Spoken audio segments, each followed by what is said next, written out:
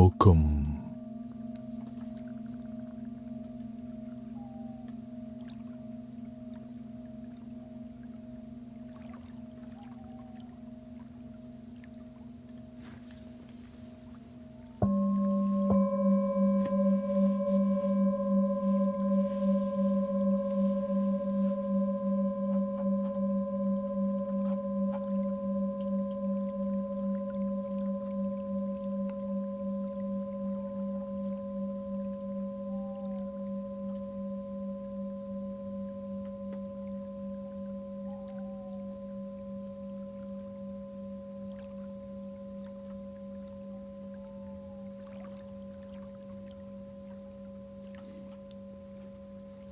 Welcome, sedated cycle. Hello.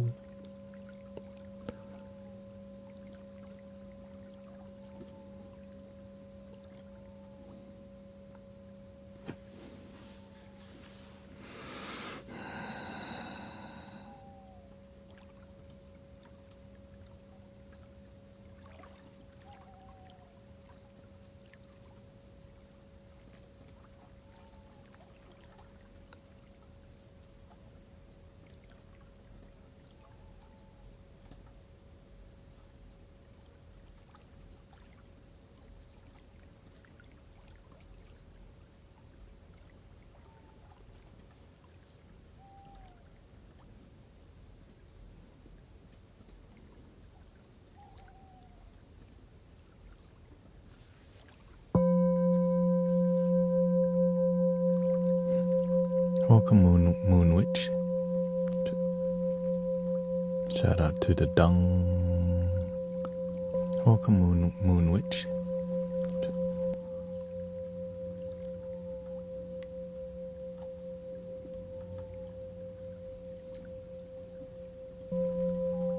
Shout out to the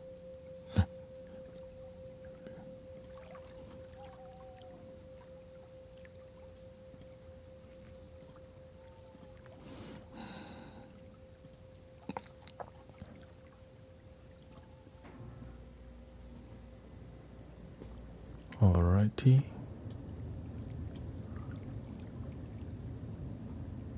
Looks like a new chapter in life is unfolding for many people.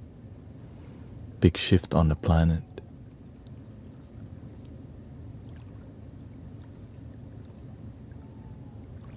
Do you shift? Oh, and the full moon is today. The moon was very full.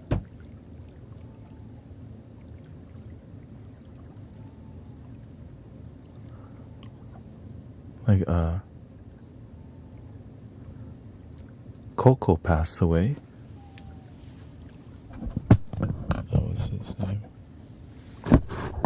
Sean and Jill's dog had a stroke and then passed away. And also Sister Emily's dog also.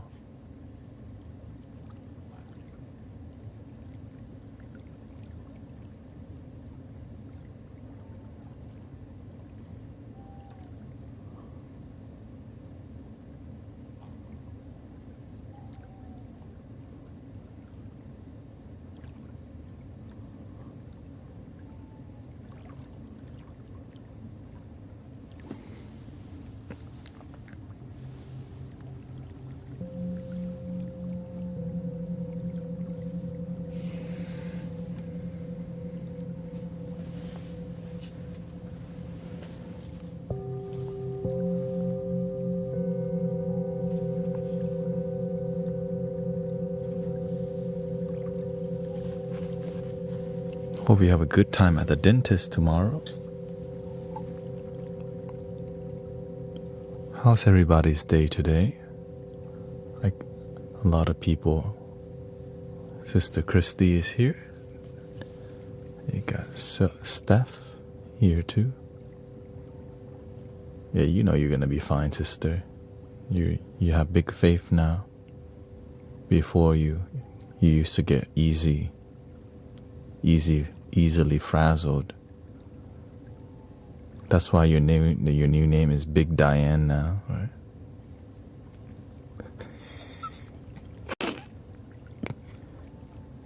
That's your new name.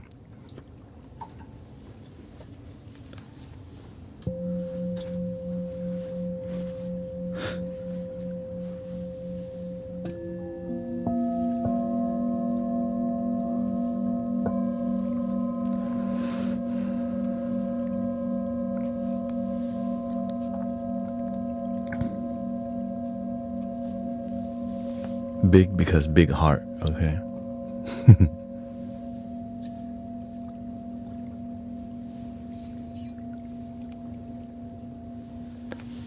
You're a sign that as you get older, there's still hope. Oops, excuse me.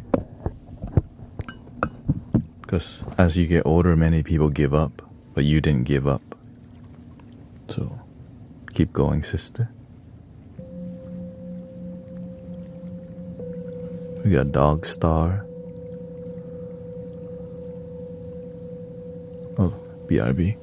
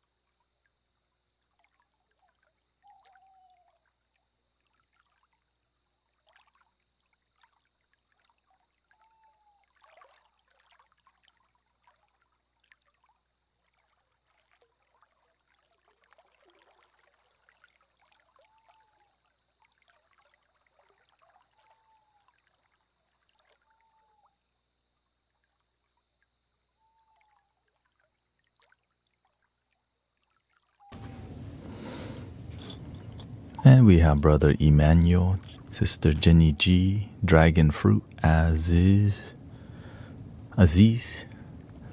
Paul's here. Had a good time today we had a great time at the park too. Every Sunday we do a local sound healing journey.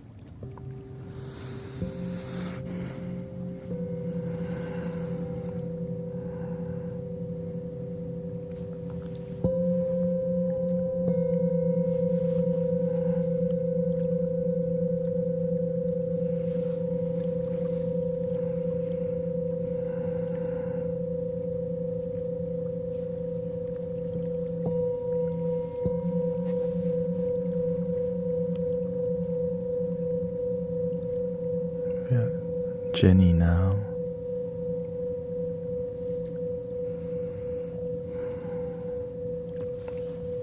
We'll put the frequency meter for the frequency. Let's see here.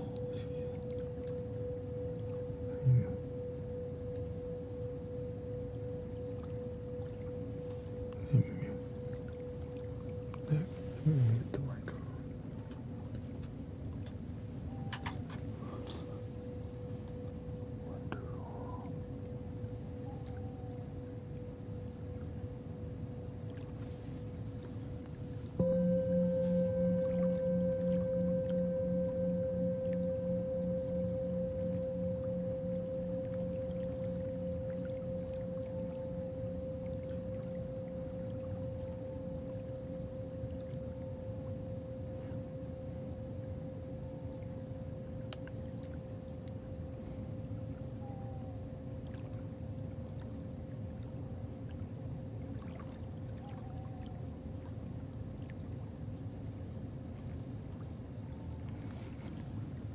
Test 1, 2. Okay, there we go. We're just starting off the stream. Welcome.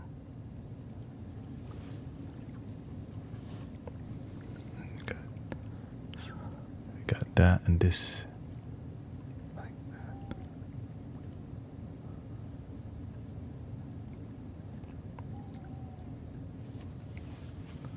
Let's go here.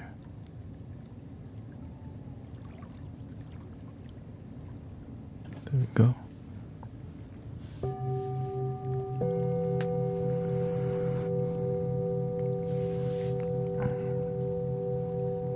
Arthur says you look high and serious at the same time. That's what it looks like when you are relaxed, but also focused. Yeah.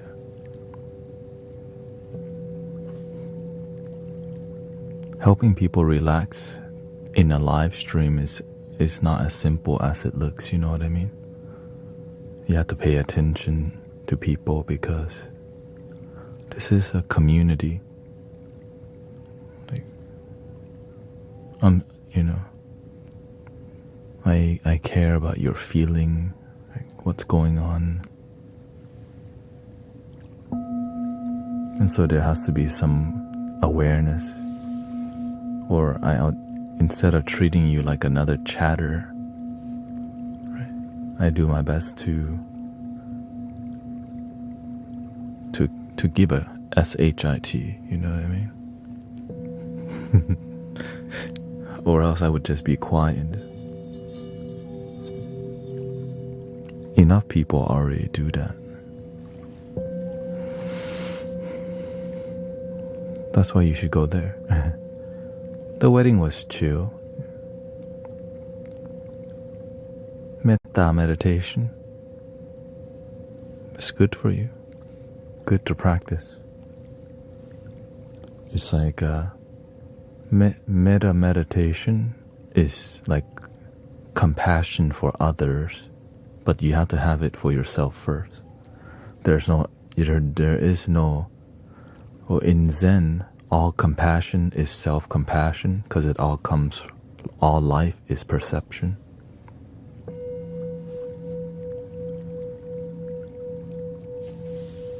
Welcome, Tracy. Yeah, the wedding was chill. Got to hang out in a Catholic church, and there was a live, you know, it's a traditional Catholic church in downtown that I went to. Always nice to hear a choir sing and see faces that I haven't seen for 20 plus years.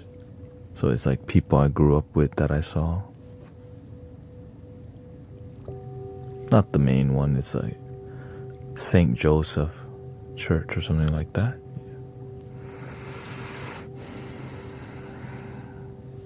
Not the gigantic one in downtown. Even though I've been there many times because I used to be a wedding photographer. Alright, well, so many weddings in there.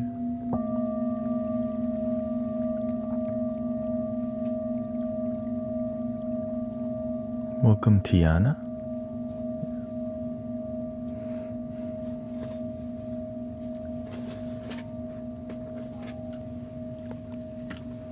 Start feng shui a little bit here.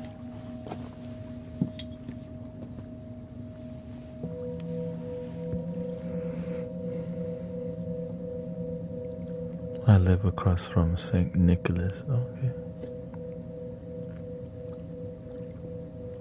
Full moon, right? They call Sister Emily said this is the super moon, the moon that's on Monday. Moon day, double moon, super moon.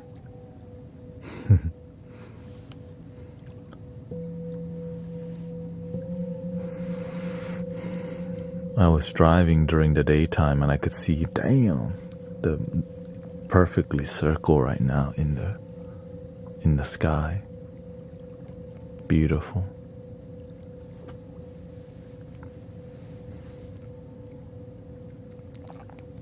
And it's testing, the full moon tests a lot of people's brain. You can start spiraling down the past and disconnect from the present.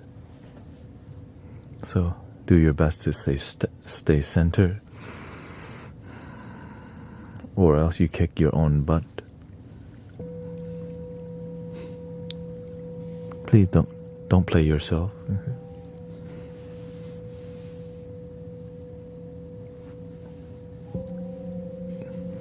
To me, is all the full moon is the same. Welcome, Sister Amanda.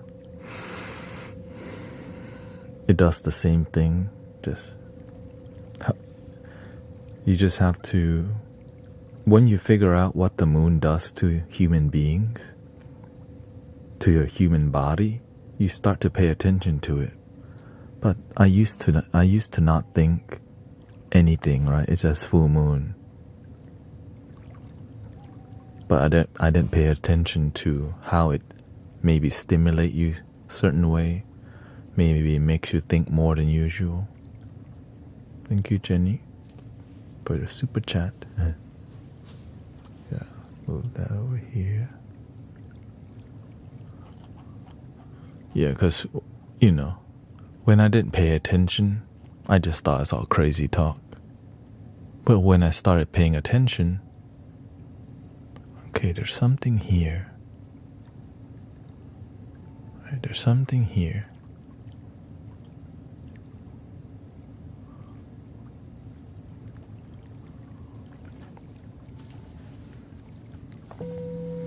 Welcome, Quinn. Exactly. It can illuminate things that you need to heal from or let go from.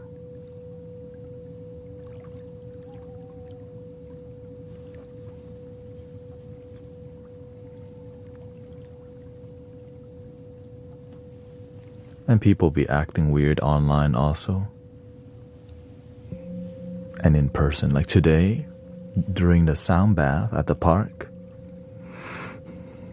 someone came up right in the middle of the sound healing journey and asked Brother Charles if they can start drumming with him.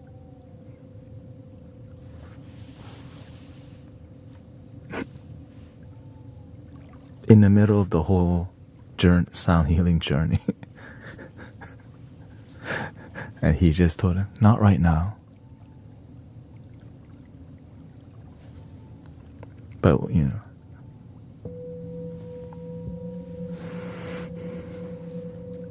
nothing personal. Some people, they're working with something, Some people don't know better because sometimes they have mental condition. But luckily, they just left. Like, oh. Yeah. And luckily, we're very disciplined as a group, so we just continued. But the energy got wonky. Like, our trolley got a little wonky. Like, what? So I had to do a little of the...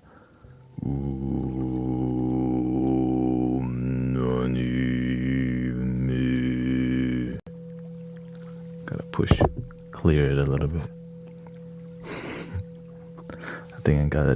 I think that's when I got on the didgeridoo.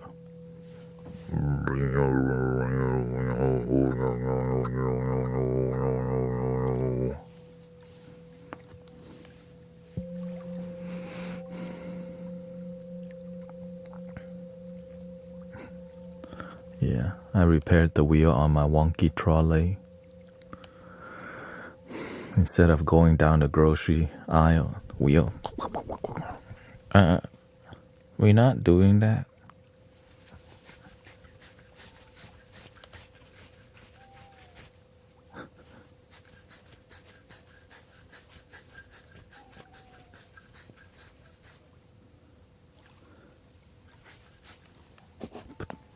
Put the new wheel in.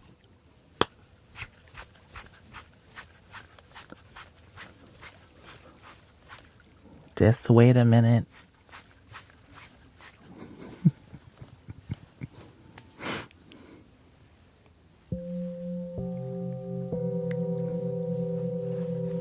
And then everything went back to normal.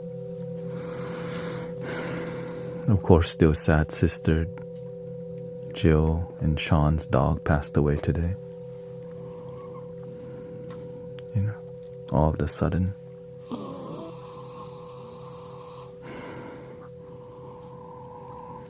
It is what it is. At least we got to spend some time They took their dog to the medicine for the people spiritual gathering. So the dog got a lot of nature time. Blind and deaf and 16 years old, I think. Or no, that's Sister Emily's dog. They both have 2 old doggies on their final. I think final, one's already final. The other one maybe this week, they said. The doctor suggested the dog's suffering too much. They should let the dog go.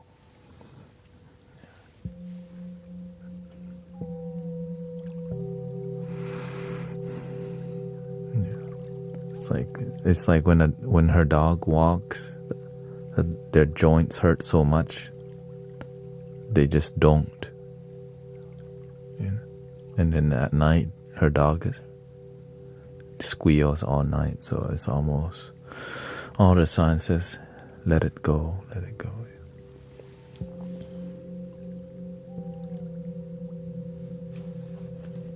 Of course, my house still got around 10 cats waiting for food to be given outside, and a couple belly rubbing cats waiting for me outside. The belly rub gang continues.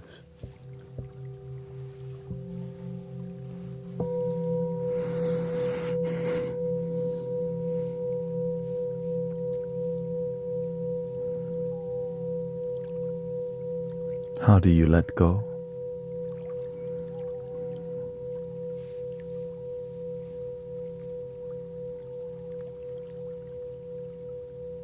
Do all healers have a deep connection with animals? Oh, healers are connected to love.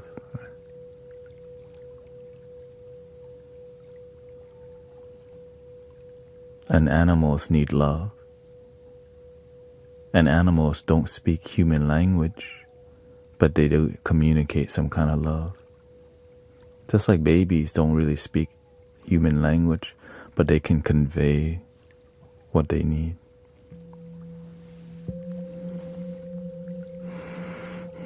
Well, guess what?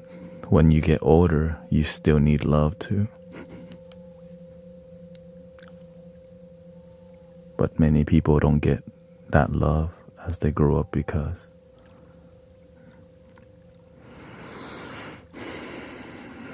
maybe they're too busy. They don't know how to.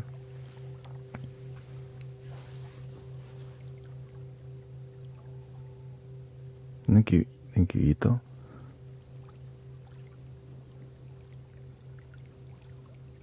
It's very difficult whenever you have a loving people in your life and they transition.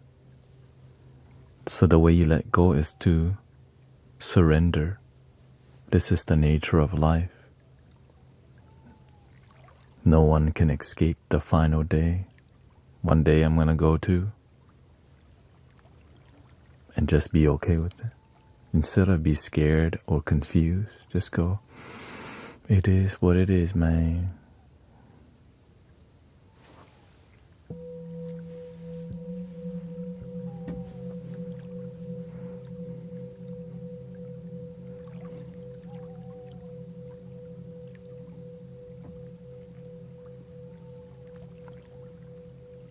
Maybe difficult to just say that, right? Like, yeah, it's a natural thing. When it's my time, I go to. Let's make the best out of it. So help each other live our best life. And that's what we do in here. Help each other knowing that one day we're going to be gone one of these days. But at least we have today.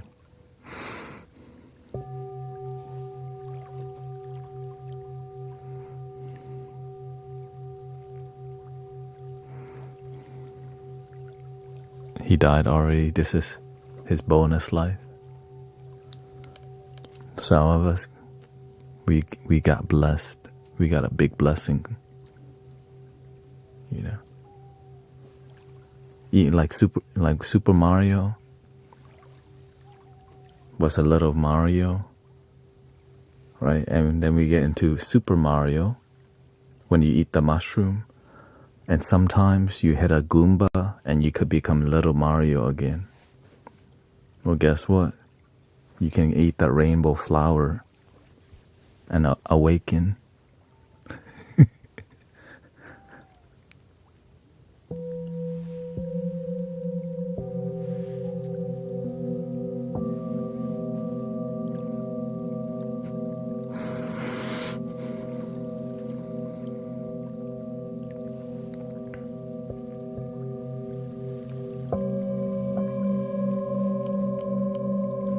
How do you make sense of the contradictory thoughts? I feel like once I know a truth, there's always a parallel and contradictory.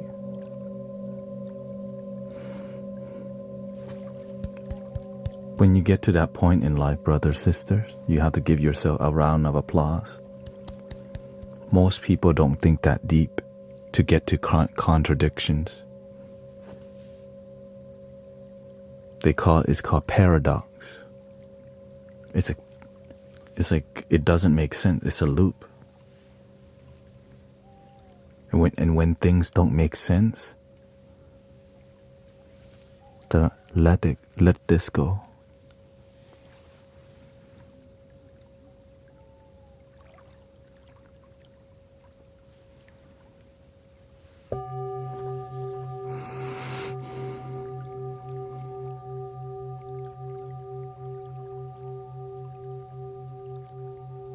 Because your puny mind has limitations. But your heart, the divine, has unlimited, infinite. This thing limited. This thing unlimited. Love, unconditional love. What's beyond the mind? You can't use the mind to figure out what's beyond the mind. That's why it's a paradox, because you're trying to figure yourself out using the limited thing. It's like Mr. Anderson looking for Morpheus, but he's really looking for his true self, the one. Everyone has the one already within, but we're looking in the wrong place.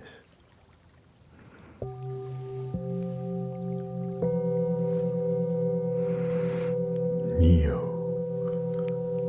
I know it sounds so cheesy if you're new to this, but when you've been on the journey for a bit, you're like, word.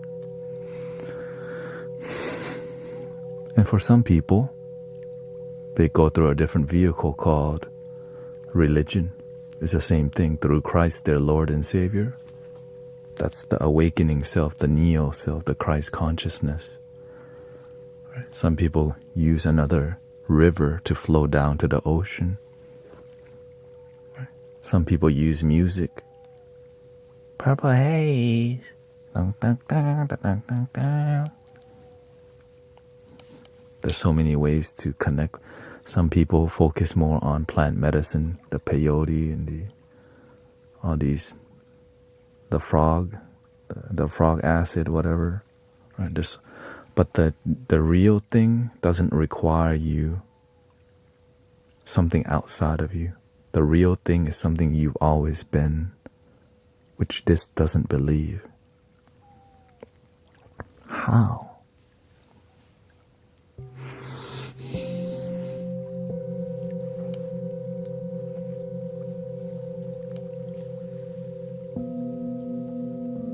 How do you say how in Spanish? ¿Cuál?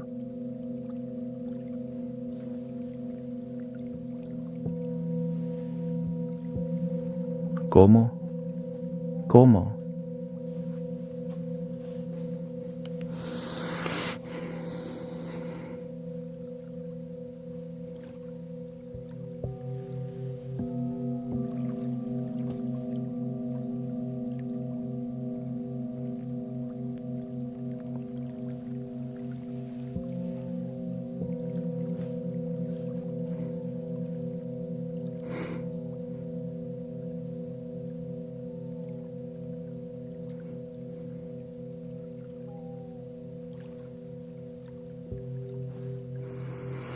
Happy full moon, everybody.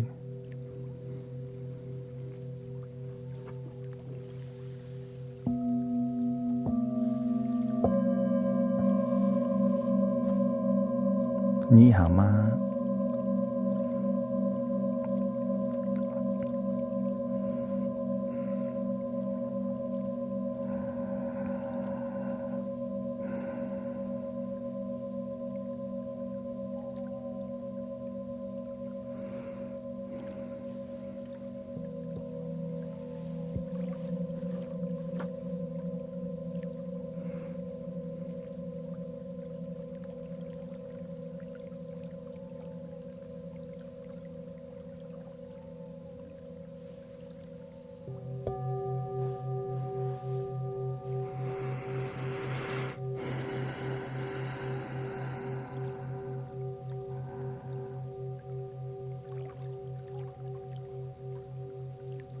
Welcome, Golden Orchid. We have glory to God here. Thank you for your blessing, Nacho. Thank you so much. Nice to see Michael here.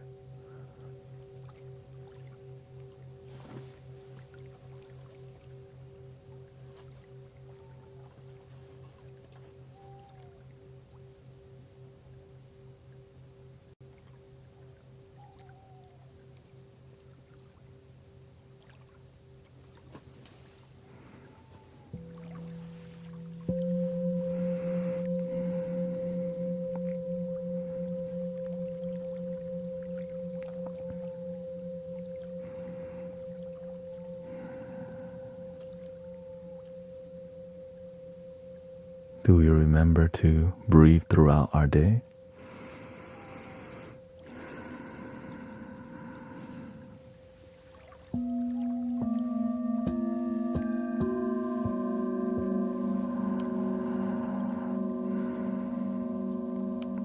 Easier to breathe on Saturday and Sunday, huh?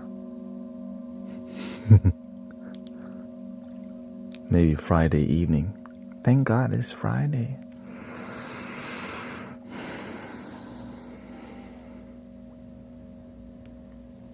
Kayla says, I'm not breathing. Please do.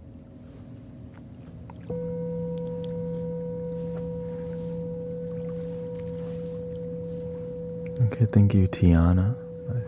Thank you for coming by.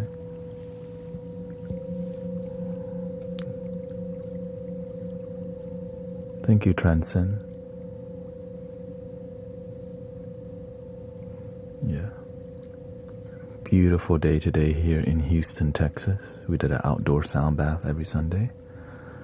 Today, blue sky, birds joyfully chirping in the trees. Fresh air, nice breeze, trees ruffling in the sky. No drama, just peace.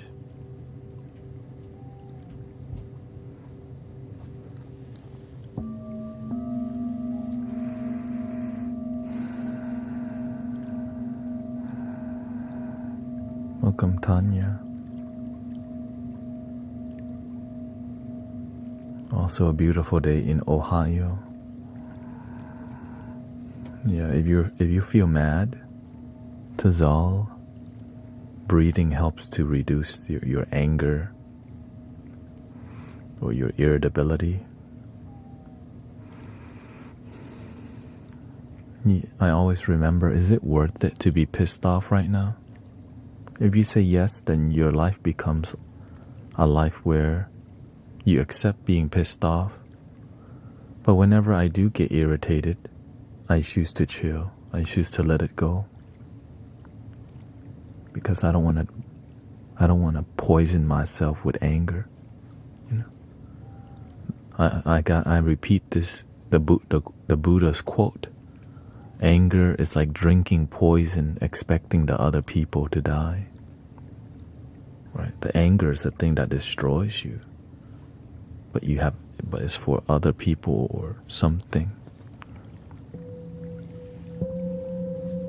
Anger is like grasping a hot coal with the intent of throwing it at somebody. you burn yourself. Unless you like to play hot potato, you know.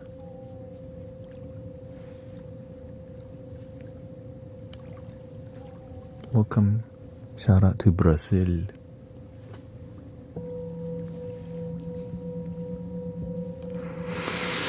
Some of y'all love hot potato.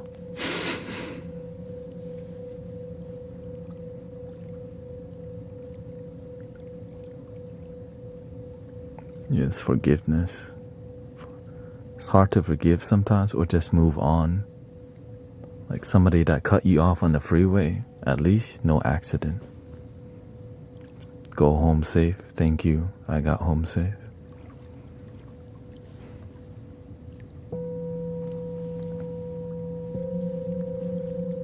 A lot of it is quotes from the Buddha.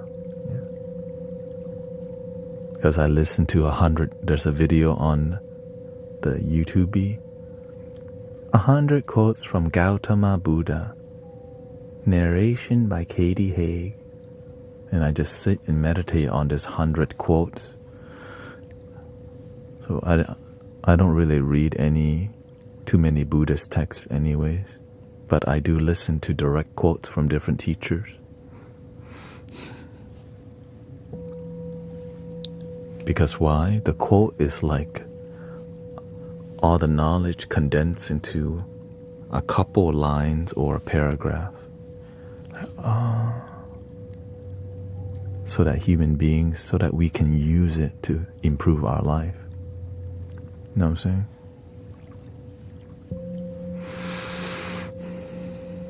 Thank you, Bert.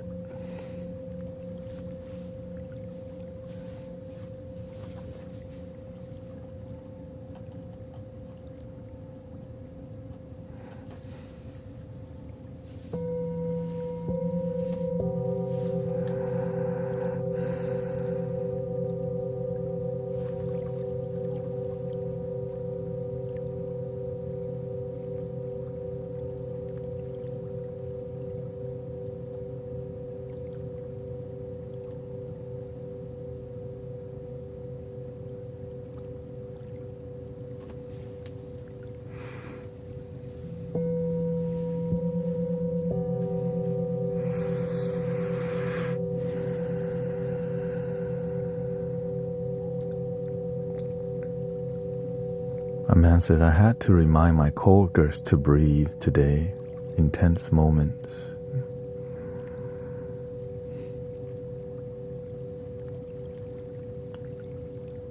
We remind people to breathe here every day, right?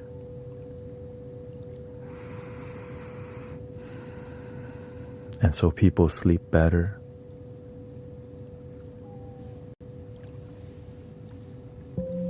Live better. Use the advice here to help my husband and me through a really bad day. Yes, this is a Tibetan singing bowl.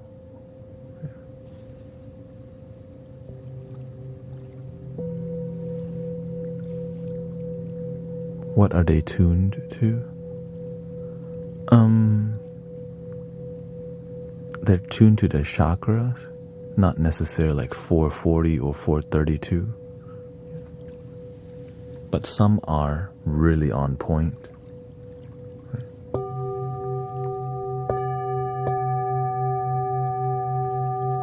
The tuner itself here is tuned to 432, so whatever hits the center line, but it's more about the feeling.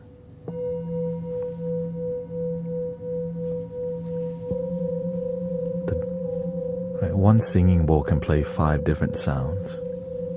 That's the beautiful part.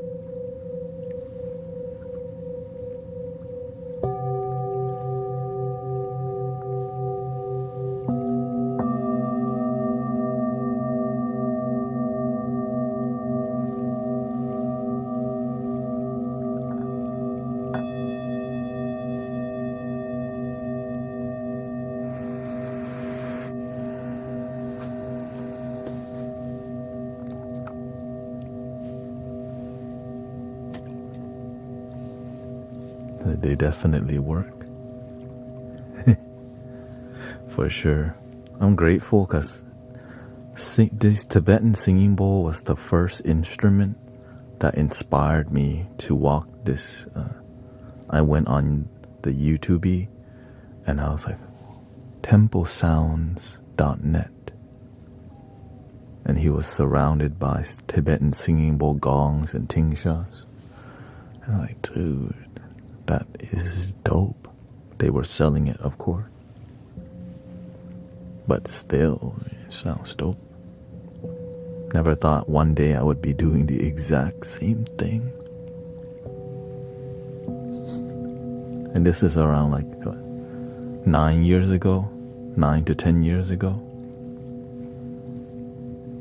I've been on a spiritual journey over 10 years now. Kind of.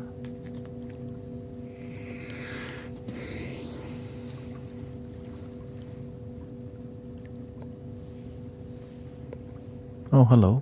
Welcome, Matt.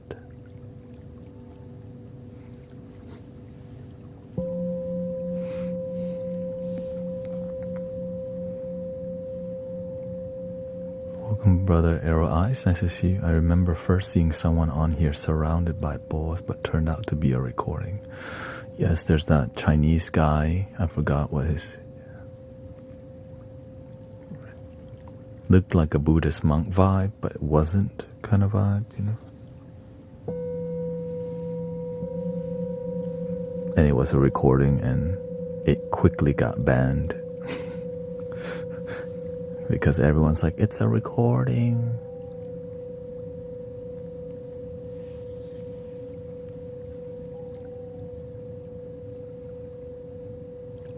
It like almost doesn't make sense to do sound healing live unless you're in it for the right reason. Imagine lazy healers.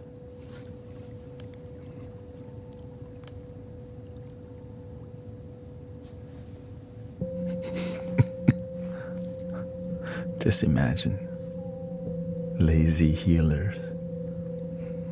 Or maybe just somebody using their video.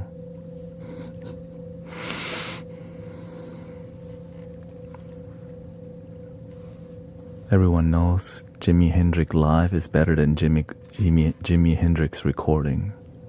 If anyone asks, would you like to hear Jimi Hendrix live in concert? Or do you want to hear Jimi Hendrix the recording?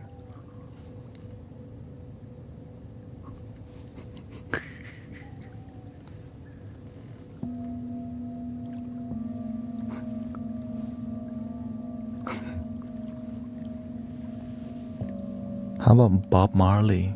Bob Marley live, or do you want to hear recording?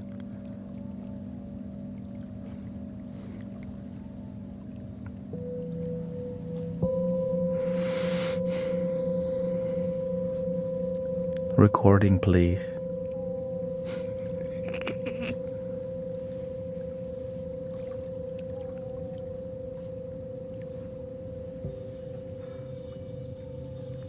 You not must have a choice now.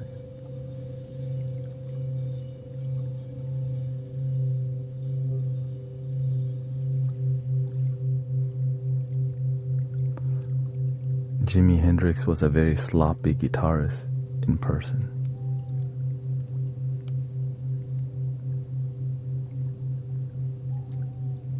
You don't even need to be the best guitarist to be an icon, looks like.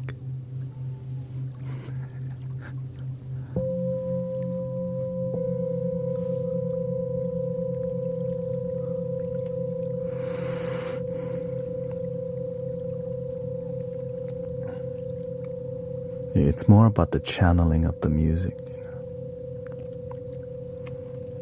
It's like I also don't agree, like Bob Marley definitely had over 10 baby mamas. But it was the message of the music that I looked up to, you know.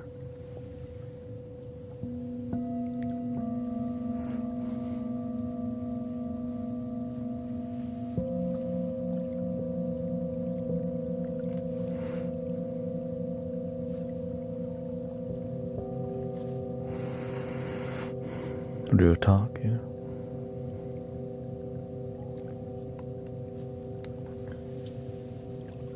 So that's why I just be inspired by what people do great, and I learn from what they don't do great, right?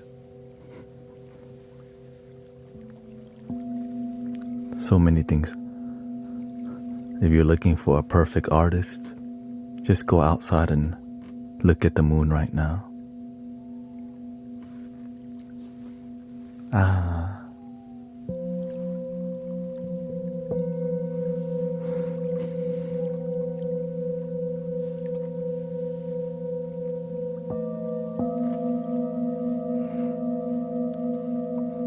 Yeah, see, I wouldn't say it's a waste. We're still talking about Jimi Hendrix to this day. You can say that about many people who went early. It's not a waste. We have to take what we can.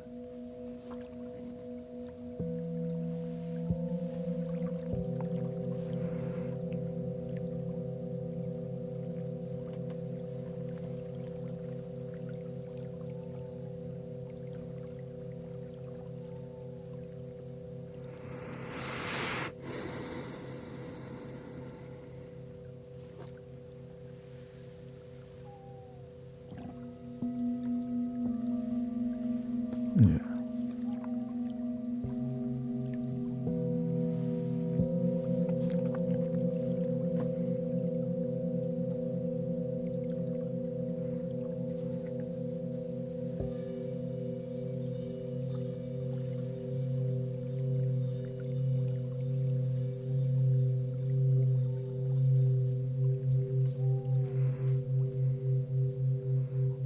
So that's why when you're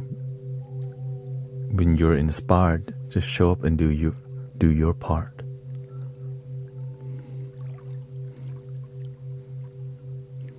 That's the best thing, right? We can be inspired to do our part. People criticize me personally every day. All we can do is our best.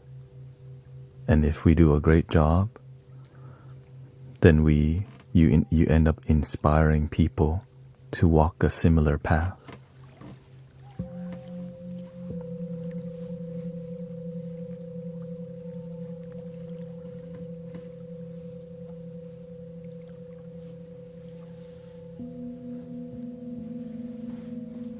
That's why I always go back to be the change we wish to see in the world. It's a beautiful thing. Or be the complaint you wish to see. Be the complaint. Wait. Should I be the change or be the complaint? Let me think about that one.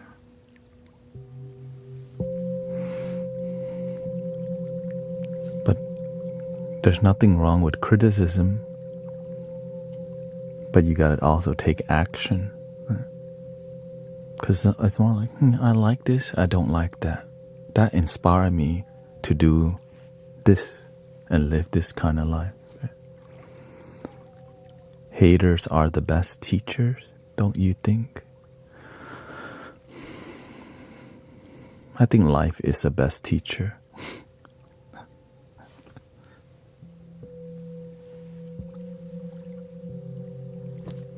Sometimes we wish we had a different life, but we got what we're blessed with, or else we'd have something else, right? Just waking up is already a blessing. Yeah.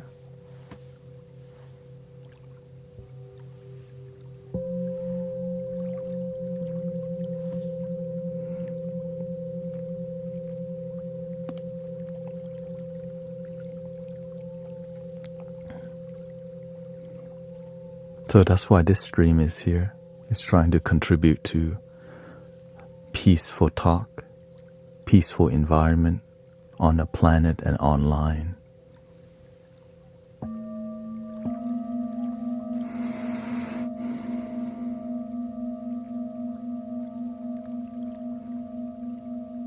And grateful that many people enjoy it and are willing to show up for it too.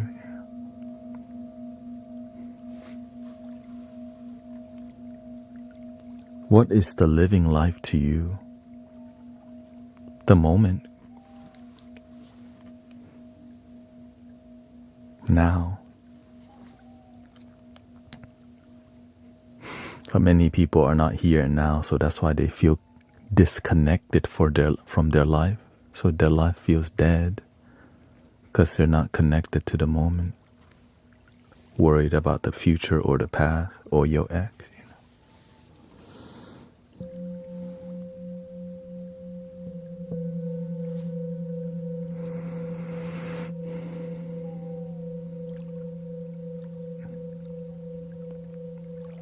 Do you have an ASMR channel?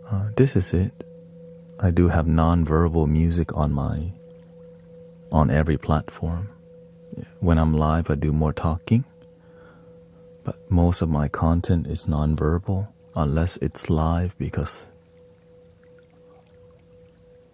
do you want me to behave like an AI while I'm live? And so that's why I learned how to gently talk to people.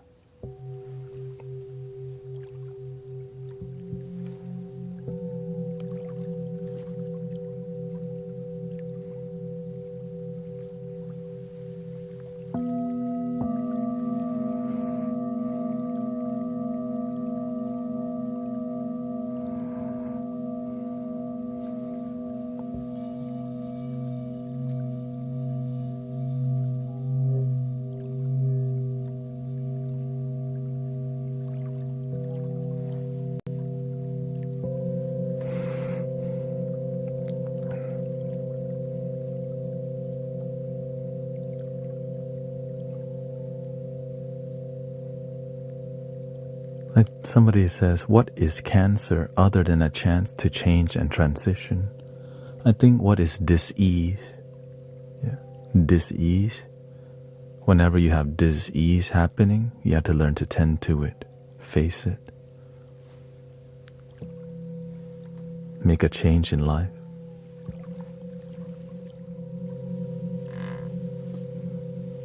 The dis-ease in your life is trying to teach you something, or else you just keep going down a route that destroys you without realizing it.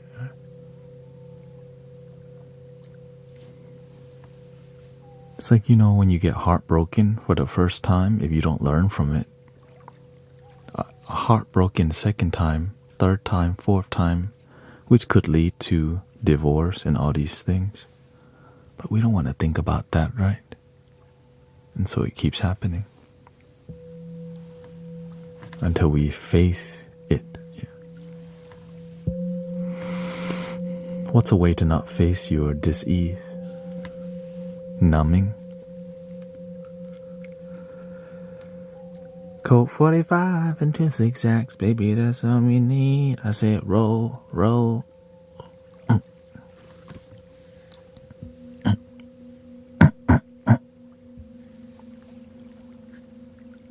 Yeah, or buy the latest something to cover up your unhappiness. Very popular. The new J's came out. Did you cop the new J's?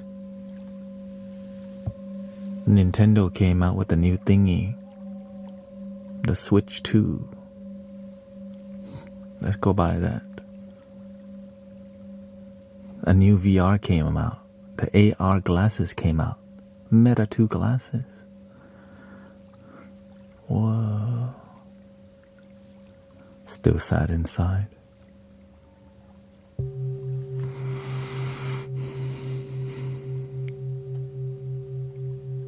But whoa. I see that a lot.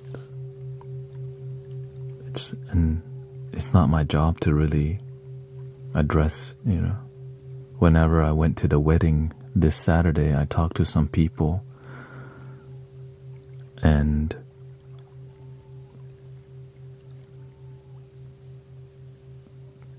when things are unhealed, the eyes go blank like this. And it's awkward because you're just like, okay, we shouldn't go there then. It's like family trauma that's unhealed. It leads to people blanking out in their brain like they've been traumatized. And they just it glitches them out. No, let's not. Here, let's get some more drinks.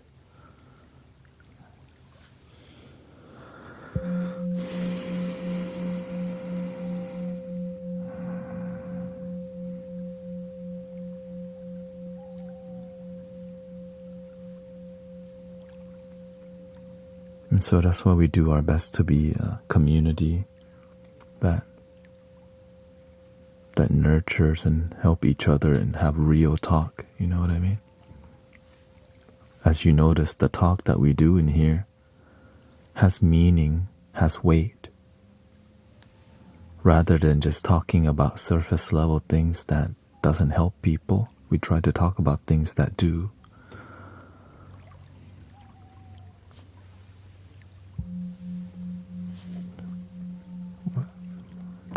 Diane's new nickname is Big Diane, okay? For big heart, not big belly, okay?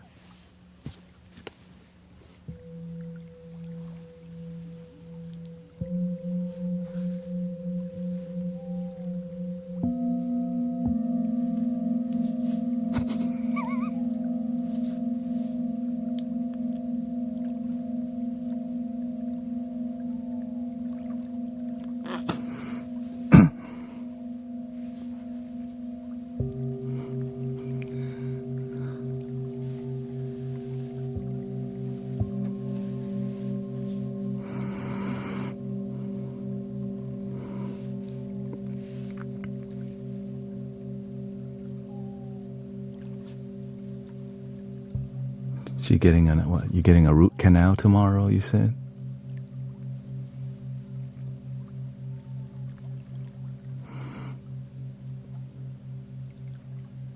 Welcome, Jeff.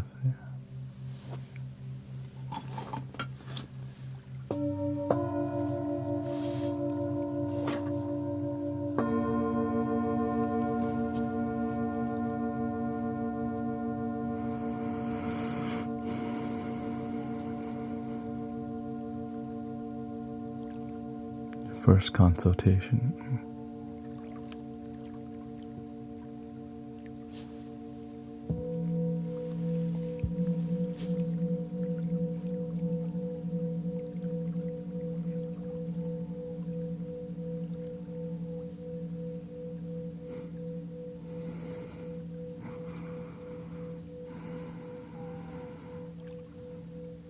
Welcome for the love.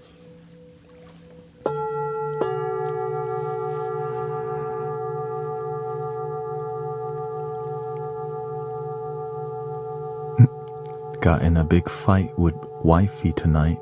Energy is way off. Won't be getting any tonight. I guess you get a break.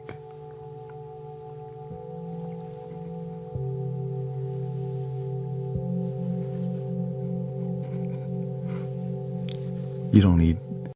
When you get it too much, it makes the relationship toxic anyway.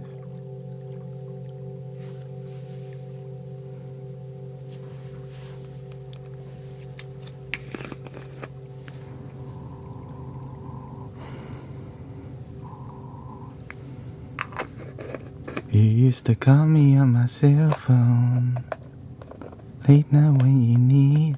Hey baby, it's 7 o'clock on the dot. Oh wait, I'm at home right now, never mind.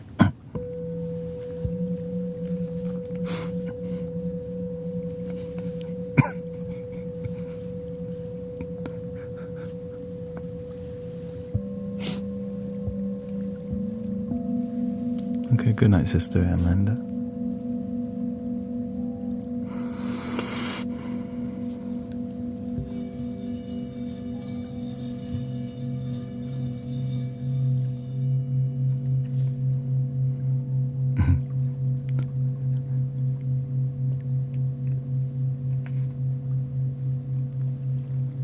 Let me take you to a place nice and quiet.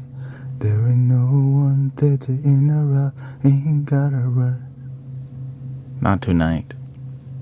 You F up already. Ew.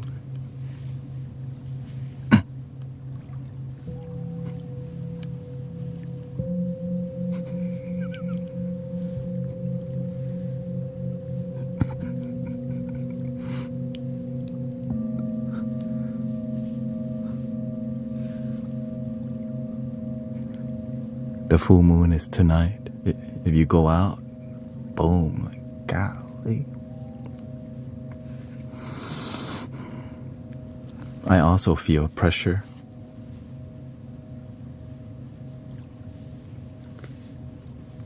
Every full moon.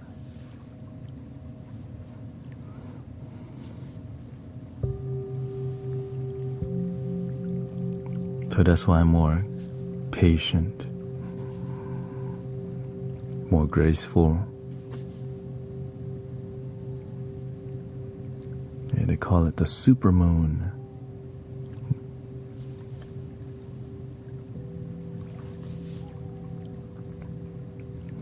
Well, the moon makes the low tide, right? If it can pull the whole ocean. It can also, your body's made up of mainly water. So what happens? More flow to the top. But most people don't pay attention to this. And so when they're irritated, más cervezas way. You know what I'm saying?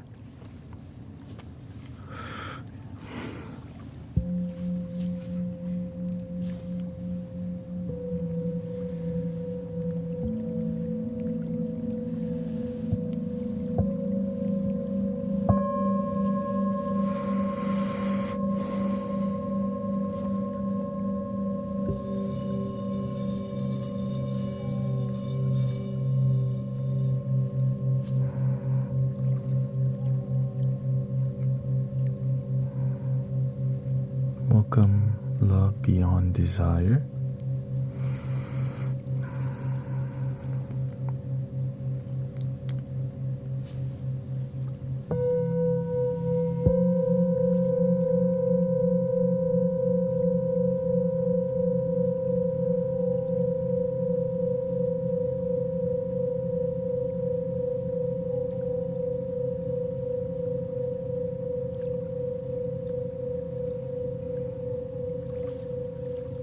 And some schools have winter, they have a fall break right now, I think.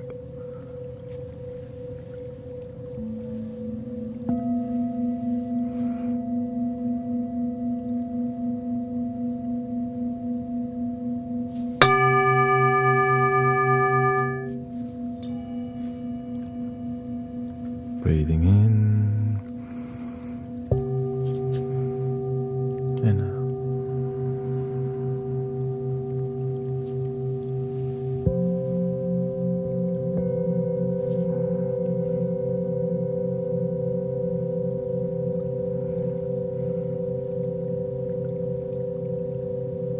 Insomnia comes to me during the full moon. Well, in here we help people fall asleep, so.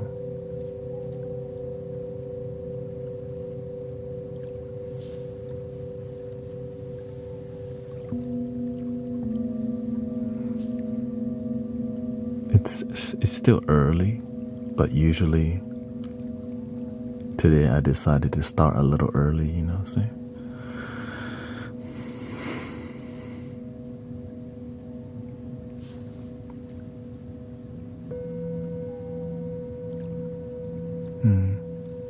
Yeah. And if you need to go to sleep, you're welcome to like turn off the application and stuff, or blue light filter, you know. Some people need to be invited to go to sleep, you know.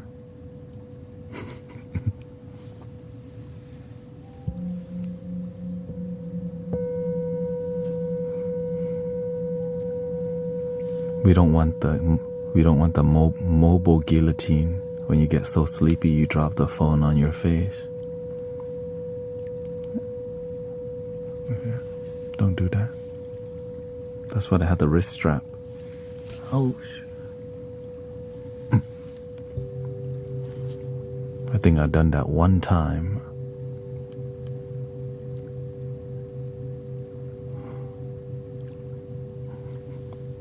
He said, I've done that tons of time watching you. Please meditate responsibly.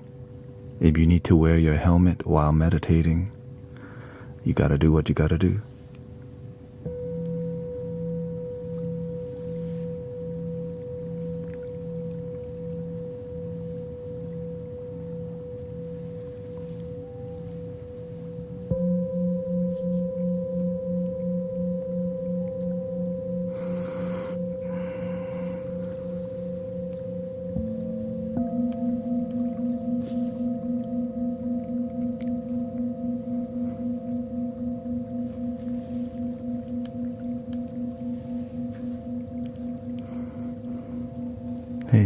I should bring that to Shark Tank.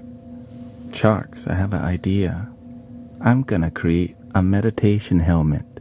Many people have been dropping phones on their foreheads.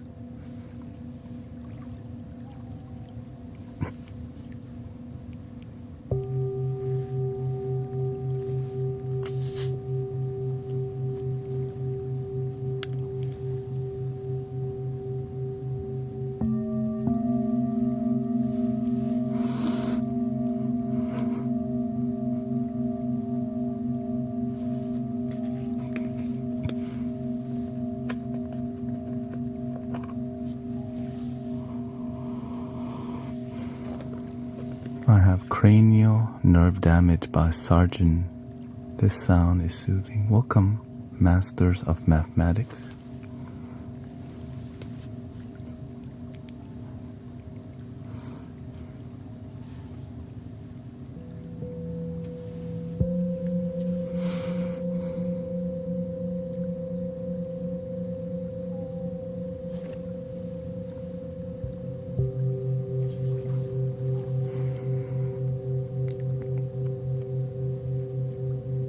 See, we have a problem, the mobile guillotine.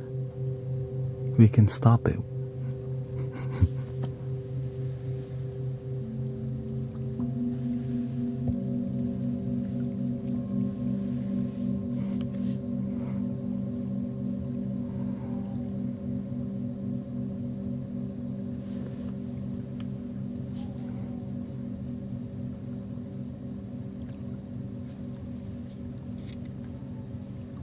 This is some menthol and eucalyptus, borneo, bomeo, and camphor, which is like a dry herb. This is super Thailand. Everyone in Thailand,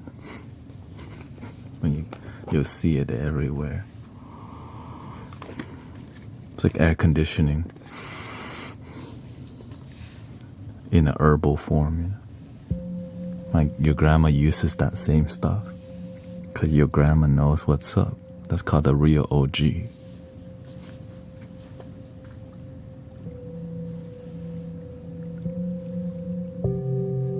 Shout out to your grandma.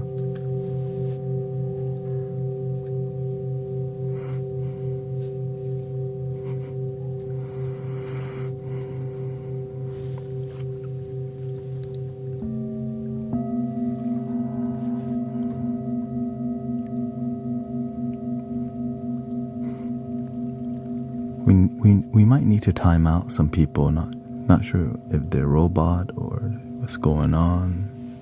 You know what I mean? Give just a 24-hour. You know?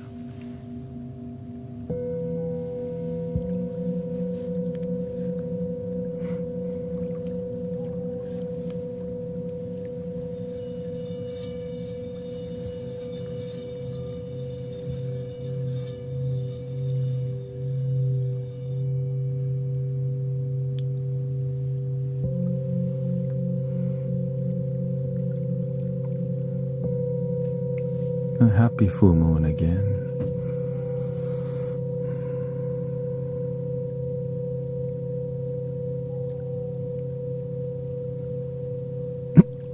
Welcome, Jerome William Reinhardt.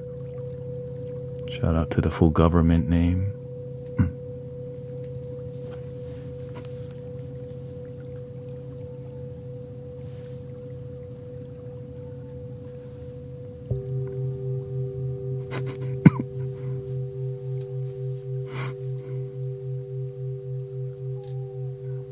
Welcome, Wow Robbins. Yeah, this is an audio spectrometer or whatever they call it.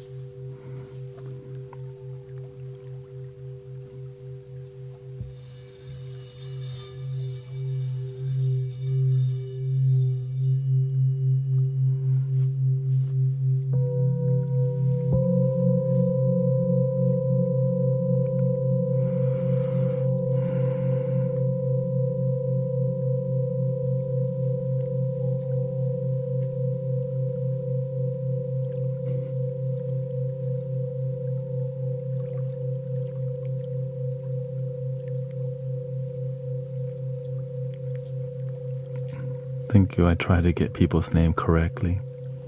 Because growing up, when you're born, I was born in Thailand and then I came to America.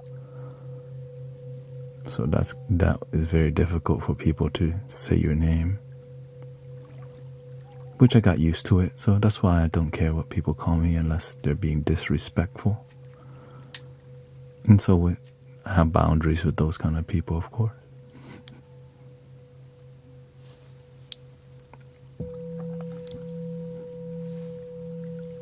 Sawadee krab. Chompu, welcome to the Mystic Village.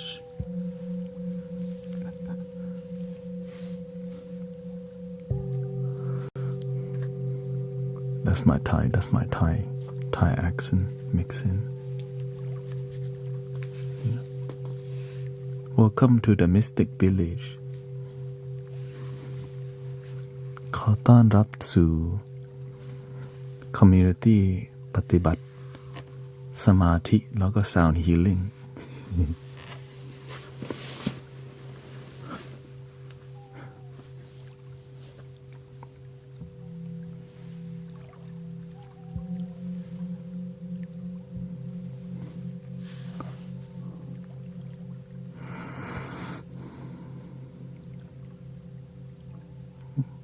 Welcome, combination.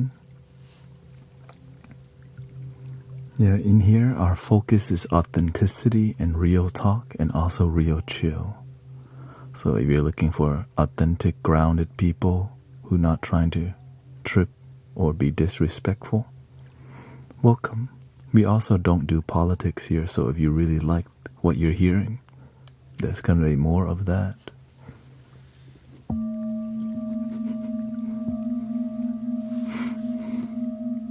And there's flutes too.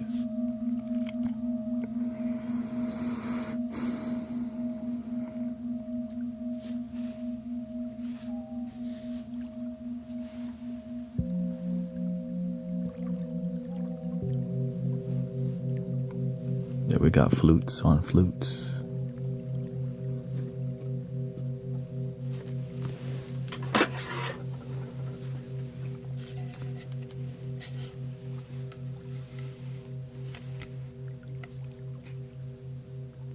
This is my Halloween costume.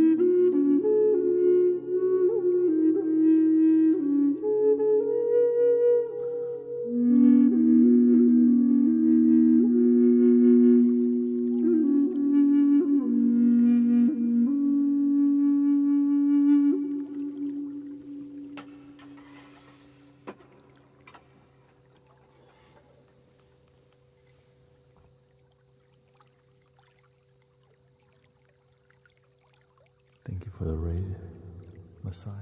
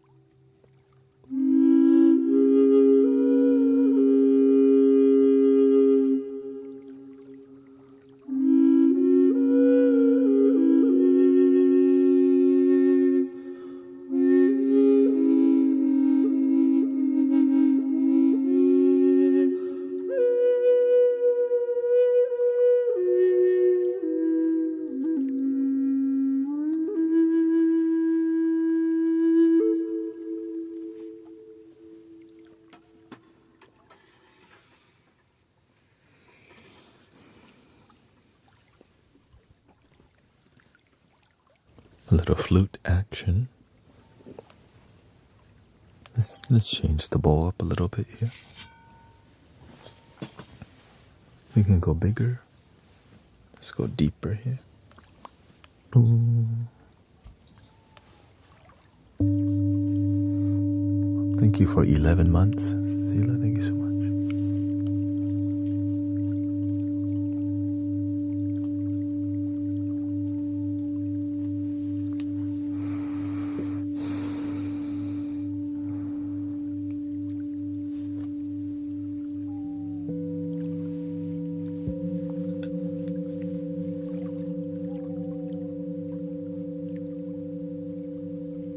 Thank you, Nathan Reese. Thank you so much.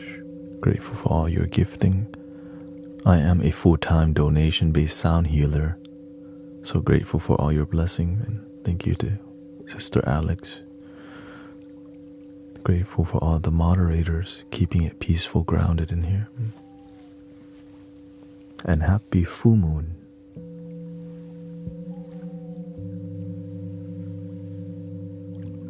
Brother Arrow Eyes also does live sound healing live stream, so you can check him out. Arrow Eyes Spiritual Sounds from Nancy, Orbindo, Palmer, Kimberly Azura.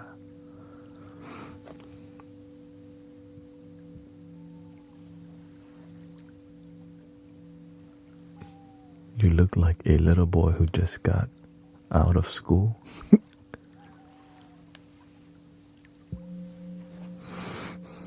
I'm in the school of hard knock life, you know.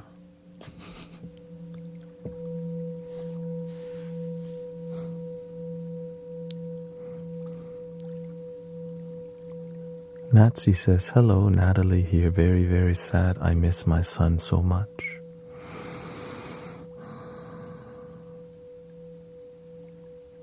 What's his name? Maybe I can play a flute dedicated to your son, if you want to share.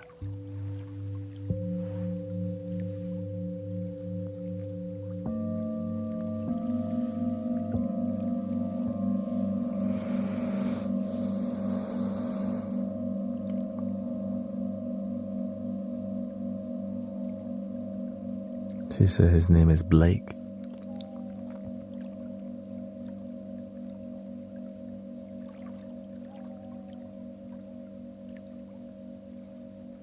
Okay. This one's for Sister Natalie.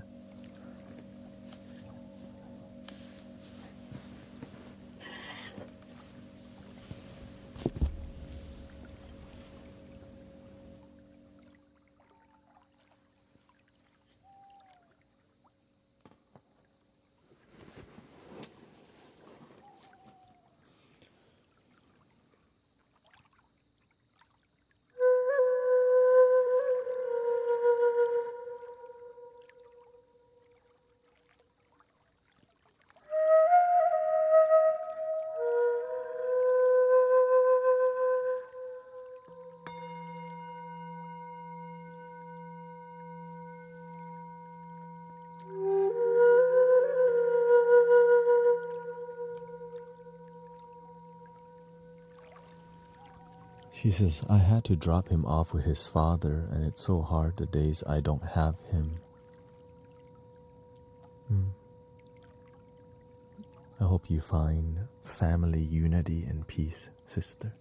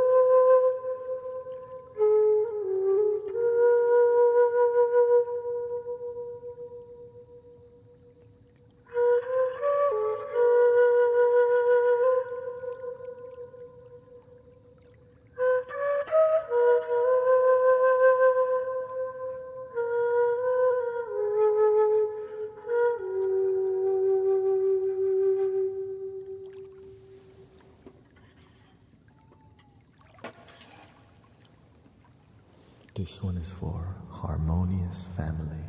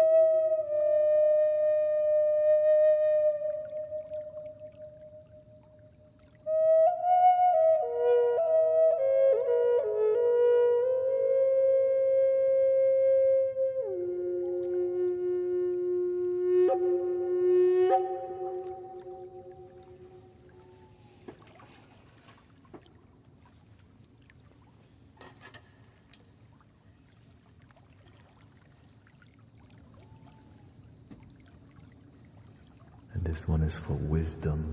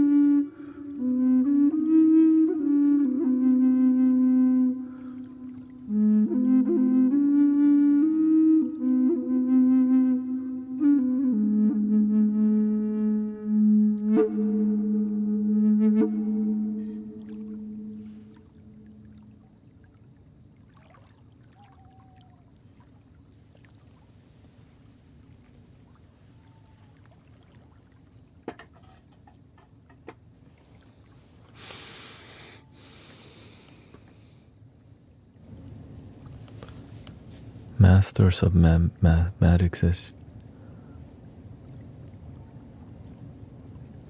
Thank you for your talents. I play the recorder myself, the tenor, alto, soprano, so I can appreciate it. Shout out to the Flute gang.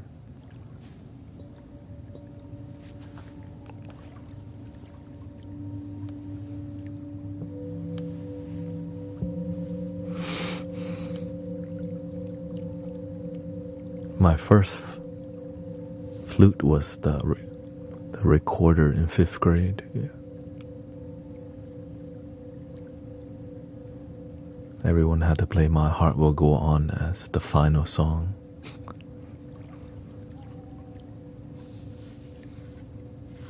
Thank you, Mad Attack. Thank you so much for the 5 gifted sub. Appreciate it.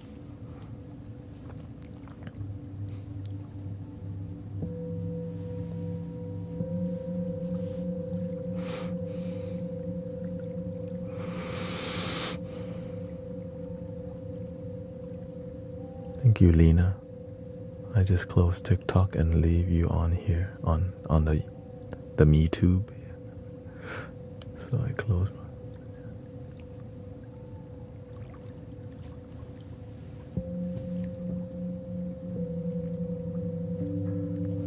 It's on Twitch.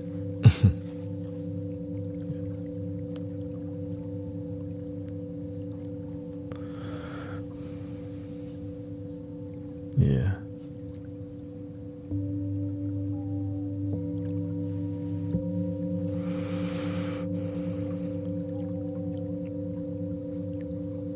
He said, play something to ease my mind. What's heavy on your mind? You said were you the one that said you have issue with alcohol?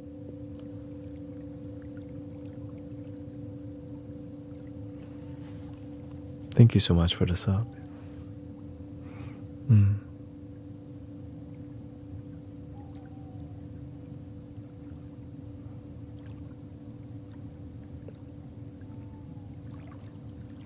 how long have you been alcoholic or alcoholism? How long have you been like this? Let's see, Michael says, my nephew Sebastian and Leo welcomed a beautiful baby girl, Sophia Angeline, into the world yesterday. And today is Mama Leah's 20th birthday as well.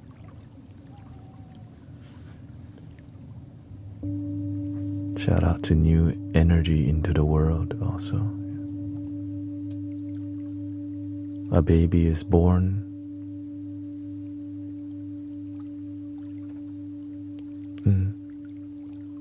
And also some animals transition recently too. So, celebrating life, beginning and ending.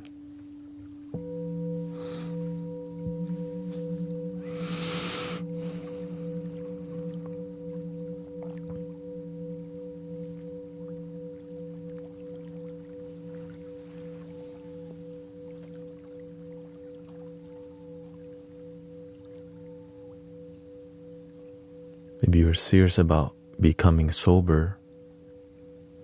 Come hang around here a lot more. This is a place where it helps to replace that dopamine with positive people, and it's free. Right? It's like a bar that you don't have to go to. You just open your phone and hang out here. A lot of people have become sober from being here. Oh, thank you. Thank you, Lena.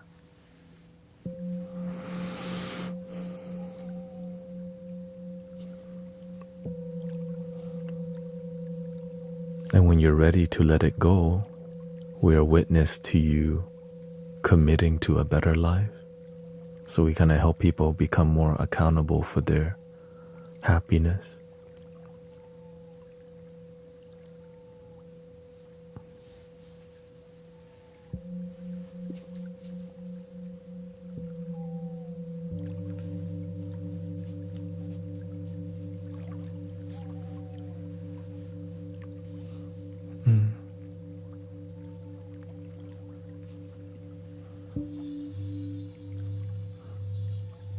Don't worry, if you need sleep, you're gonna fall asleep really quickly.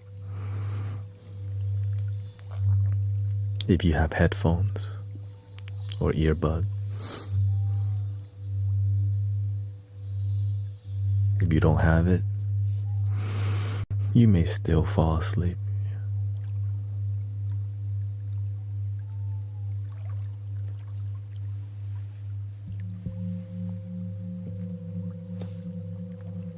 Sorry to hear that your parents, your mom called you a freak.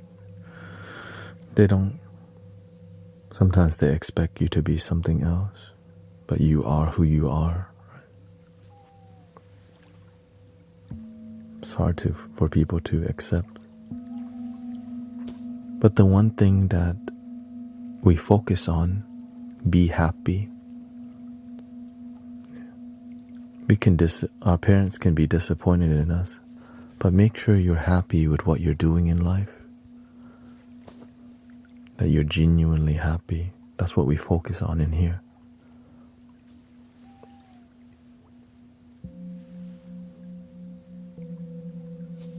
I definitely disappointed my parents when I walked this route, right? They expect me to be a good Asian boy, be like everyone else, and then I turn to be spiritual or whatever.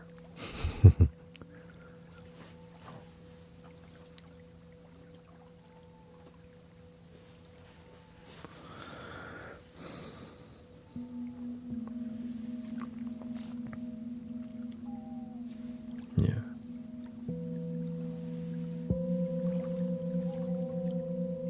But the one thing I learned to do is follow my heart. Follow genuine happiness. The difference between following what you think is happy and actually feeling happy is two different things. Thinking that you're happy doesn't actually mean you feel that way, which is kind of confusing, you know?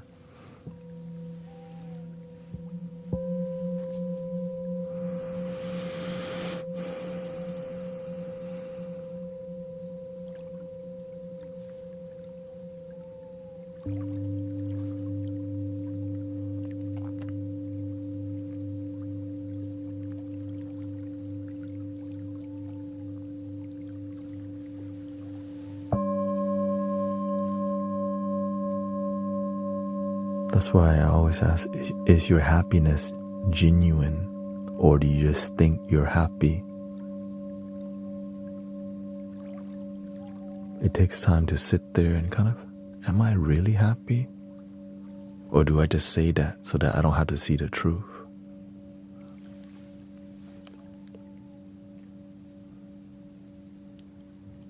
But what I find out is the people who sincerely answer, they take the time to respond.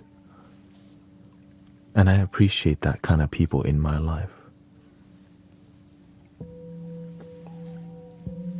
Like when you're sad, just be honest that you're sad instead of, I'm good, and you?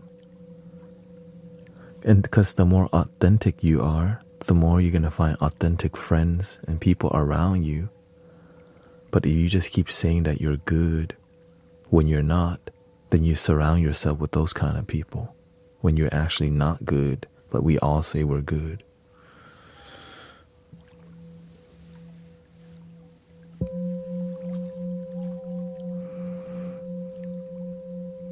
Can I spam here? No.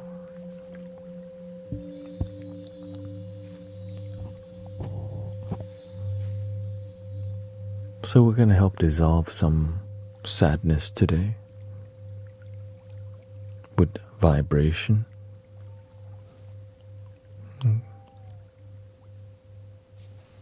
Which we've been doing already.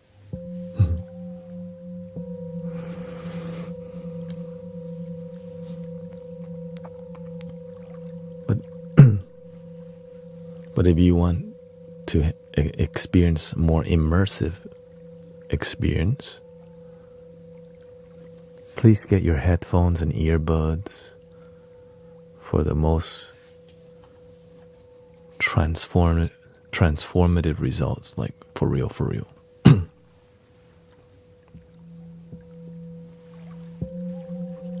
So I guess our goal is to dissolve sadness.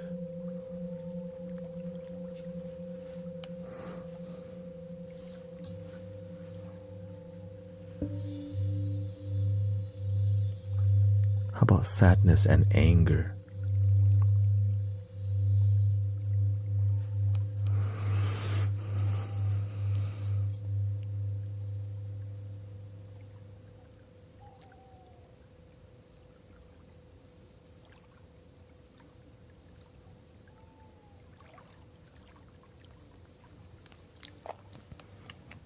Let's do 20 minutes, okay?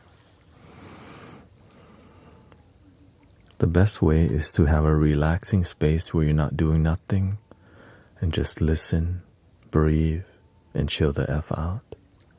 If you want to get the full experience. This is free. This is about love. This is about healing. Period. That's it.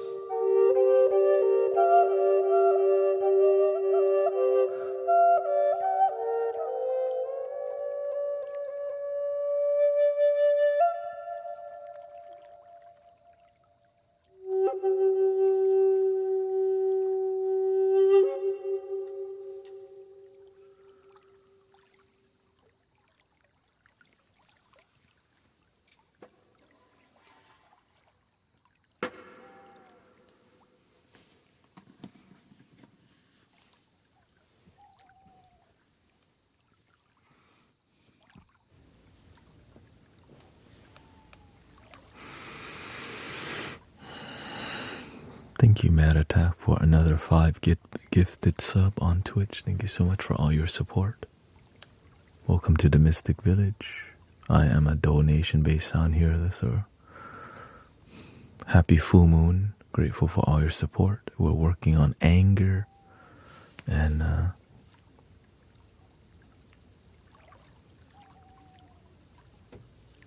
was it anger and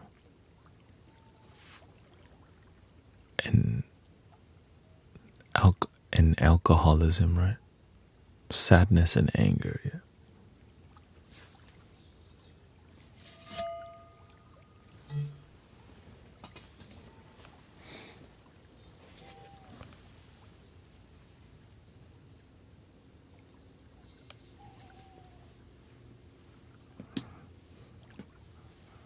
Welcome, Sebastiano. This crazy says, it's crazy how so many centuries old cultures match the way music and sound was perceived to be.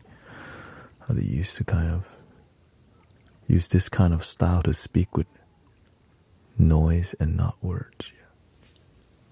Yeah. Exactly what we're doing with the instruments.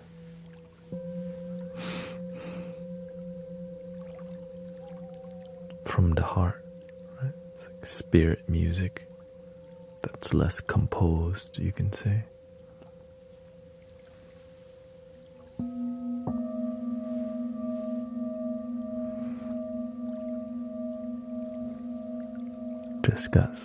Just got some right buzzing from you. People when they come here, they say they feel the tingling like ASMR, but I'm not doing that. It's called love, authenticity. Welcome to the Mystic Village.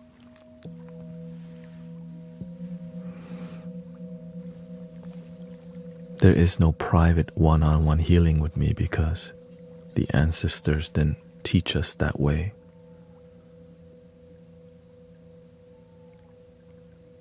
Keep things pure.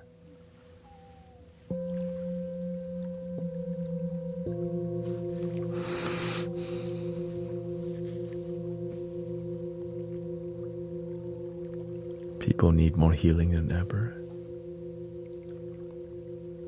And I'm grateful that we can be here together because sometimes the world can be noisy, chaotic, but in here we can chill.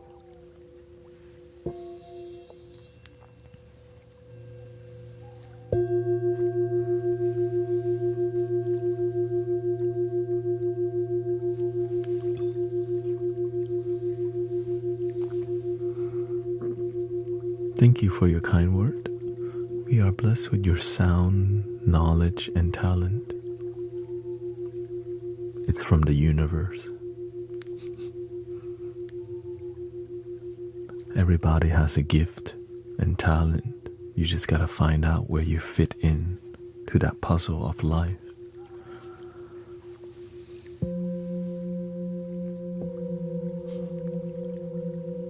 Are you willing to climb the mountain to find the treasure? Only to realize the treasure is already within, and the mountain that you climb is your own self, your ego.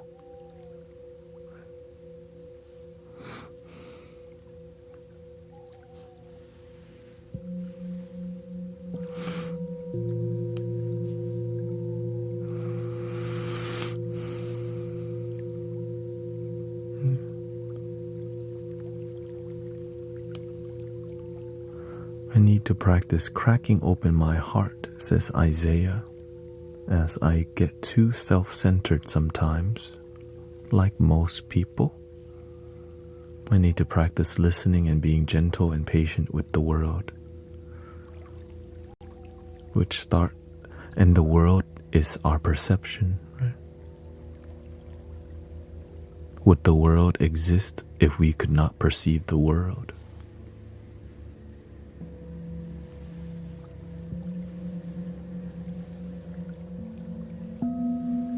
Comes from here, but why don't we start here first? Then we see the world from the heart, rather than see from this thing and disconnect from the heart. Lead with the heart and see the world from compassion.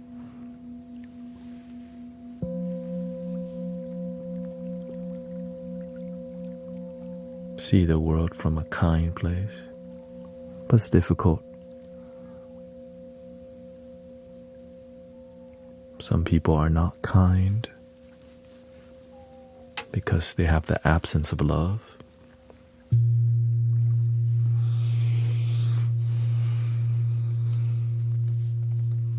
That's why I'm grateful for healing every day. This is a bedtime podcast, by the way.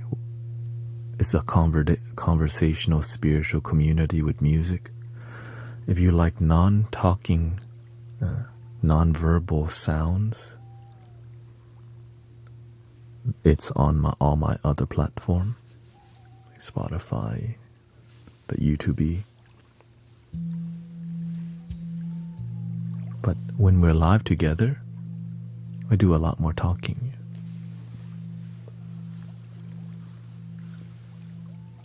But it's gentle, it's authentic talk. It's talk that about life, right? Things that people can relate to, and respecting people wherever they come from. And how can we one love with each other, right? How can we unite and celebrate life together, coming from different places, different culture. Thank you, Madonna.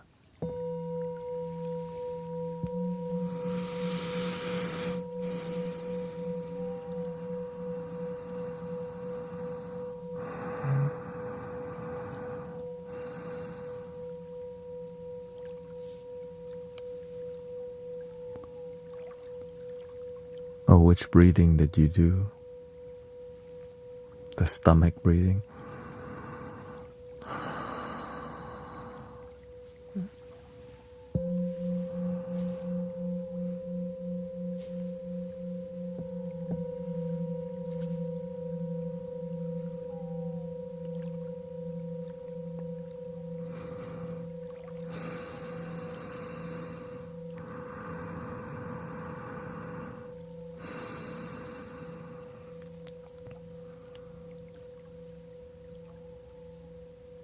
When we're not used to deeply breathing, our body takes time to adjust to it, right? Because we only breathe here. But imagine there's a lot more room to breathe, but it's not comfortable, so we never do it. Which is breathing to our diaphragm or our stomach, where singers breathe and many meditators breathe too, and athletes breathe into their stomach. That's why when you see an athlete, they're very calm, but not all of them. A lot of them are though. Singers are very calm because they have to practice that breathing technique.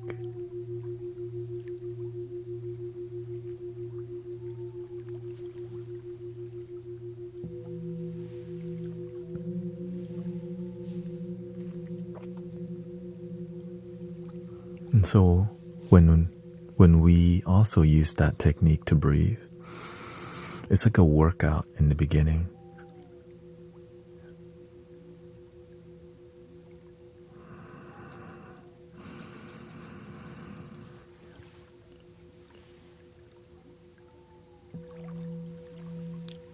I'm learning to breathe here.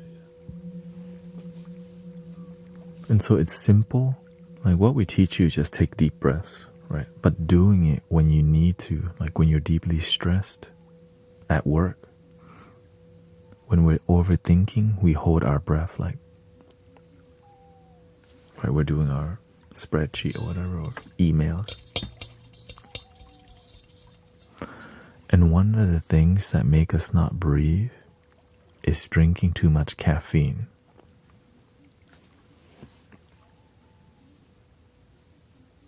Let that sink in a little bit.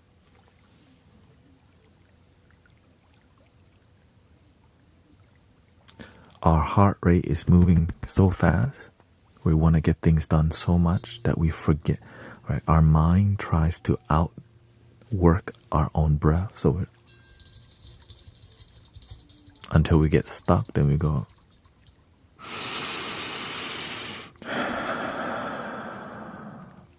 And some people can hold their breath for a long time,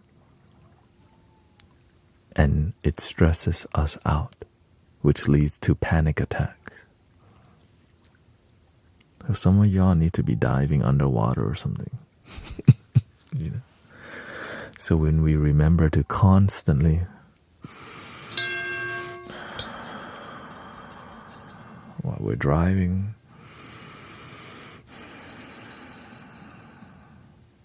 you don't have to remember like 100% of the time. 60% is a good number. Like if you just remember to breathe 60% of the time, your life will improve like so much, for real. And that's like a low standard, right? 60%. But imagine people who don't remember to breathe. What happens when we don't remember to breathe?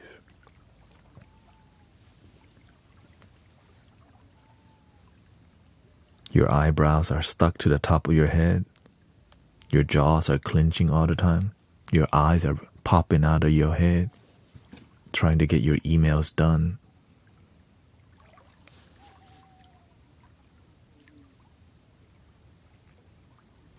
Like, oh shoot. And then people are too scared to talk to you because you look like you're always on edge. And you're the leader there.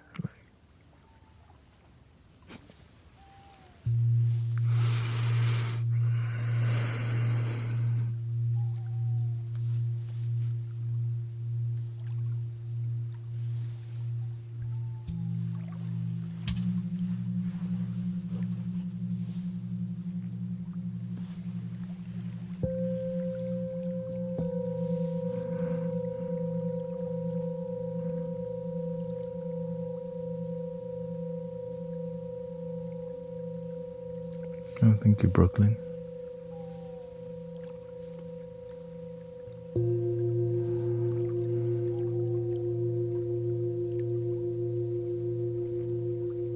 When we forget to breathe, our body clenches up, right? Have you seen somebody with their shoulders stuck because they have bad posture? They don't know how to relax while working, right? So as you get older and older and you don't have discipline with your body, you become permanently stuck, like this.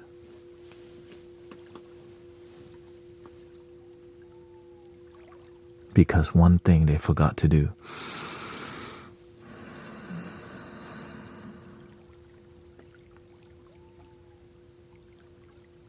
Sometimes we clench our bottom, right? We're clenching so much because we're stressed at work.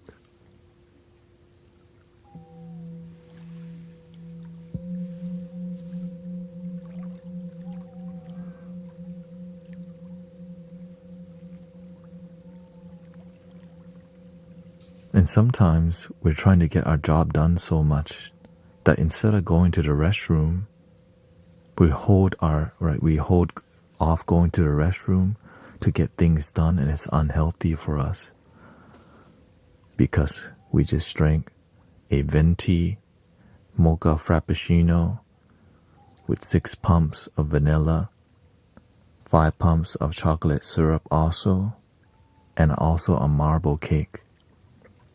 But no whipped cream, please. I'm on a diet today.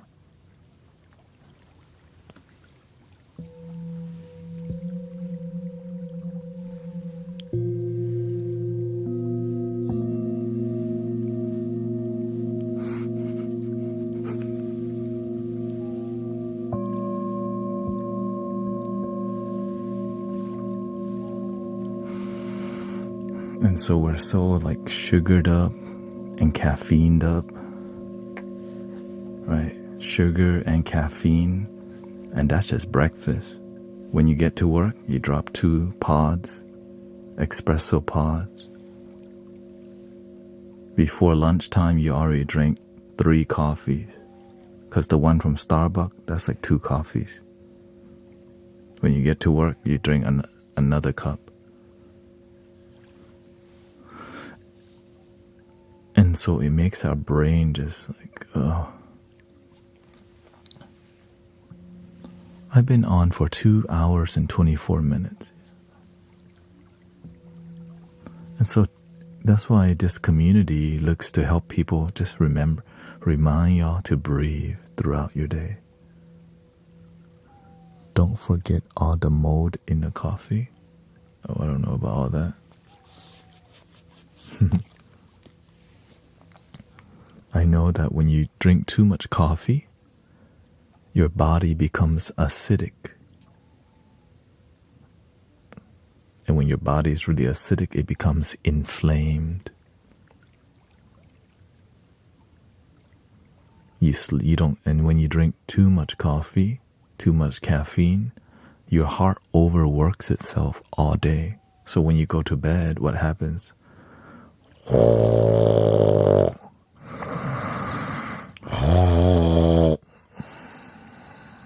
I don't want to see y'all live like that.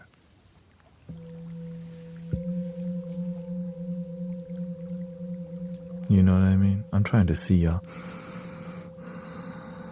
Now, some days, you're going to be working harder than others. Guess what? You're working hard. But at what cost, right? It shouldn't be like that every day. Unless you have a big goal, then you got to chase your damn dreams at the end of the day. You know, sometimes I be snoring hard because that's life, but it shouldn't be like that every day. You know what I mean? Sometimes I do this and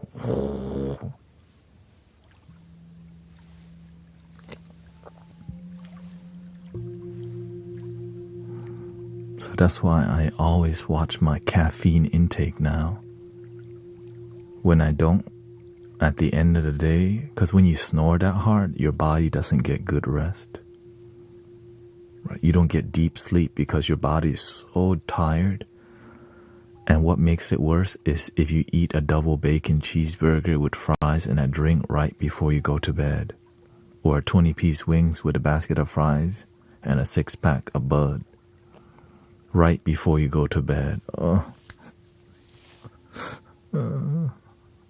Some of y'all just F yourself up.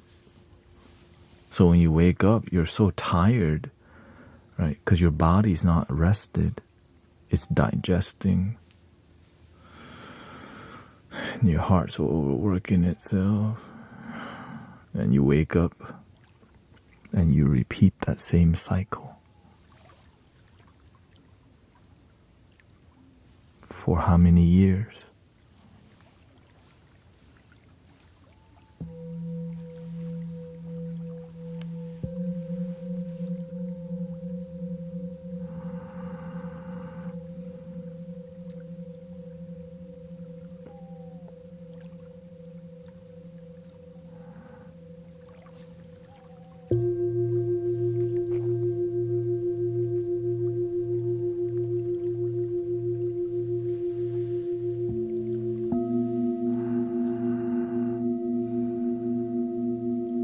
We gotta help each other, remind each other to live a happy life. Remind each other of the path of peace and enjoy life the way it is. Right? Enjoy life on the way to more success. Take care of your health or else you'll be forced to.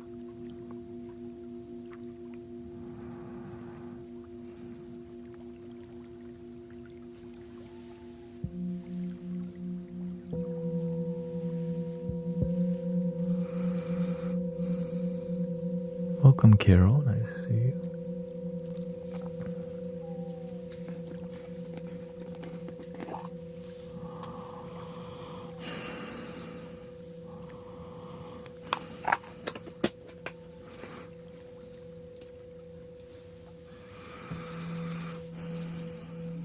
Even me, when I sit here for 6 hours or 5 hours, my circulation gets bad when I sit like this for 4 hours straight.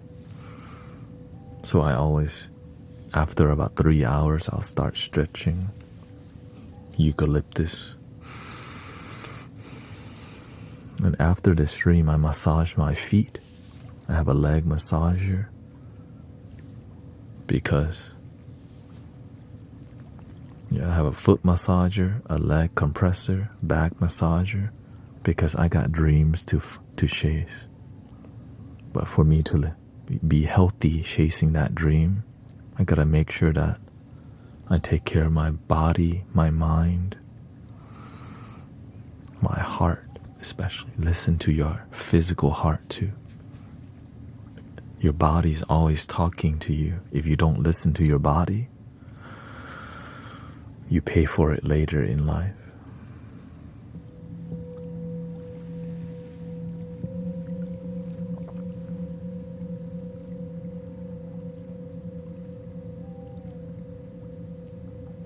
Or right now also.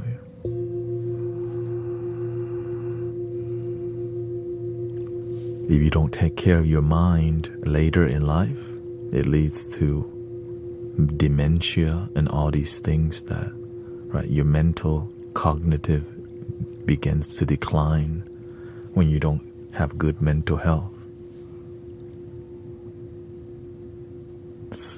Right. So we want to help. That's why we want to help each other remind, so that we live a full, fulfilling life, not pay for our health at the end.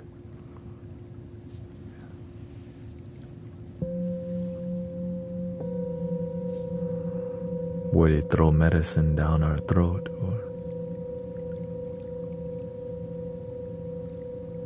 and then we don't really heal, because preventative measures are not profitable. That's why, right, selling medicine makes way more money than prevention.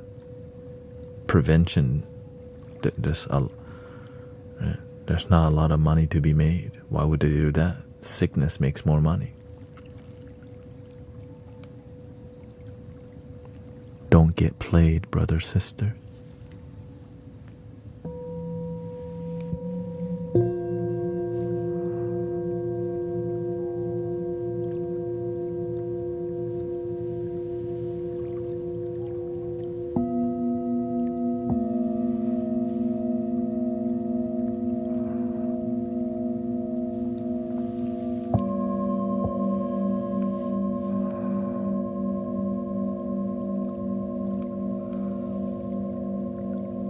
Can you play a flute for the new baby?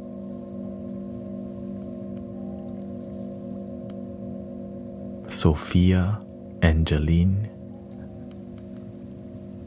Sure, let's do one welcoming a new baby to the world.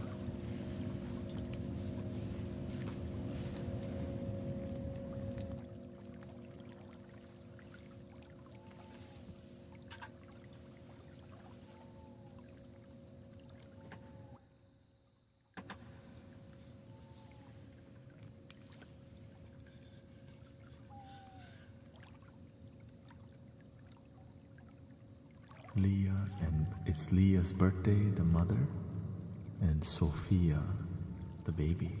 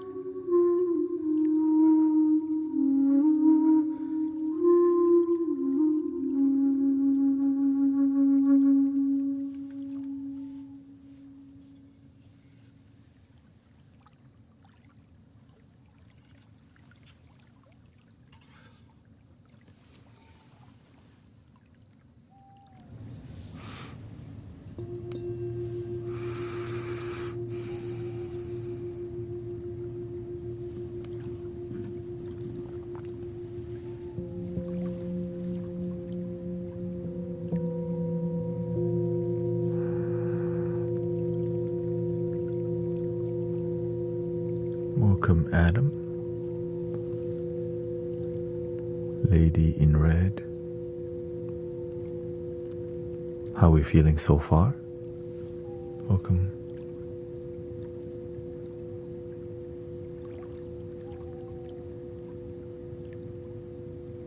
Sadness dissolve, anger dissolve, love increase.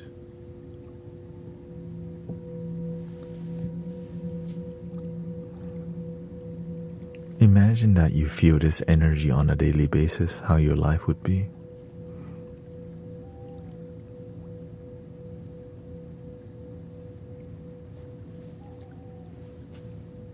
But you have to be dedicated to it, or else your life won't transform. You know what I mean? I had to learn the same thing. You gotta be dedicated, or else your life won't blossom.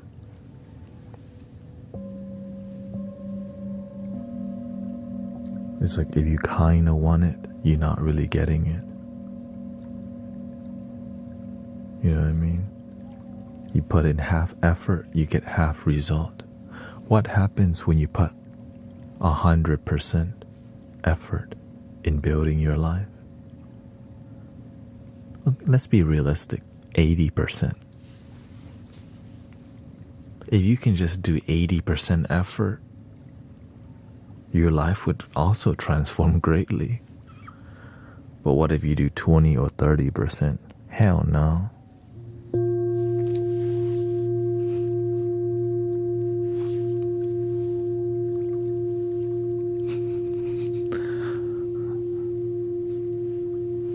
%, like the milk, yeah.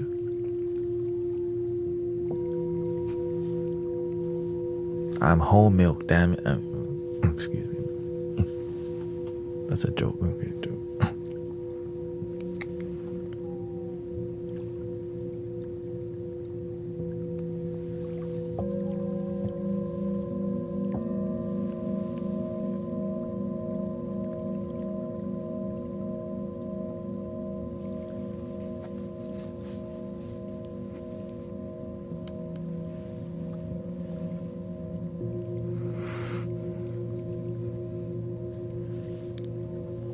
Thank you. Welcome, Delulu.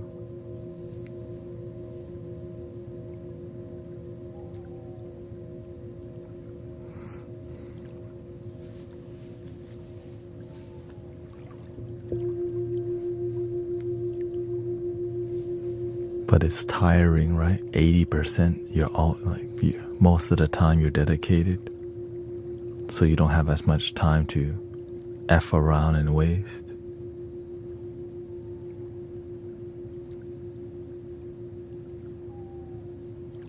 Well, what do you think all of entertainment and social media is? So many honeypot and trap to keep you asleep, the same, not improve. Non-transformative.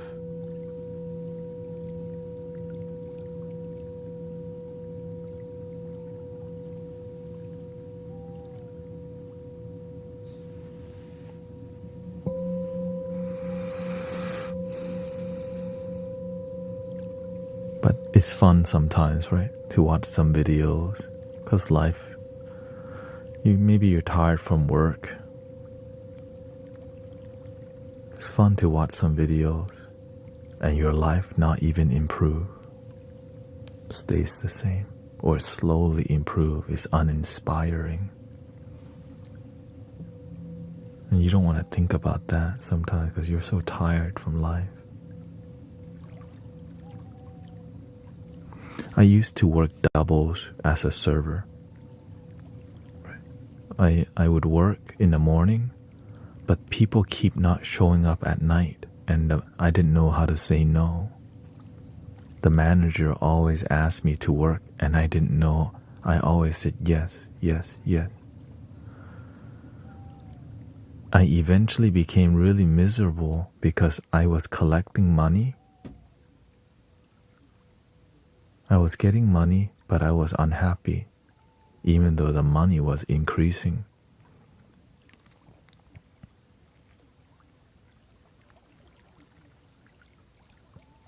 Until I needed to learn, what do I want to do with my life?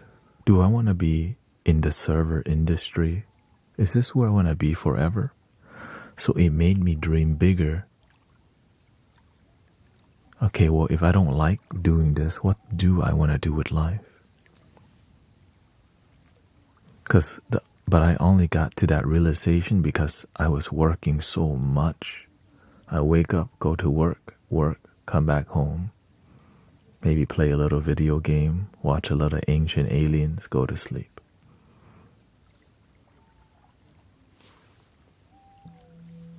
Shout out to Ancient Aliens, so it's kind of interesting actually. Ancient astronaut theory says we are descendants of extraterrestrial. Oh shit, what the? This sounds.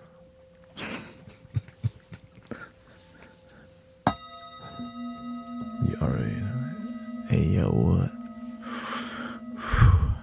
For real? Oh, there's portals in Peru. I knew it.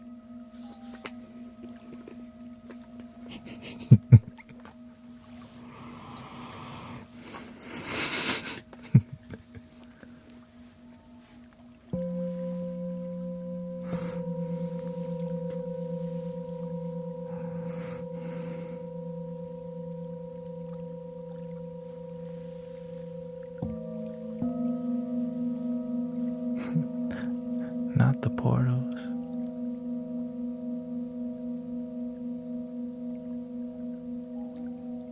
Yeah.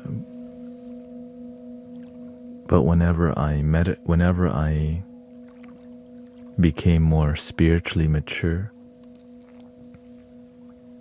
I was looking for the portal within the heart. I was looking for something. I was looking for the universe, God, the divine. Right? Sometimes you experiment plant medicine, or you have spiritual talk with people. You talk to religious people. You talk to your friends who smoke a lot. They try some plant medicine. You're looking for something, but you're not really sure what it is. But never stop till you find it, brothers, sisters. Go all the way.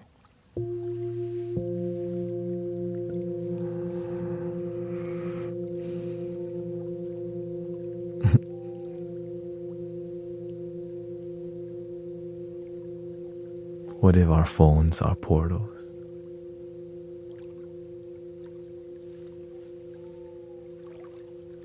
It kinda is. You can see. You're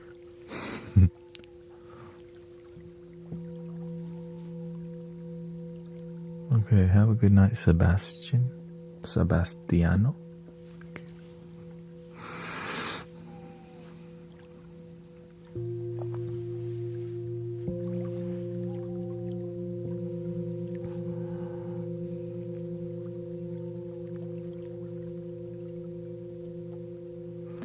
Currently the time is 2:29 a.m. Yeah. Remember to drink your water, brother, sister.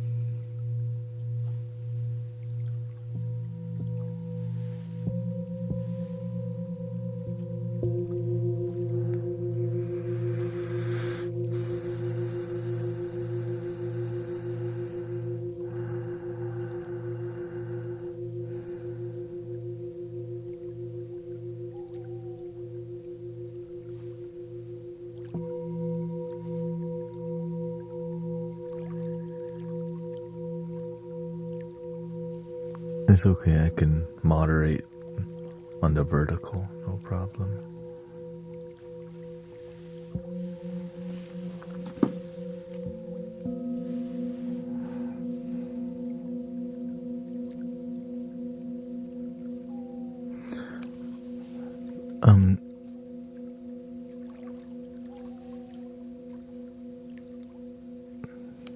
Brother Michael's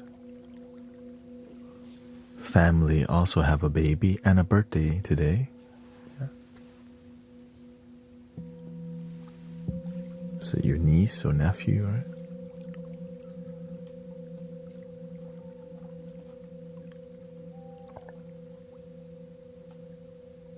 Nephew.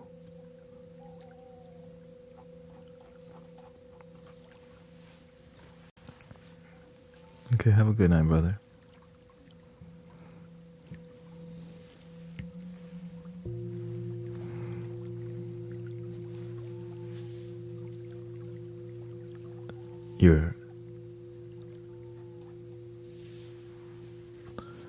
Is there research on different frequencies and the effects on human? There actually is, but they don't really want to promote that because frequency is free.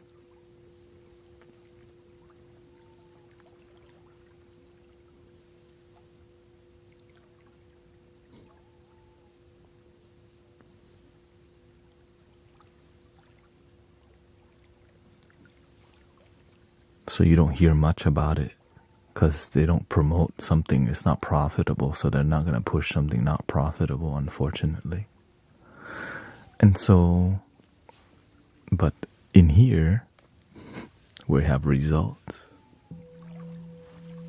Frequency, you can use it, but you have to keep your mind clear and on love. Because you can have fear-based approach to frequency. So it's about setting the intention, which can be very tricky.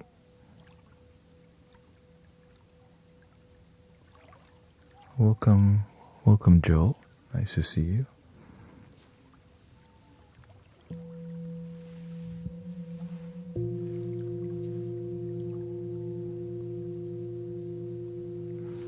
If you want to look deeper into frequency, there's a website called brain-beats.in, completely free, and it tells you some details about the frequency, which is very detailed.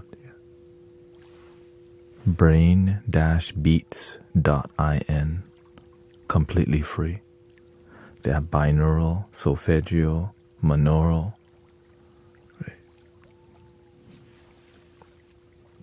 And then it tells you what each frequency does.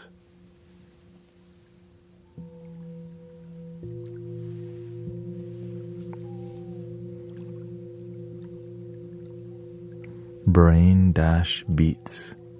Like the word brain, a dash, beats, beats, .in. Yeah.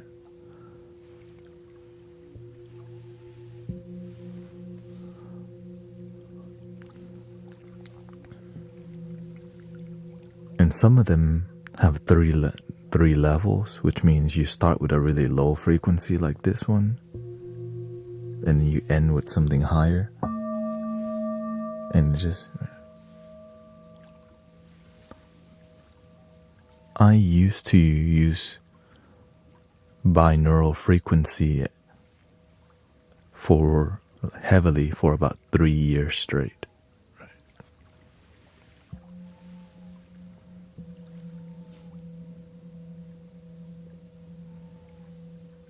Can this kind of frequency heal tumors? Absolutely, but it's not just the frequency. It's the environment, the intention, the consistency.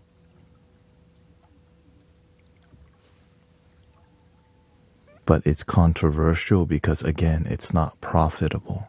So they don't want, right, the people in the mainstream, this kind of knowledge is like, no, shh, it's not profitable.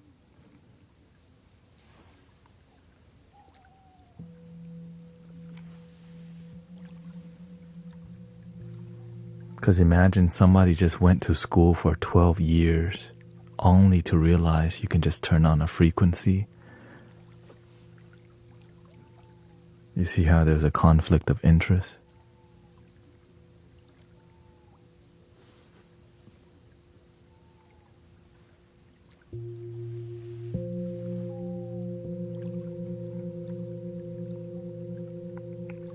And then the institutions that maintain that system, cha-ching, cha-ching, cha-ching. But that's why we've been blessed that there's many holistic and wellness paths.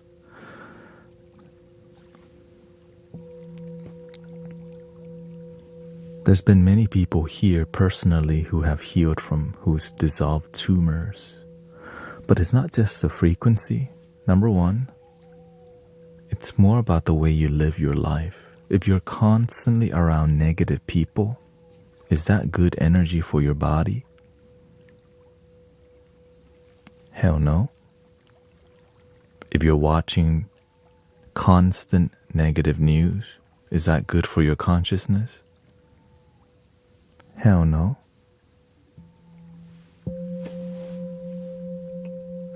If you're constantly negative in your mind instead of learn to be optimistic and positive, is that good for your body? Hell no. If you live a stressful life and you don't learn to breathe, relax, take care of your wellness, will you heal if you don't even take care of yourself? Just throw some pills down your throat?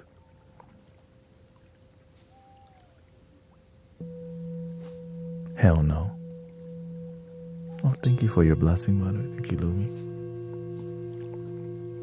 We're not saying the medicine doesn't work, but we need to live a wellness life. Not just medicine only, exercise, water, energy, positivity, community. But so when we do all of it, we get the fresh air, sunshine, vitamin D, positive energy, positive people, and get rid of fear-based way of living. I always give this example. Many people pray for healing, right? But they pray, please God, please heal me, I'm so sick. Right? I believe that you're going to heal me. But they pray from a fearing attitude, not from faith. You see the difference? If you use fear to pray, it's what you get. But if you just know, if this is my time, universe, it's my time, but I'm not going to live in fear. I'm going to live in faith and love. I've been blessed with life. This thing doesn't last forever. If I'm meant to go now, it's my time. But I have faith that if it's not my time, I know that a healing exists for me, even if they tell me I only got 5 months left.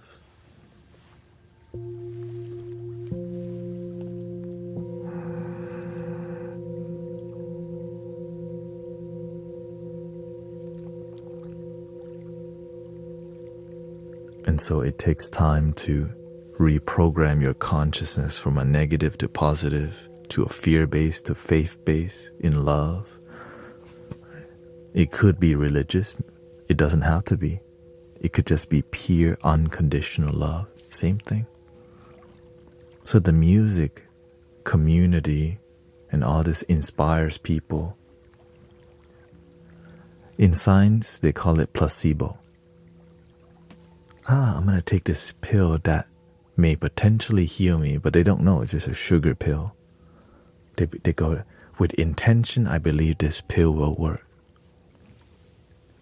And it was just a sugar pill. Well, if you can set an intention on medicine, that's not even real, it's just a sugar pill. Well, what else is possible with intention? If it's pure from the heart, right?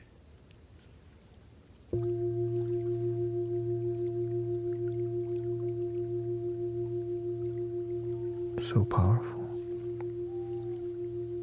I didn't know all this at all. I just thought, in the beginning, I thought all this was fake. Alright, this is BS. You can't prove it.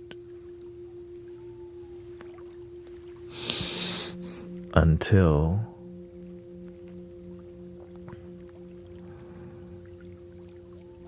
it started happening to me. And then I started facilitating and creating spaces which had transformative results. But of course, I have a mentor. I've been mentored by a healer that I didn't pay. The universe send you great teachers, or the universe send you to great teachers. I didn't get a certificate from that healing.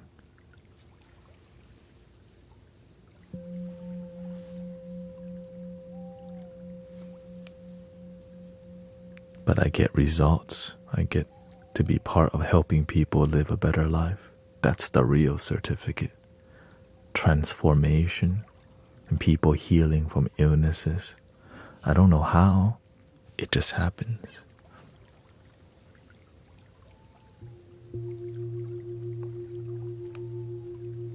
Love is good.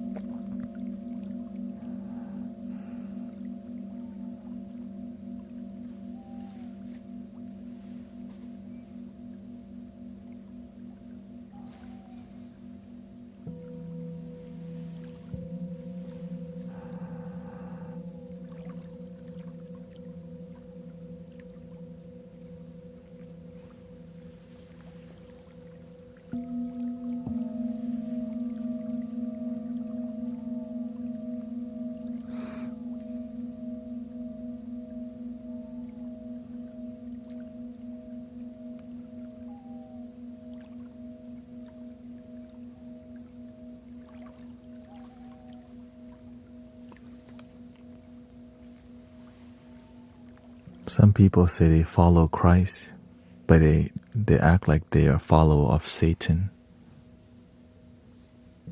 Not the greatest way to represent. You know what I mean?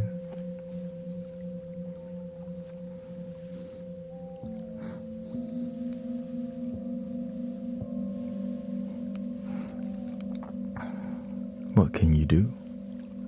Just keep spreading love and peace.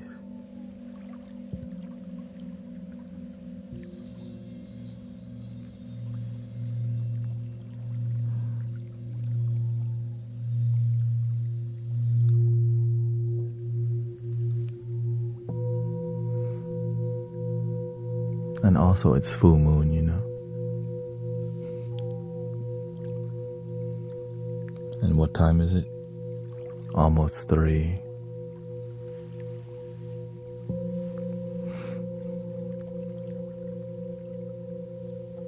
It's just the beginning for tonight.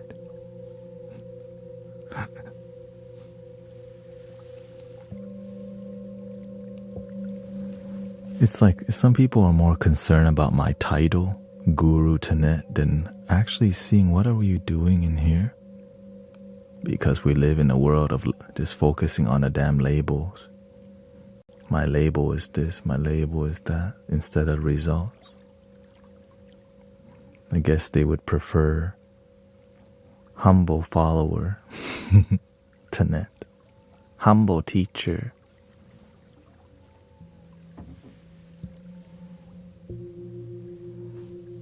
But the people that come to criticize you aren't here to hang out anyways, brothers, sisters. The people that judge you the most, they just drive by, they do a quickie, then they leave because they're not here to really be your friend. Some people criticize as a hobby anyways. Yeah. Especially online. Like, Guru. Let me tell him real quick. You know.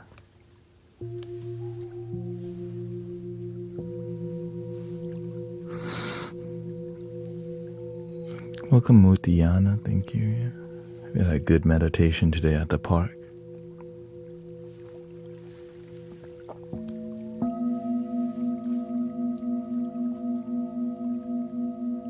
Welcome, Pterodactyl. So that's why you can, like, if somebody just are stuck on your label and they don't want to really get to know you, that's why the name Guru Thanet works, because the people who judge your label, you know, they're not really here to hang out. They just, I call it drive-by. It's like some people, they come and they're not here to really engage. And so I just let people know what the community is about. It's about getting people to hang out with each other and get along. And relax.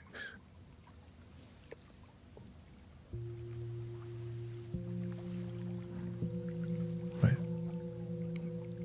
Whether you're religious or not religious, whether you're spiritual or not spiritual, whatever politic you come from, I'm trying to get all the things that divide people, I'm trying to unite people. Because I'm tired of seeing people just stuck on like division. Where's the one love live streams?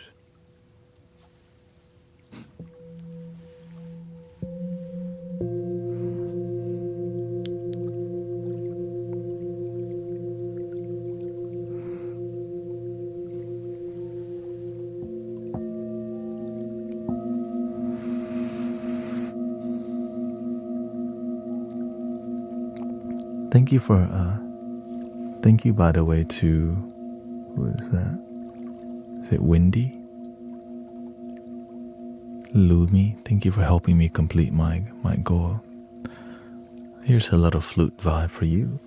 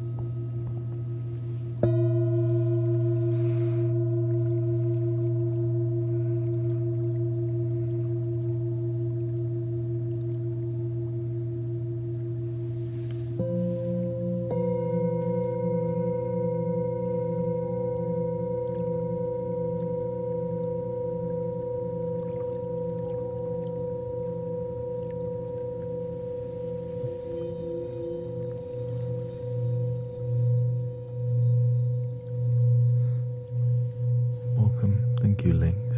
Says, I sit silent here but have learned and healed so much. Thank you for taking the stream seriously.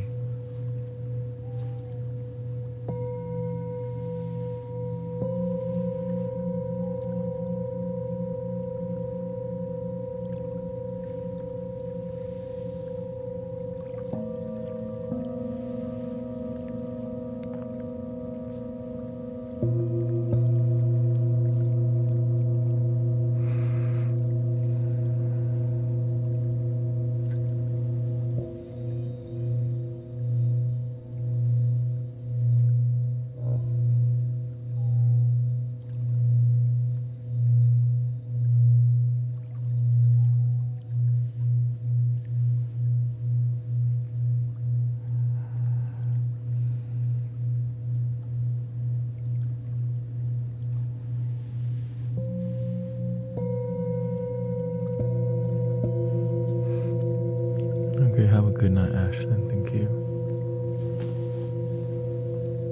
Sylvie says, this has always been my safe anchor place. We try to be. One thing we don't do around here is drama. So I try to keep it calm and peaceful. But some people are new to a peaceful space online.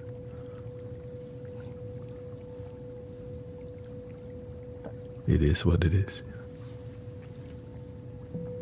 It's a new experience for people to be in a place that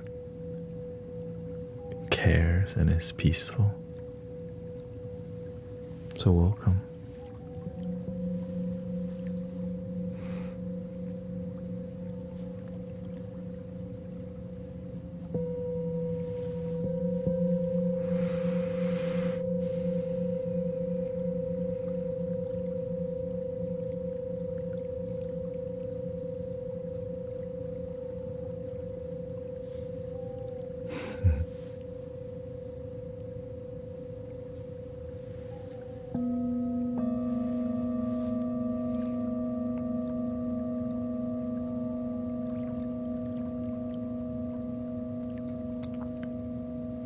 Welcome, Mio.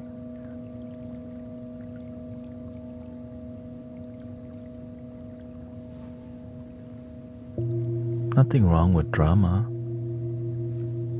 You just have to know how to stay grounded, or else you end up having a food fight. You know, food fight, back and forth. Somebody gets pissed off. And we get to see people do this. It's like playing tennis.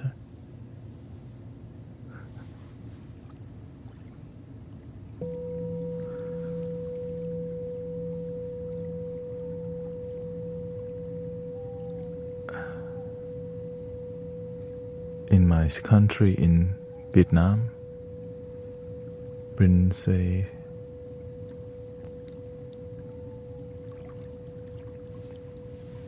my wife is Vietnamese.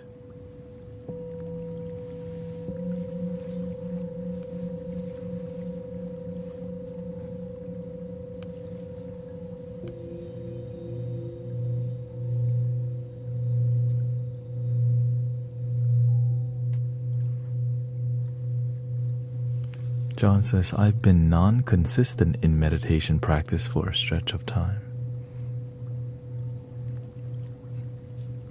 Oh, welcome.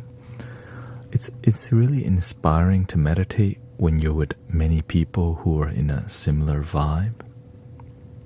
Many people actually just meditate while we're talking here.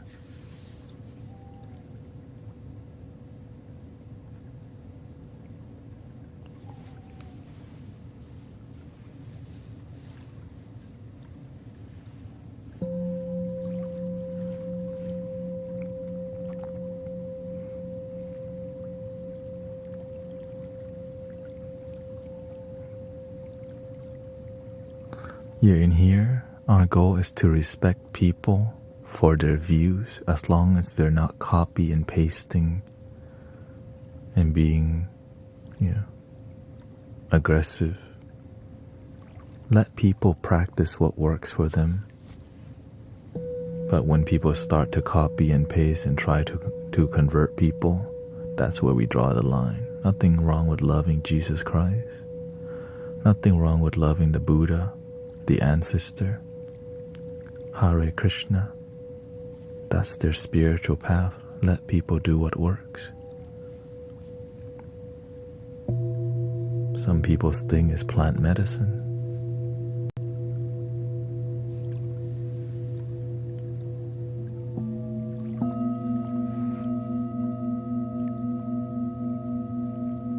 But I know some people have trauma with, with their family because they grew up, there's family trauma that can be attached to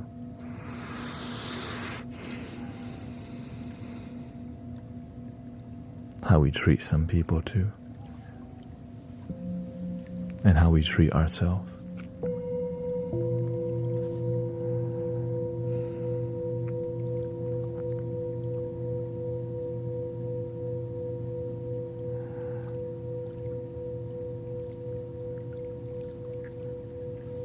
Welcome, David.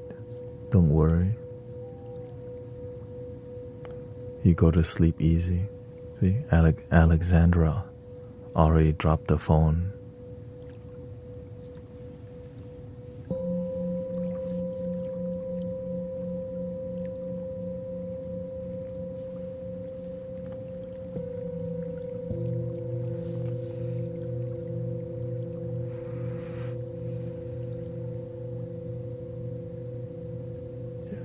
Yes, it's not just family trauma can be attached to people's identity, but trauma in general and victim consciousness can be something that we nurture, which is a negative thing, because we end up not healing, because we become attached to a story that destroys our life.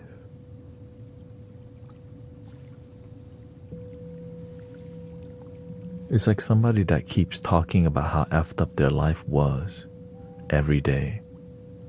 But that effed upness was in the past. 5 years later, they still repeat it. And so they don't heal because they keep pressing the replay button on negativity every day. Well, why don't we tell a new story? Because we become attached. We've attached our identity to the old story that don't serve us. And I think many people, I used to be that way myself because I didn't know better, I didn't have wisdom. But when you gain wisdom, you're like, why the hell did I do that for so long?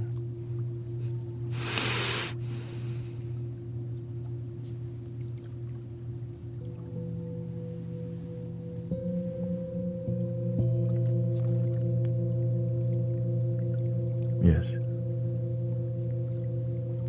Namo Bồ Tát Quan Thế Âm. Chu Đại Bi, right? Medicine Buddha, Địa Tạng Vương Bồ Tát.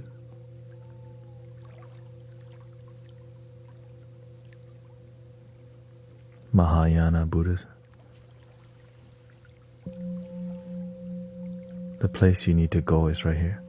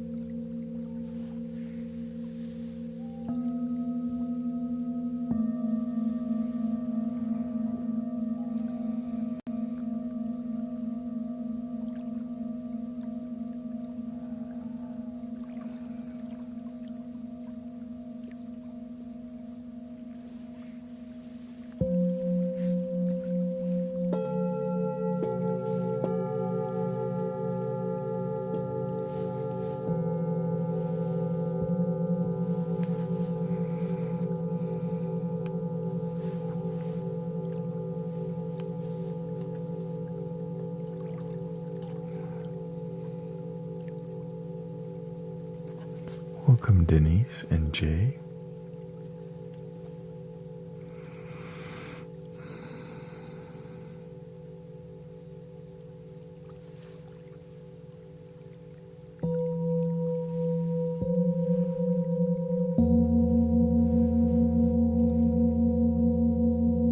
Thank you, Beverly. No problem.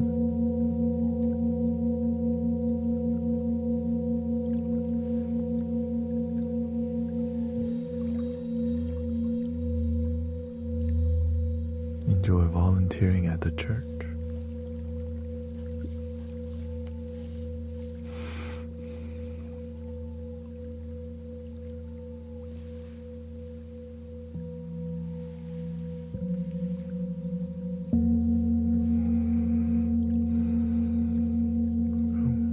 Andrew. Full moon tonight, yeah. Whenever it's full moon,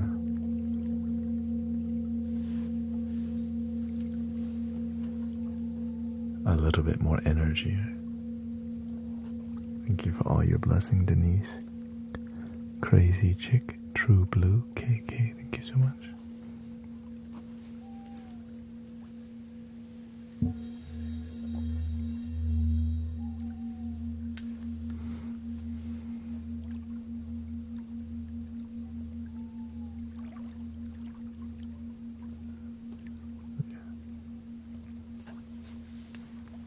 In 15 minutes, it's going to be more people.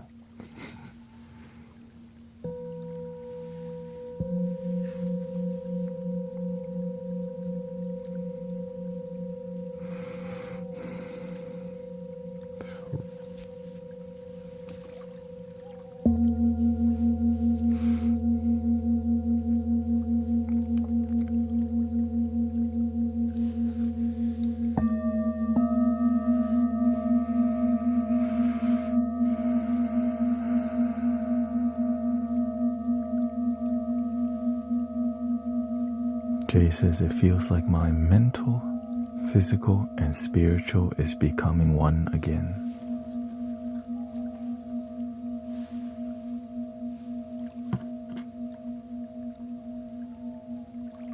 Thank you for practicing, Jay.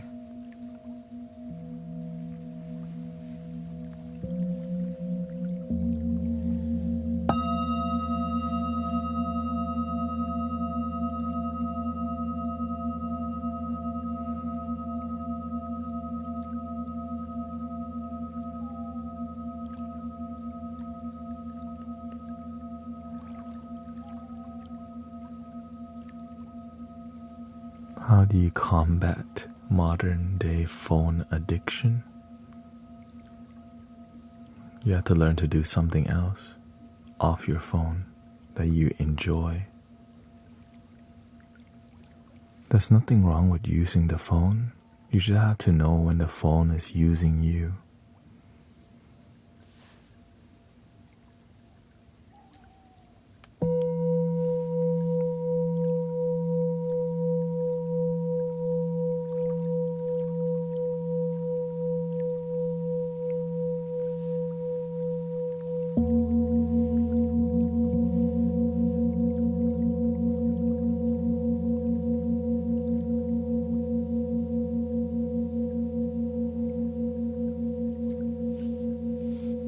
It's like if you start to have anxiety because you don't have your phone, now the phone is using you.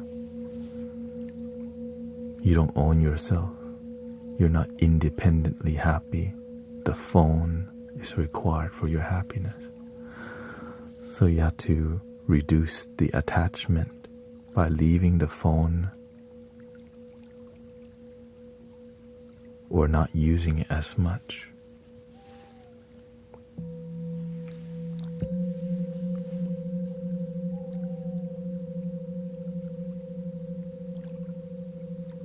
Because life is in the moment.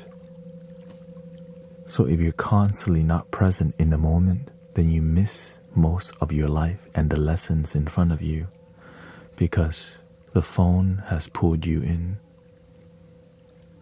making you like a zombie. And so it makes you have bad social skills because you use the phone a lot. So you have to learn to develop your human life off the phone too. Right? The way I'm engaging with you right now, it takes time to develop speaking skills. Your dreams require you to do more than use the phone. Right? Social skill, life skill, wisdom, meditation. But also learning to use the phone effectively, or else you end up being marketed to, and here you are on Temu shopping like a billionaire. And you know billionaires don't shop on Temu.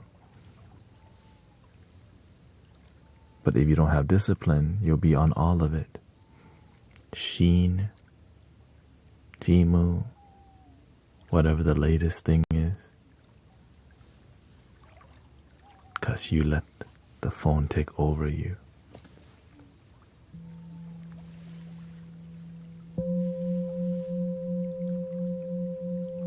You just have to know when is enough. Okay, this is enough gaming for today. This is enough shopping for today. When you don't have a healthy relationship with games, you end up just being pulled in, you know.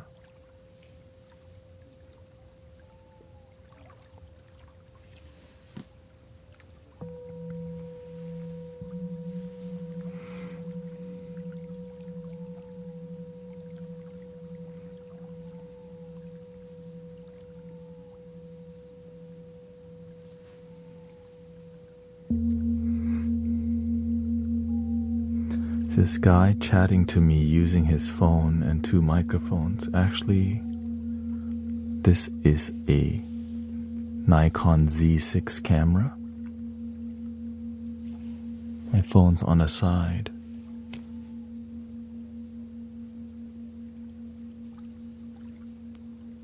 You don't get good quality, the excellent quality using your phone. That's why people hang out here, because it's quality. It helps people from not doom scrolling another stream. Helps people to slow down from the doom scrolling and actually find a time to go to sleep.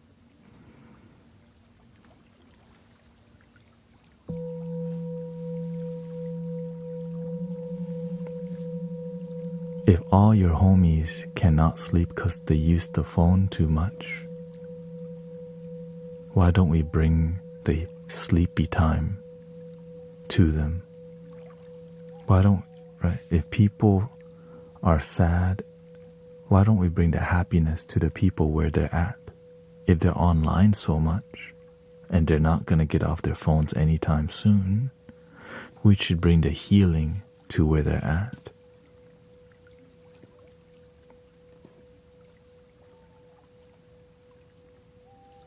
Welcome to bringing the healing.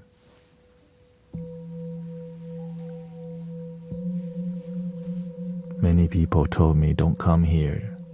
Just start a retreat in Colorado or something better. I'm like, man, people ain't going out to right?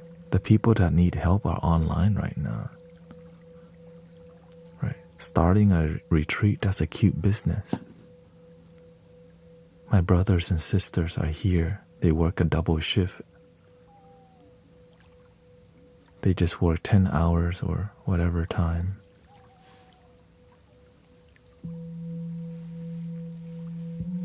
They need some positive energy. No time to go to retreat. Do we just dump those people who won't ever pay to go for a retreat? Or do we bring the retreat to the people?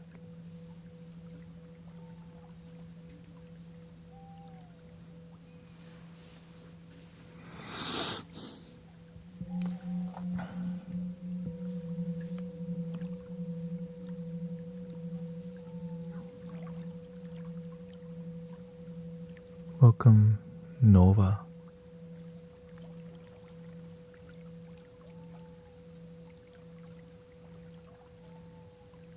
you know, they're trying to make you form a code. It's not necessarily. Cults and our communities also, it's just some of them are more manipulative. Like in here, you don't have to pay to be here. It's free. And yet people will still judge and criticize you. When it's free, they don't even have to be here. That's not my problem.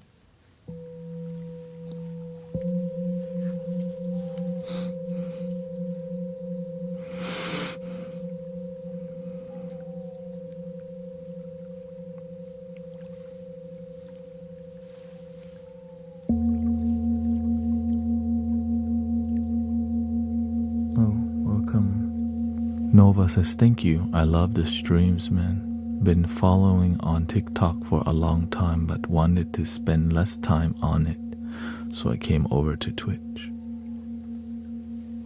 Welcome to the other side. Bring it on the other side.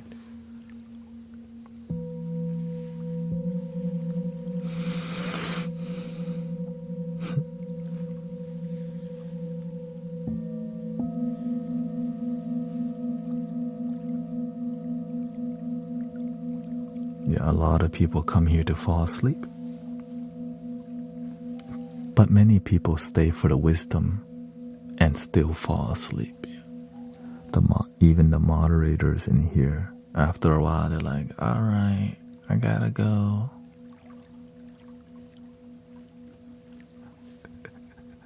Moderator, all right, you do it.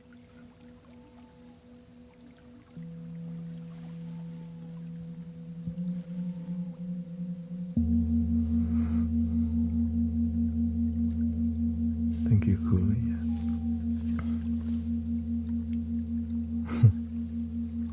Yeah, I just do my best to be a good human being, and I see the issues of the world. I'm tired of seeing people not get along. Right? I'm tired of seeing people make a reason to hate each other rather than find a reason to love each other. That's what I'm willing to show up every day for.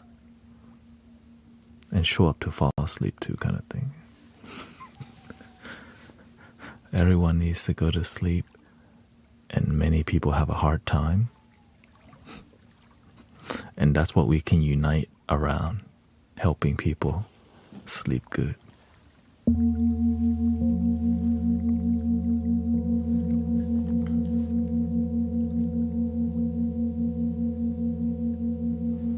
If you're having big trouble falling asleep, here's my technique that I use personally every day. I sleep on my back to prevent my body from shuffling too much. I close my eyes and relax my face. When you can get your face to relax, your whole body starts relaxing. If your back hurts, put a pillow behind your knee to have a better posture for your lower back.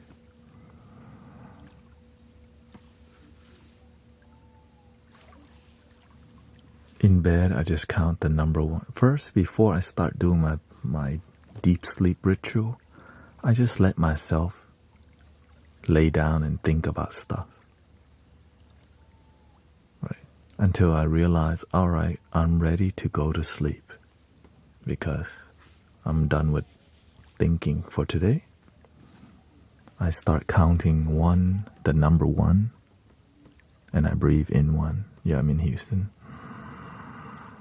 1, 1.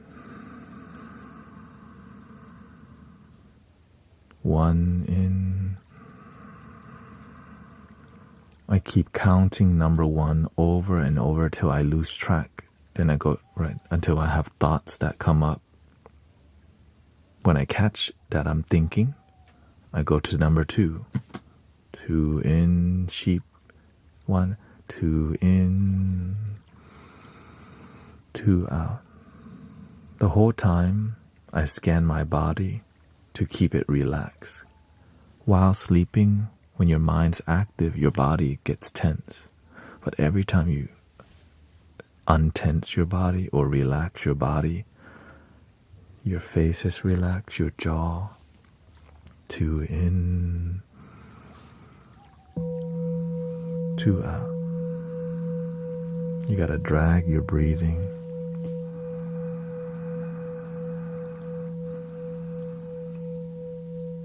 Just keep doing it and trust the process.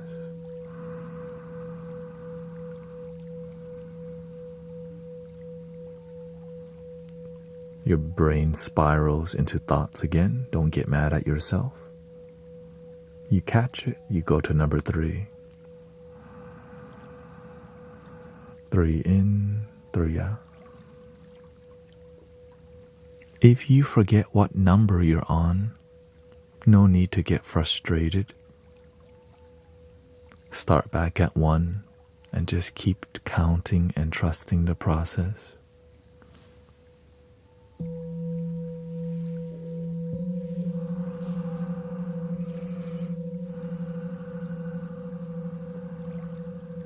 One in, 1 out. 1 in, 1 out.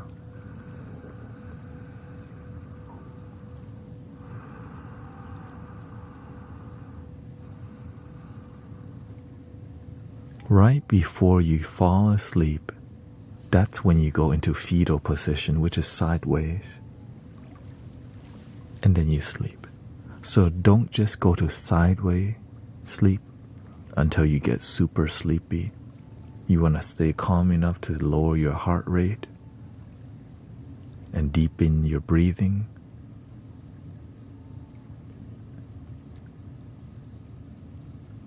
And then just relax. If your mind starts kicking on again, go back to sleeping on your back and continue the meditation until you get sleepy again, and then turn.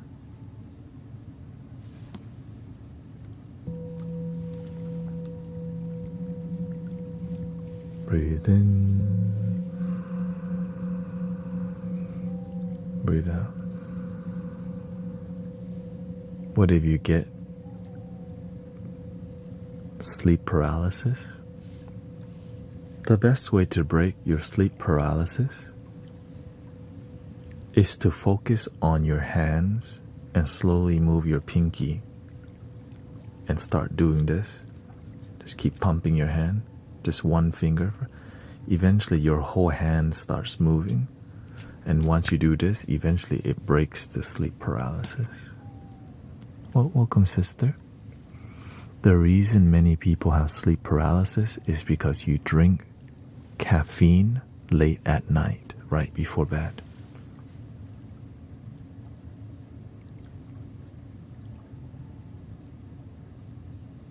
And you overwork yourself and drink caffeine. So when you go to sleep at night, your brain stays awake from the sugar and caffeine. Your body is so tired, it needs to rest, so it stays in paralysis.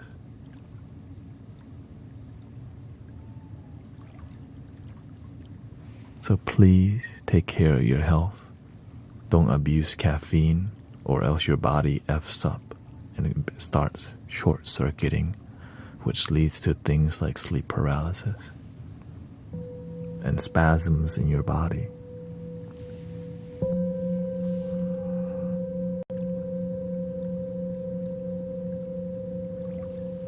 I used to get spasms myself.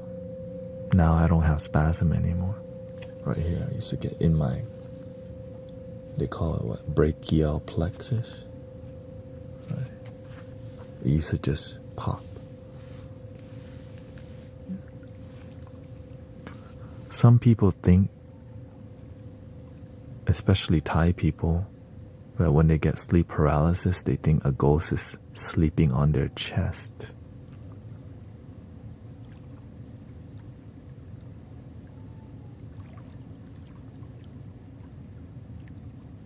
but it's not.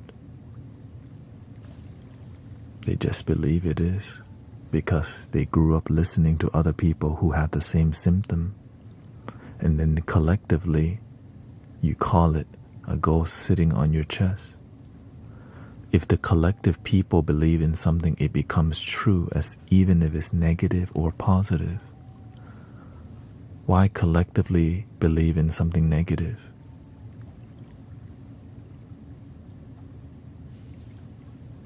When you lack mentorship and guidance, that's what happens. Negativity exists, but you can also make up illusions that are unreal.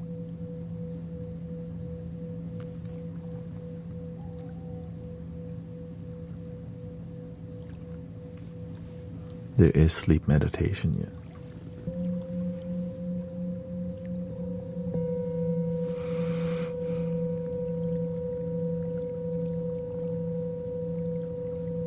You can I wouldn't say it's called sleep meditation, it's called laying down meditation.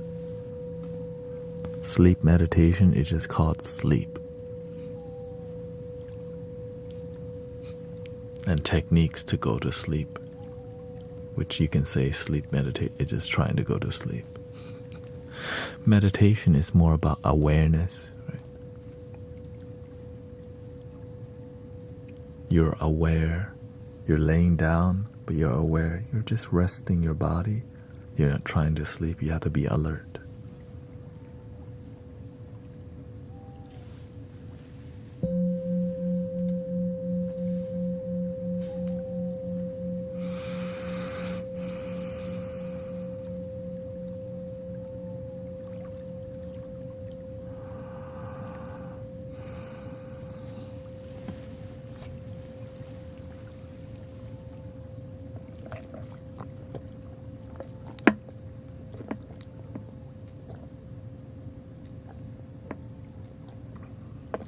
Exactly.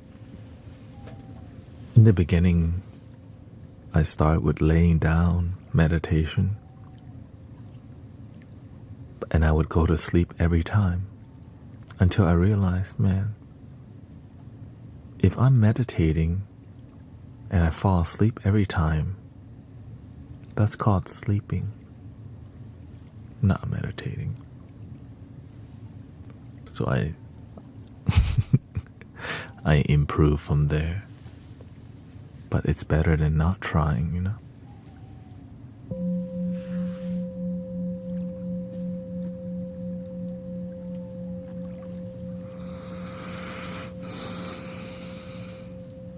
What would you recommend for frequent headaches?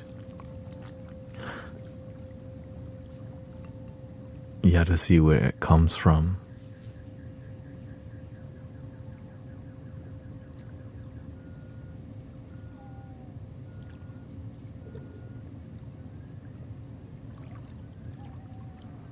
You have to see where the migraines come from.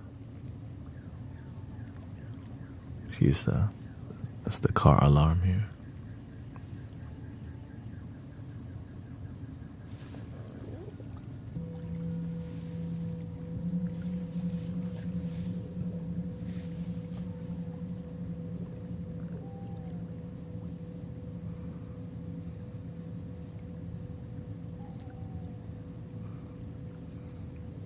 This, it depends how long. Sometimes you have a headache because you out here working. But it should not be all the time. If you have daily headaches, like you gotta find the root cause of the headache. Yeah. Dehydration. Meditation absolutely can help.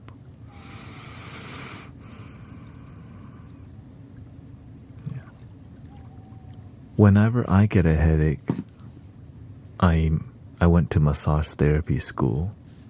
So I learned how to massage people's scalp. So instead I just massage my own. You can massage the sutures.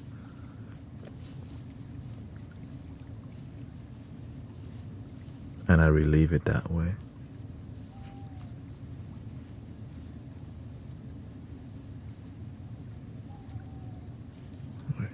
Just grab.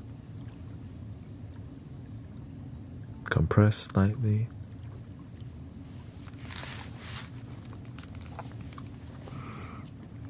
And I think one thing that heals headaches a lot, getting good sleep every day. One of the reasons people F their body up is they constantly get bad sleep. But around here, if you come here often enough, you sleep well every day because we help people go to sleep a lot. Yes, dehydration is one issue too. Especially if you're working in construction.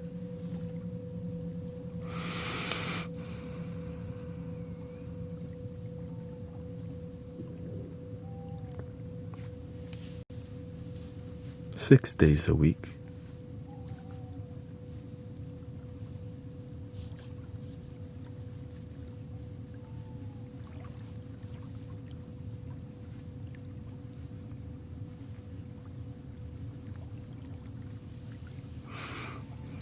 Drinking water, sleeping good, eating good too, and also being around not toxic environment or positive.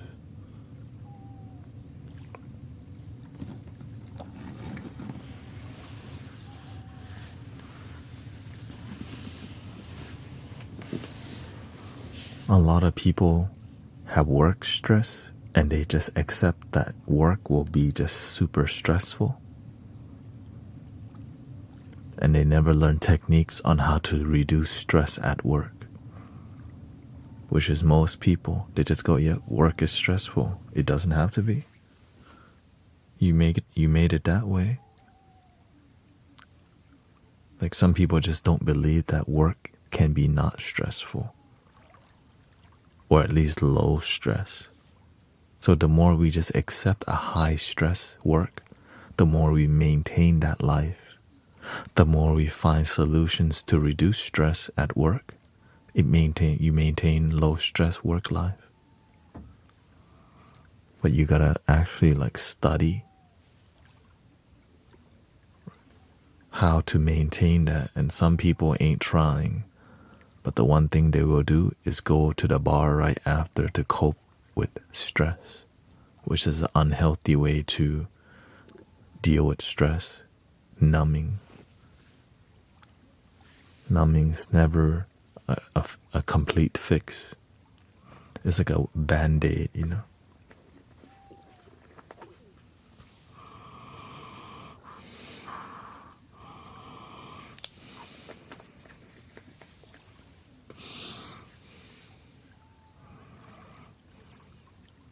Welcome, Yajaira from Venezuela. Nice to see you.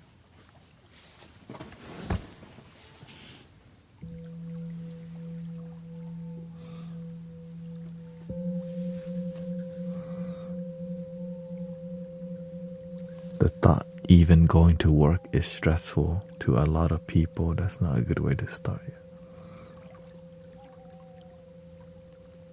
Why do you think Why do you think I love what I do here? I get to see your life, peace increase in your life on a daily basis. I get to see y'all happier every day. That's why I'm willing to be here. Right? It's fulfilling because I understand a life that's super stressful.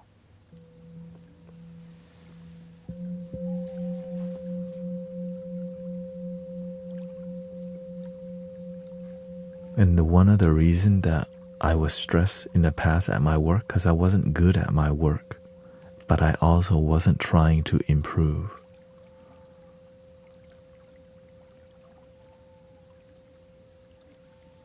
Imagine being bad at your job and not even trying to be better. That's an issue. So when I decided to be a better worker, a better person, my stress reduced a ton because I finally decided to be better instead of maintain that. So when your life is stressful, there's some problem that's there that needs solution, needs improvement in life. Another example, I dropped out of college twice before I went back and got all A's. My relationship with learning in college was very bad. It stressed me out to just think about college, to think about studying, because I failed so many times, like F's and so I had to reprogram. I had to like revision my relationship with studying. I didn't have good studying habits, but I was willing to go research how to study better, because one thing I'm not doing is giving up. Right, so I learned how to learn better. I just needed to find out how I learn. Am I more visual, auditory? Right? Do I need to meditate before I study? How intensely do I need to focus? How often do I need to stretch while I'm studying to succeed in life? And I was willing to look at all the details. Eventually, I got on the dean's list. Every semester, I got scholarships back again because you lose your Pell Grant and all these things because you drop out and you fail. Right? But whenever you start doing better, your teachers love you, you get good grades, you start getting scholarships. And then I decided to finally do what I love and stop chasing the money and following my heart. So I went to do digital communications. Right? And so once I did what I loved, right, the reason why this stream is good, because this is this is digital communication. Right, so I learned how to, I was already a photographer. I didn't even graduate college from digital communication. I dropped out the last semester because I got a job as a wedding photographer and videographer.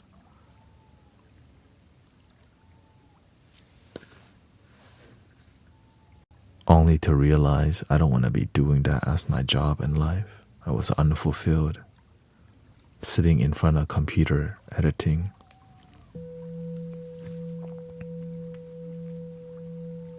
Thank you, Alice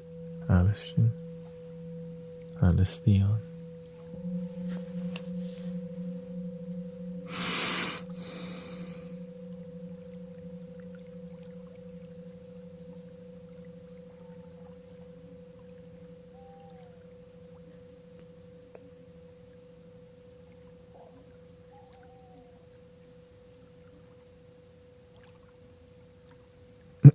Okay.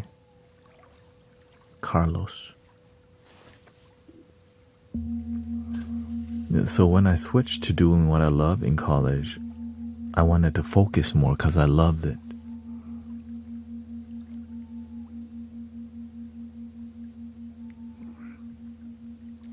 Because when you love it, you're going to give it your all rather than you're just doing it because you think you need to be doing this.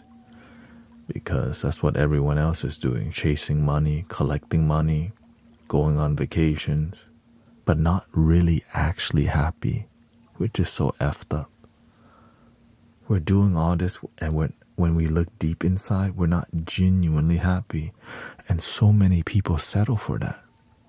Not deeply happy, just surface level. And it's sad that when I talk to people, there's a lot of that going on, that we're doing all this, but we're not really fulfilled with our life. We just we do what we think would make us happy, but we're not following this. We're following this more than this. Like, what does it even mean to follow that? What's here?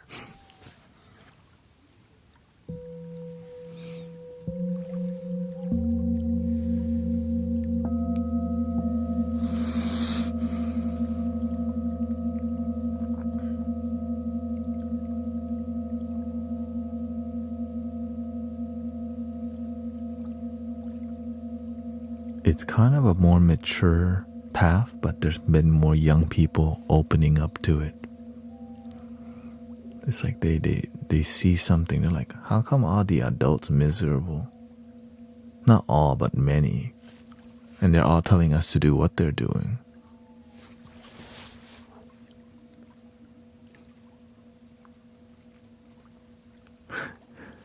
And then many adults have the awakening later.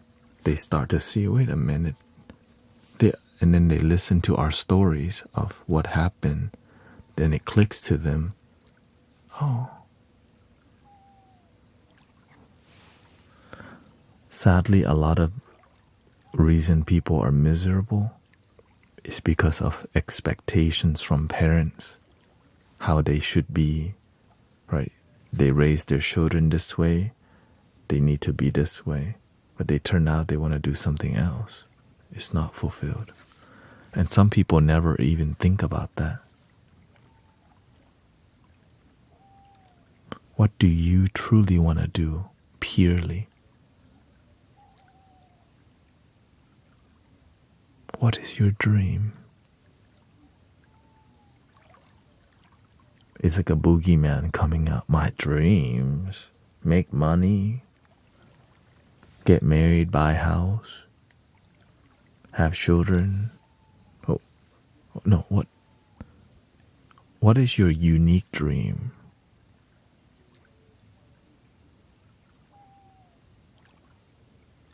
It's almost so uncomfortable to, right? Because it's scary to ask about something deeper than what everyone else is going for.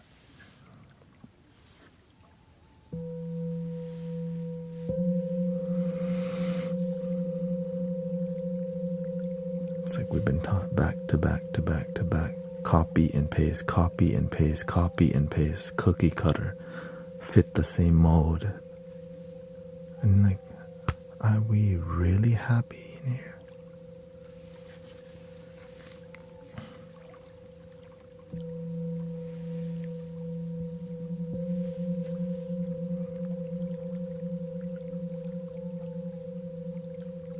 Welcome, hustler.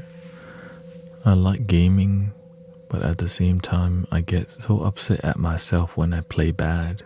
I've always been like this, I can't help it.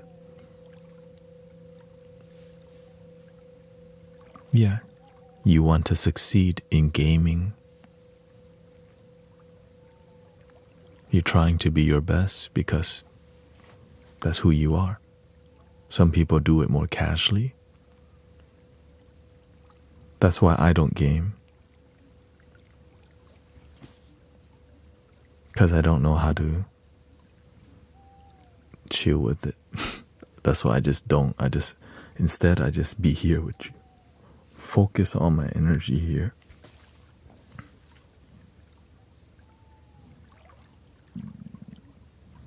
Follow your dream.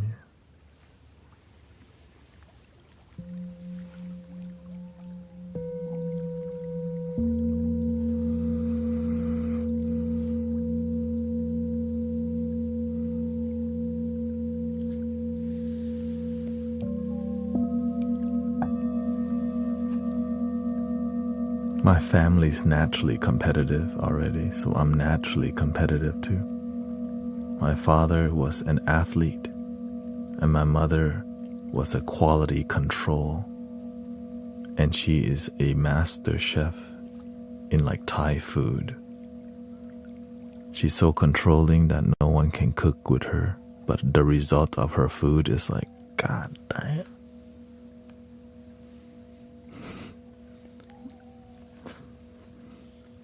And so being as children of one perfectionist and one athlete was a lot of pressure.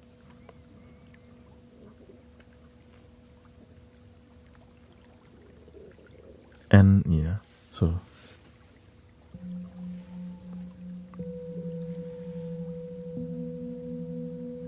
but my mother was very sad, and my father was open-minded, but he didn't know how to help my mom. Right? And so here I come out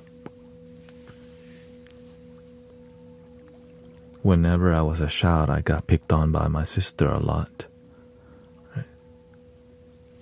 Because my mother's trauma transferred to my sister at a younger age. So she had a lot of anger and seriousness in her. And I'm over here like the youngest child in the family, you know. All dorky.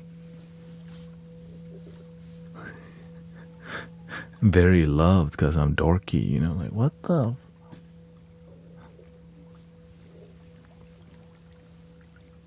And so I was very sheltered because of that. Positive.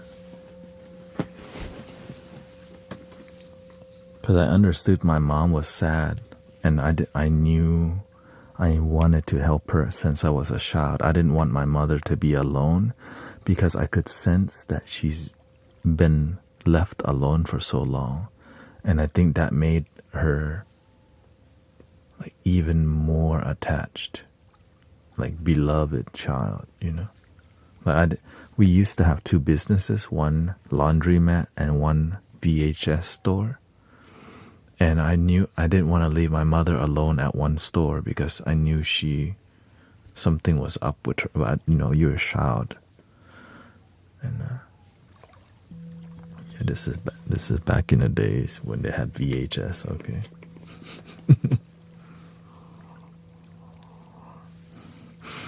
Back in the days, we had to rewind the tape and return in the Blockbuster. We were the alternative Blockbuster, you know.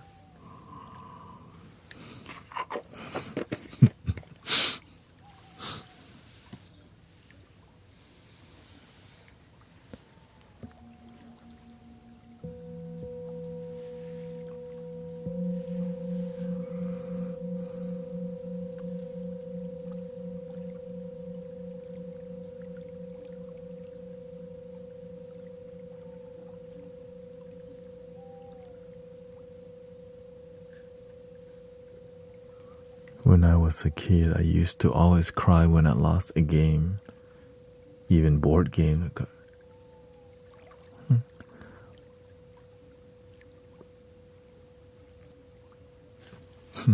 Thank you for the kind words. Thank you.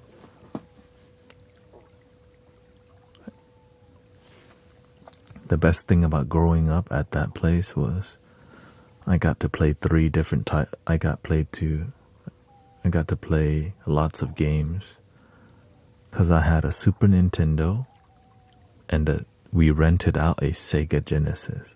So growing up, that's how they sheltered me.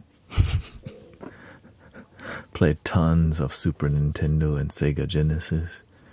And then we had a Whataburger fast food place.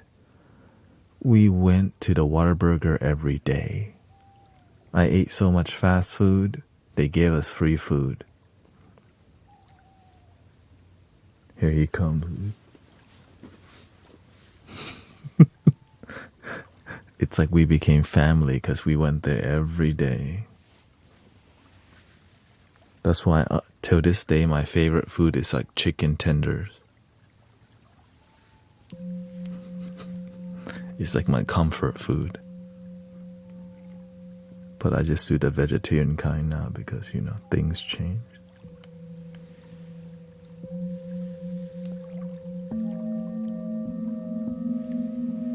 Whataburger.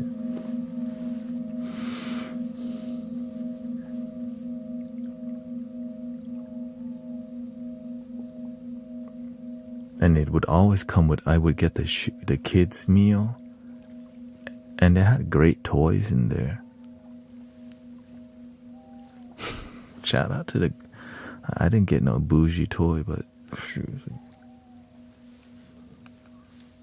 I wanted the damn toys.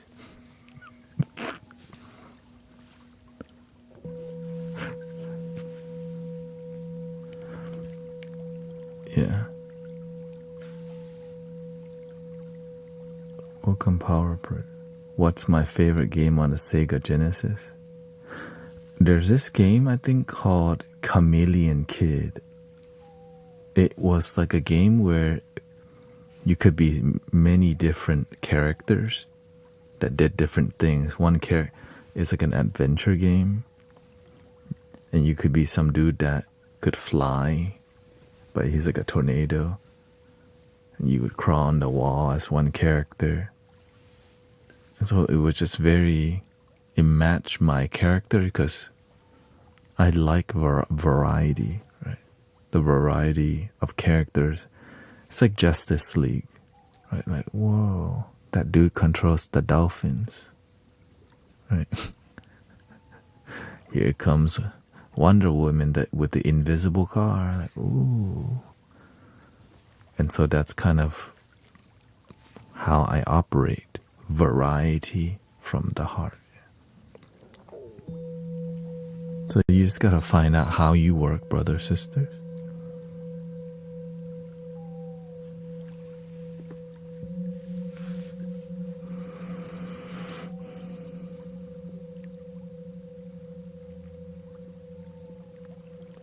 I grew up playing Legos that were mix and match Legos, and I kind of like it that way. I saw people like get into like Star Wars Lego and different types of Legos. I just grew up on mix and match, white ones, red ones, yellow ones, and I just spent a lot of time building towers, just obsessively building towers and towers and towers.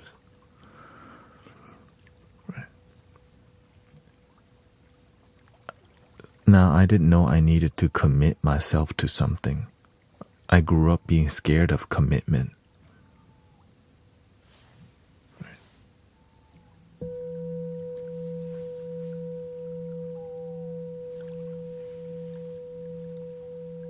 Because I like to experiment with things, try different things. But I succeeded in life when I could channel my energy towards one thing or two. So find out how you work, brothers, sisters. As a child, I had to commit to something to keep myself sane from the school bullying.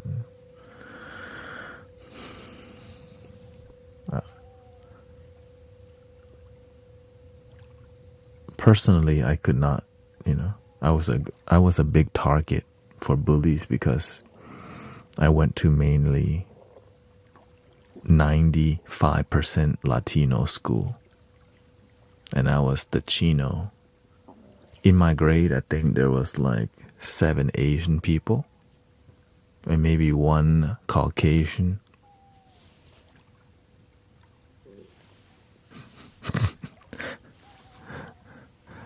And so it was kind of, and I was a very dorky Asian kid.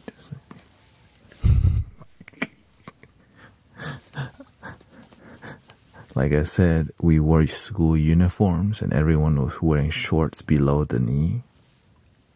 I was wearing shorts up to the middle of my thigh because that's what kids in Thailand wore. So my parents treated me like I was a student in Thailand while living in America, which was very confusing for people to see.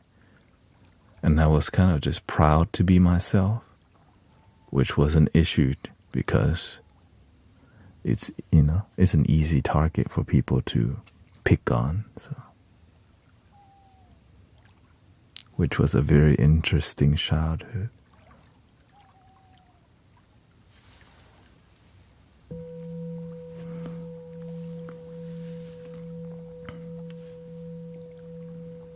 What religion is this? Oh, this is love your damn selfism. Yeah.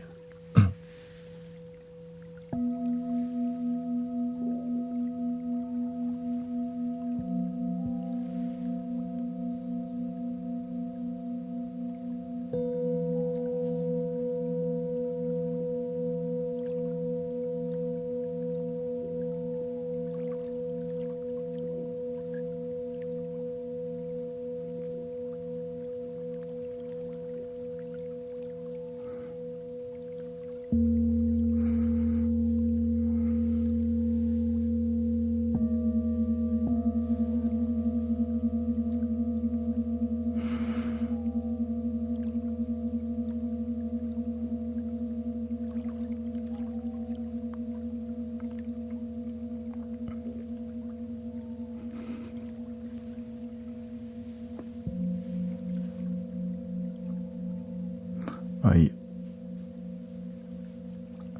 are you always this calm? I'm mostly calm like this, but I'm wild also, live and offline. You know, whenever I'm like this, it's a spiritual discipline. If I'm not disciplined, then I become really wild. Because my mind's really hyperactive, so I need to, being like this make my life work. That's why I always crack jokes at any random time, because it's my nature to. But I just learn how to control how often the jokes come out, and when to be. I want to make my life useful. And so meditation makes my life useful as somebody with a really active mind. Yeah. So that's why I have all this stuff to do.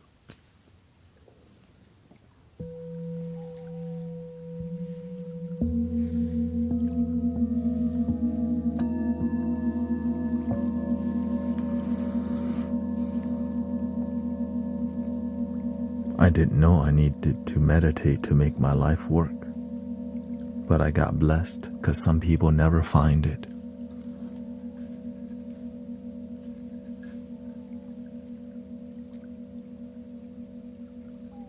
You know what I mean? Some people, whenever they have ADHD, they get put on medication, and so they never learn to tame on their own will. They use medicine to tame it, and so they can't control it, so they get stuck on just being.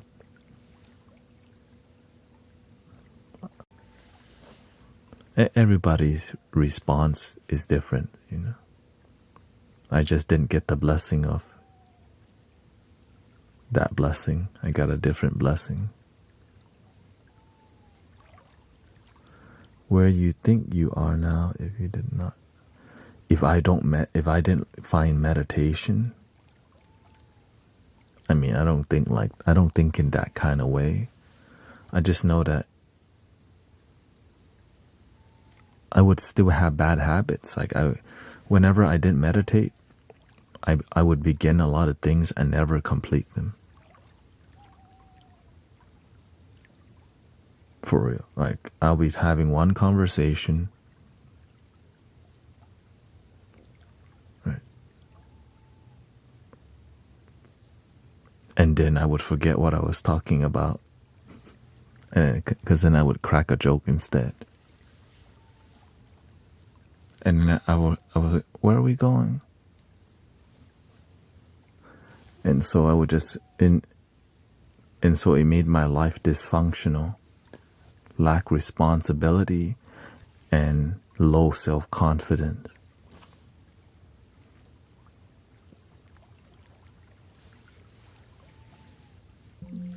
My confidence was super low, and I was scared to socialize with people because my life was such a failure. And so through meditation and through slowly improving my self-confidence. Yeah.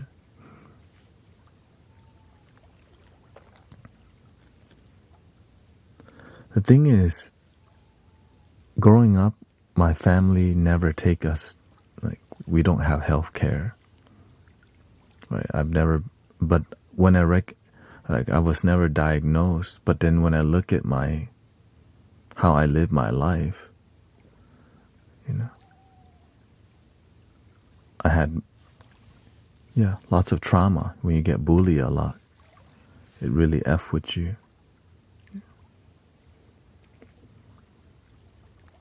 And I had trouble learning also. I didn't see all this as a problem, you know what I mean? I just thought, I was just dumb. That's literally what I thought. I was just dumb. I didn't know, there was other options in life other than just thinking that you're dumb. I just kind of surrendered because I got compared to my sister a lot. She's freaking very intelligent, you know. And so I didn't know. My mind worked differently.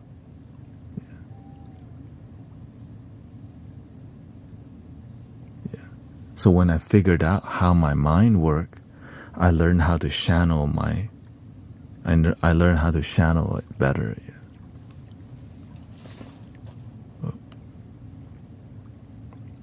And so through meditation, I got to see how my brain works and why I needed to do something like this. Yeah. And the reason I compared myself to my sister a lot, because my mother always compared me to other people's children.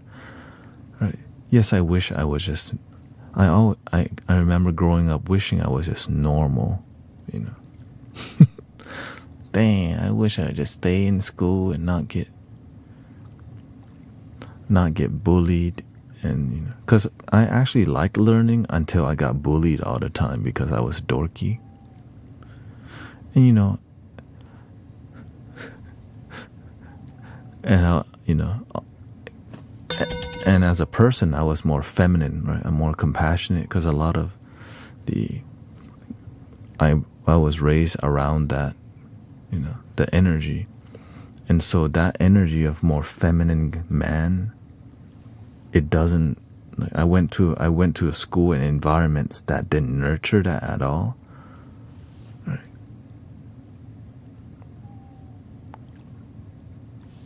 Which I didn't know which I didn't know you could be a feminine man. Learning how you lead with compassion and kindness first, and then learning how to be tough also was something that I learned.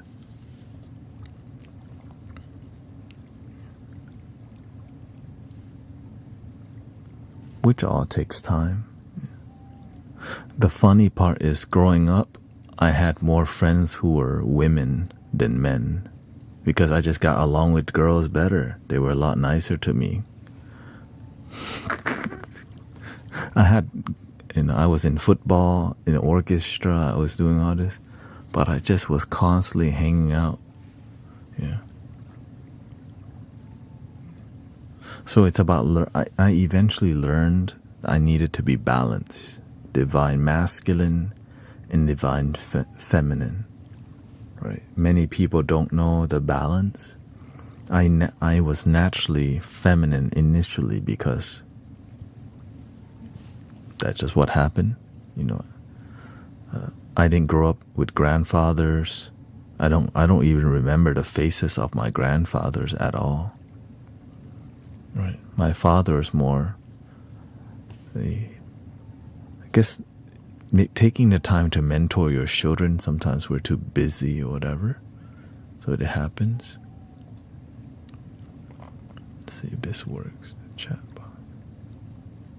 And so now I think the reason I mentor people nowadays, because some people, their family,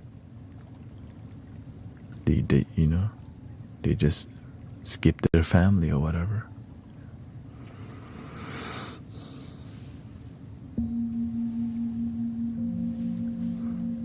So the funny part is that when I found my spiritual master, he helped me to be more masculine, because I was very loving, and I think he figured that out about my weakness. Right.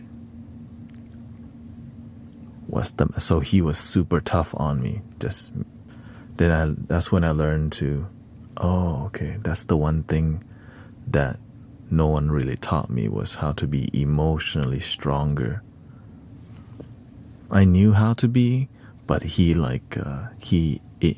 reinforced emotional strength in me by being tough with me all the time for 3 years straight.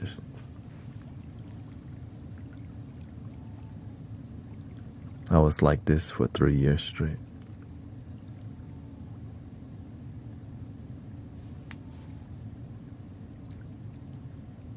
And so it took really long for me to reintegrate my true self, because when you're mentoring, when you're studying, when you're an apprentice to a spiritual master, you give your life to the mentorship. And so when I stopped, whenever it ended,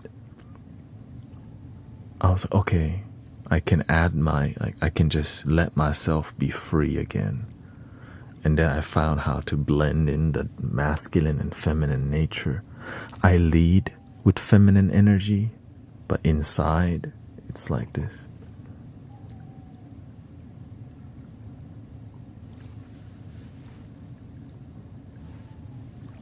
I like to be an easy target because I can deal with it. So people, that's why, so when I'm here, people judge me all day. But inside, the strength is in there. I just don't look the part. So people will come test me all the time in here. And I just have good boundaries now. Before, I didn't have good boundaries. So people would pick on me because I didn't know how to not let words get to me or when to say no to people. And so in this community, we learn so much from each other.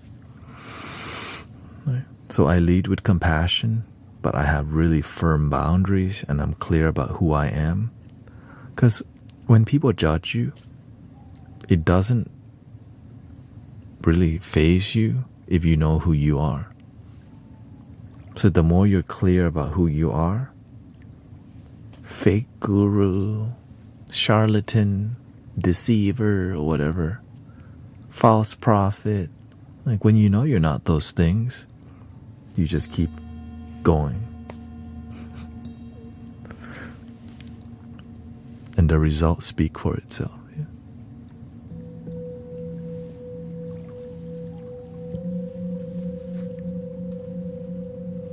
It is magical because the best has happened so far. I would never, see. The thing is, my mother was really abused by her childhood home. So I don't blame my mother. I used to blame my mother, but through deep compassion, I realized nobody wants to be miserable. Nobody wants to be an abuser, but it happens to them. Abuse people, hurt people. And I was willing to sit and forgive because I realized what would lead to somebody being miserable or lead to somebody being toxic, right? So, like maybe the word, some people may call them Karens. I don't like to see it that way because they deserve a little more compassion. And so the funny part is, I get along. So the people who need the most help, they gravitate towards me because they see it in my eyes that even though they're the way they are, I see their heart. So it makes the most toxic people treat me really good because just the energy that you embody. Because I sign up for, all right, universe, give me the hardest people to help.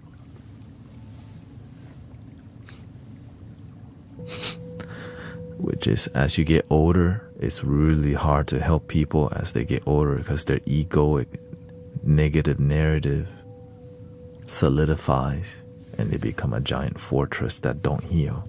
And here I come. Hello.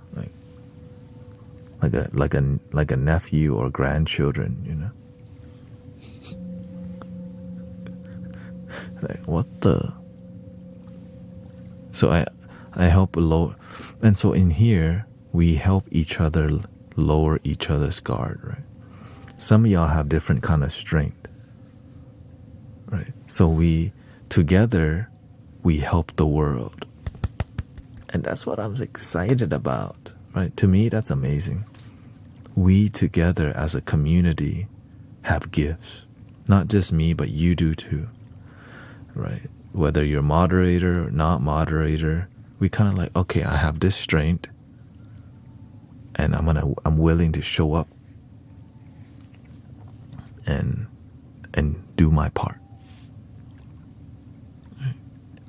And so that's when I see you stepping into your role, that's exciting, because when you have a role in the community,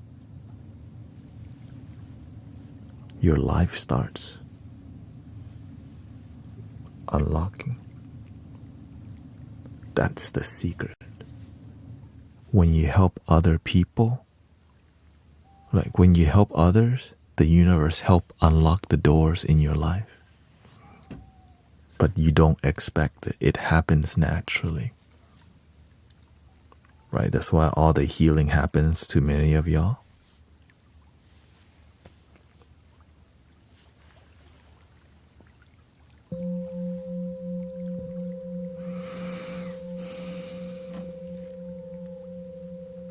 Many transformation happening in here because we are willing to do our part. And many people are aware, damn, they have really dedicated moderators in here. Like, for real. I'm surprised. Like, but of course, many people here volunteer. Right, we serve what we can. This is just one place where they serve. Is this a live podcast? Yes, it is. I know it is live. Wait, the AI is getting too good nowadays. But the AI wouldn't do this though. Two swans kissing.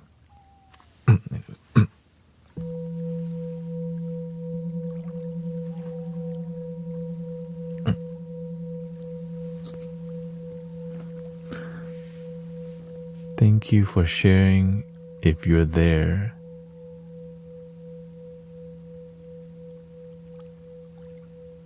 The reason I've become very vulnerable with my life story, because I'm tired of seeing spiritual teachers not being vulnerable, using their own life story, so it doesn't relate to anybody because they're just talking at people instead of relating to people.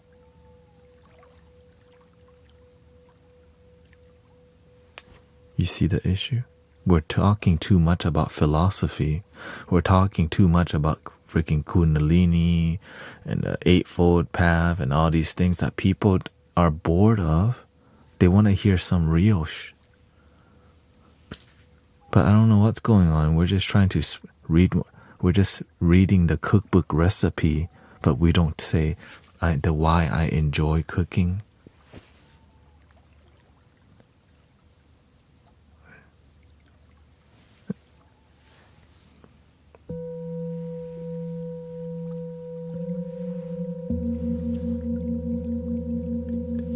Now that being said,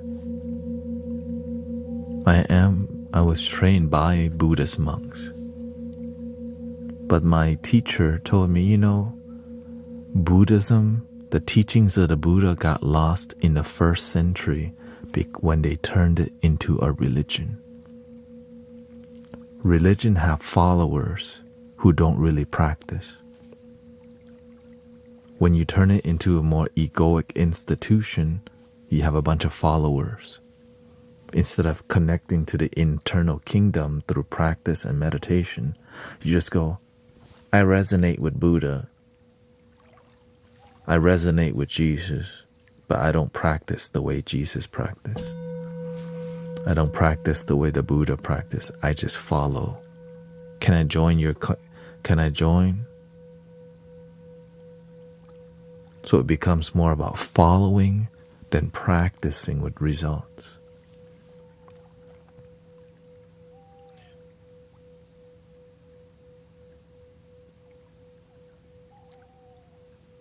I also follow Thich Nhat Hanh. by practicing the teachings. Breathing in, I'm aware that I'm breathing in. Breathing out, I'm aware that I'm breathing out. That's where I got that from. You don't just dump your teachers, you add on, continue the teaching. My teacher, when I was studying with the master, he told me he noticed that I was hanging out with these students at the temple who they love to read the Zen books from different Zen master, Huang Po, Bodhidharma, and all these Zen masters. And he didn't like it because they just read cookbook. You know, I have people around here, they just love to read the cookbook, but they never do the cooking. They read Bodhidharma, Milarepa, but the one thing they don't do is practice what they read, and they go read more book. I understood instantly. They're more interested in the information and reading more, but they don't practice what they've read, and then they start reading more books without practicing.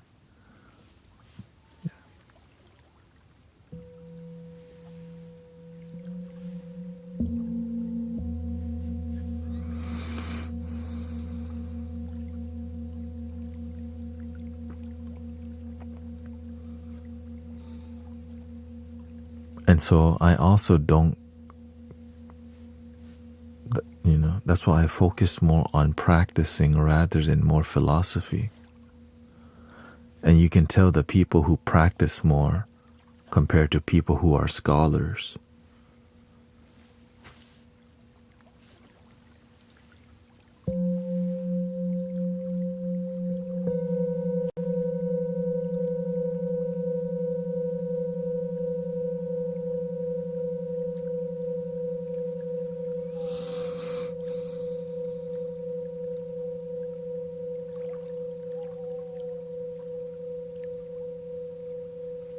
They don't practice anything really. Well, the secret is that there's nothing to practice.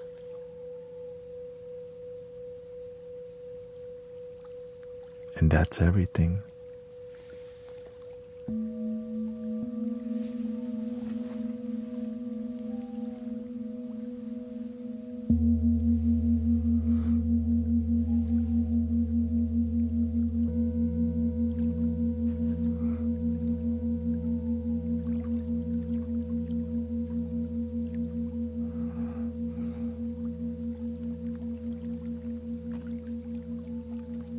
Well, when you're a practitioner, you start to relate to many practitioners of all religion and walks of life who matured.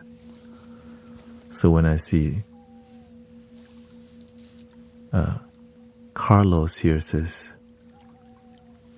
Jesus says, I am the way, never said follow me. The I am is within, which is your existence and perception and consciousness.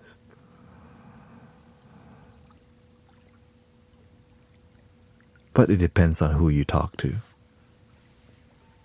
And if they don't like what you say, you would be a false prophet, that's all.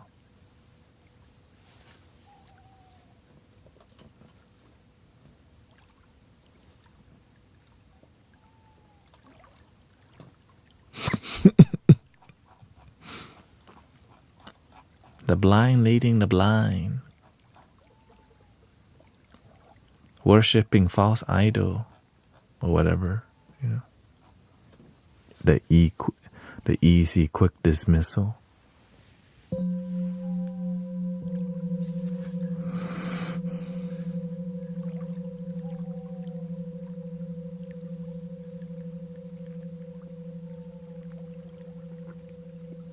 Agreed, yeah.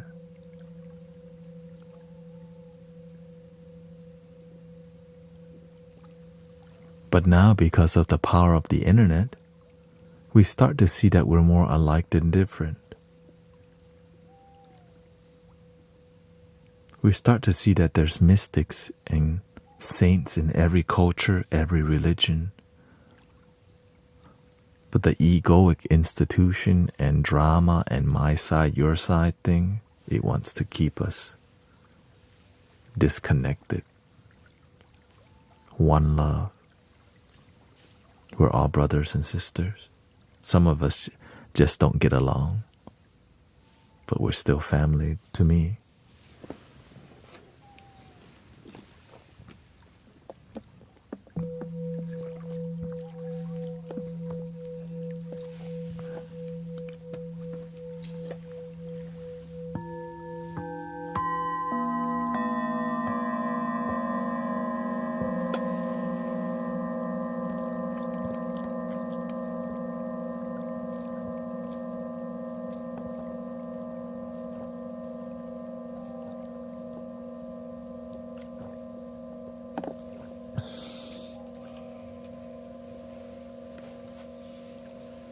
Happy full moon. Like,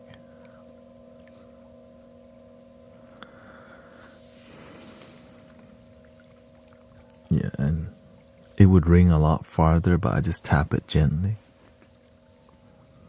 Let's see. Especially the larger bowls. For example, the biggest one here.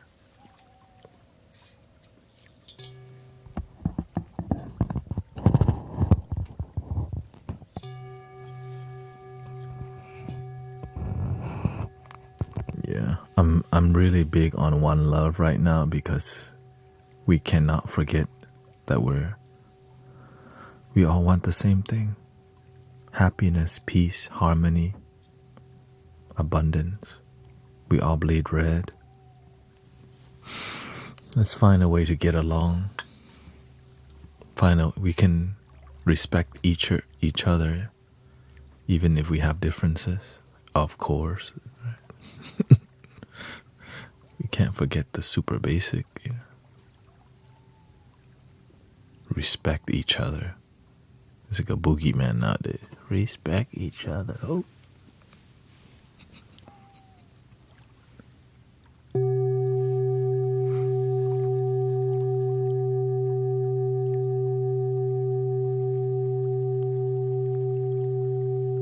Even if they're coming from different politics, yes.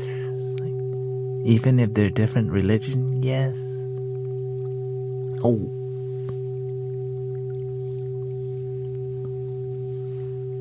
What if they talk bad about me? Still respect them? No. Just have boundaries with them. Oh.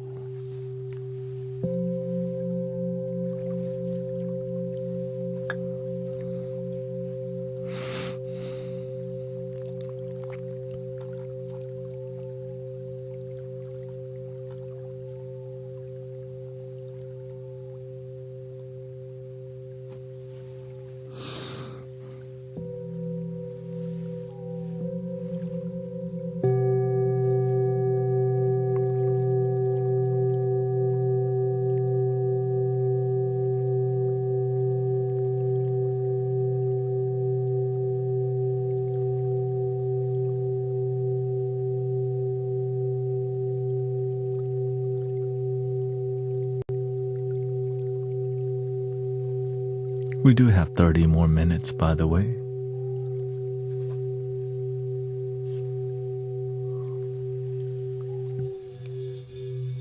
Or 28 minutes. I hope you enjoy today's stream so far.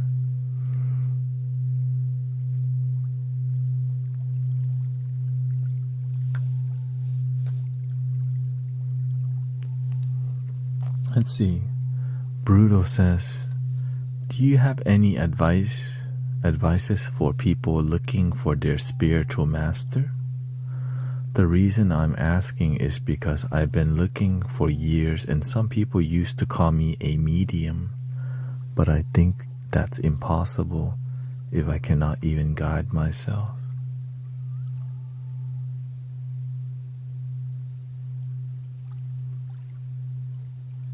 You heard of the term, when the student is ready, the master will appear. Just keep being a really good student. That's how I found my teacher. I was already serving people. I was trying to make a difference, and I successfully helped some people, but it was not at a great. I wasn't helping that many, but it was more about help the people you can. Yeah. As your energy rises, you'll naturally attract the thing that you need. Yeah.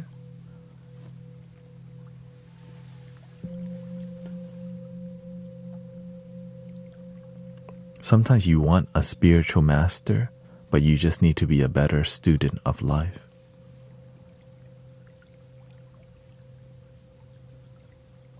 Wanting something but needing to do something else. Unless you want to force your way in, that's called disharmony.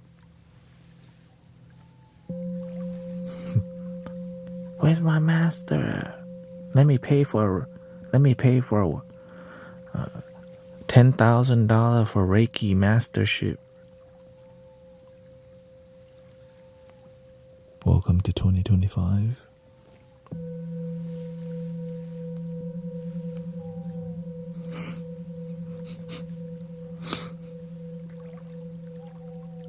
Certificates here so that you can add to your long list of certificates.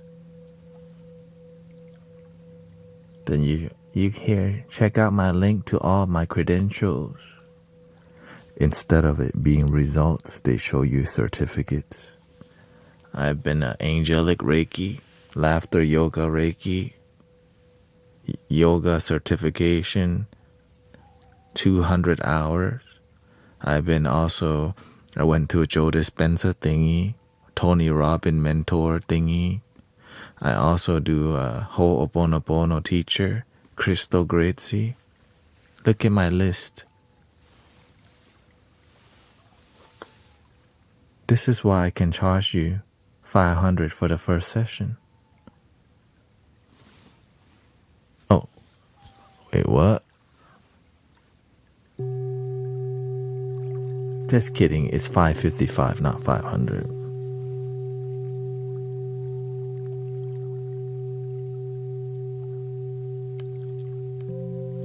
Oh, angelic number, I like that. That makes me feel better about giving you money because it's in alignment with the angelic numbers.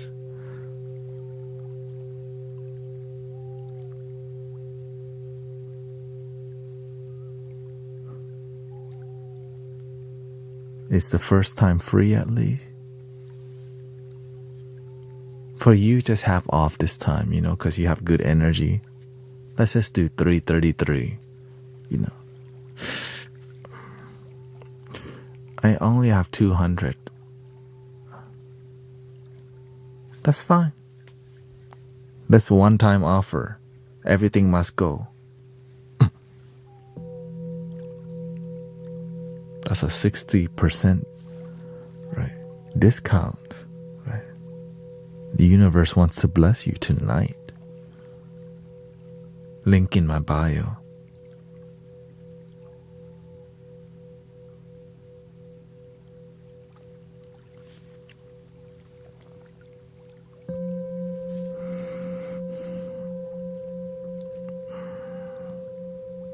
When I came to TikTok, I saw a lot of that, which made me sad actually. Everything's linked in the effing bio. I was like, where's the grounded people trying to, what the? I was confused. It was like, am I gonna be in the sea? Is this the people that's my neighbor? Luckily, there's great people everywhere. So shout out to the good grounded people. Like arrow eyes, spiritual sound. Like, oh, What's up, bro?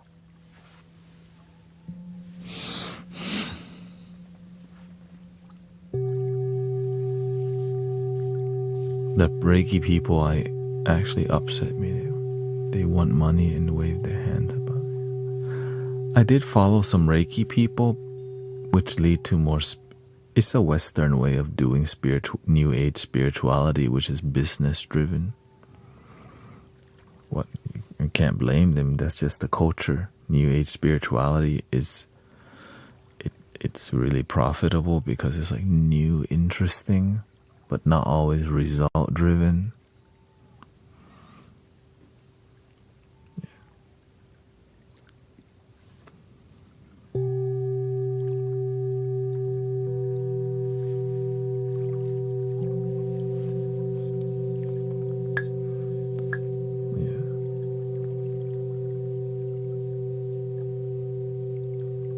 But whenever I do see some Reiki practitioners that are genuine, I'm impressed because, wow. Because once in a while, you're like, okay, that's impressive.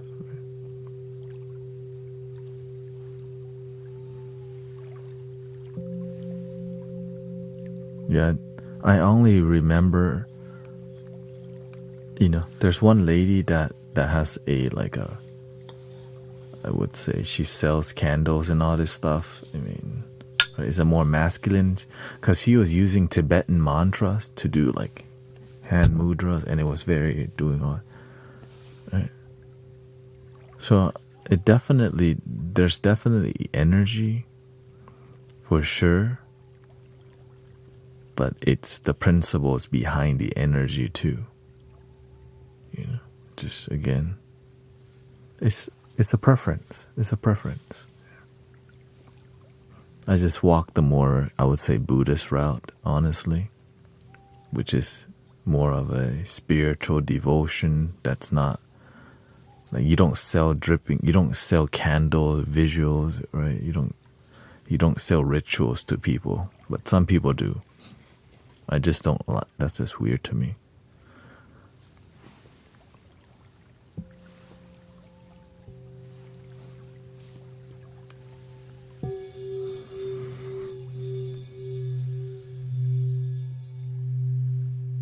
Like love candles and stuff. I feel that's kind of. I don't resonate with that. Teach them to love themselves. Not profitable. Love candles on Valentine's Day to get your ex back. $55. I think I can afford that.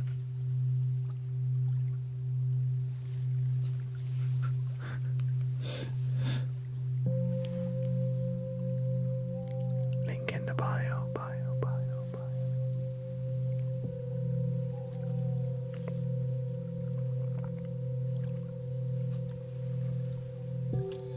And so it's hard to find the in-between. It's like in between New Age spirituality and a Buddhist monk. And so it's the same. It's like we're in between Buddhist monk, sound healing, right? New Age spirituality. So how do you merge sound healing and wisdom together and still carry the meditative disciplines? So that's kind of what we do in here. Are you the same with crystals? What do you mean? Look, there's healing mode. Crystals work, but you have to build a relationship with it. But it's about intention and results. Nothing speaks louder than action and results. Do whatever. Do you have results? That's it. There's so many ways to heal. But some people don't have great results, but they do good marketing. So they have results in making money, but not always results in transformation. Which is why people are very skeptical, because oftentimes their own family and friends have gotten scammed and no results.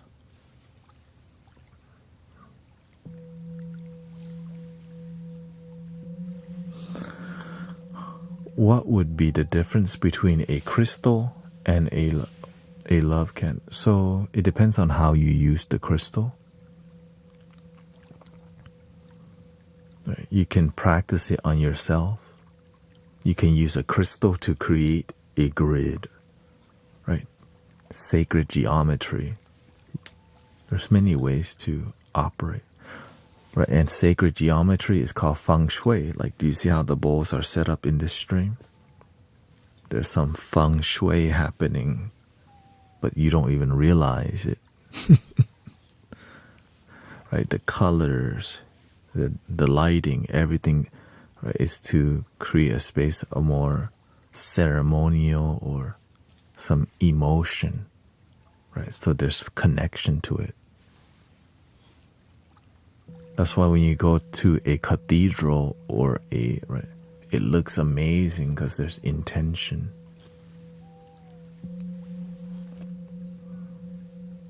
Right, you can feel something because the artist, there's love in what they create.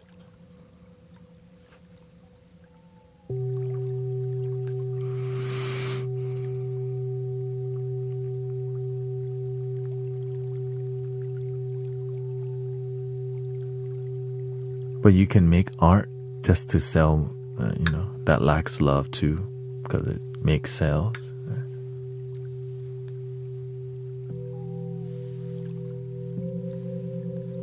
You could do Reiki also. Focus more on business than transformation. And the difference I see is genuine healers don't market themselves. They let the word of mouth and the universe market for them. Whenever you promote yourself too much, you don't trust the universe because you're treating it more like a business. That's what I see the difference.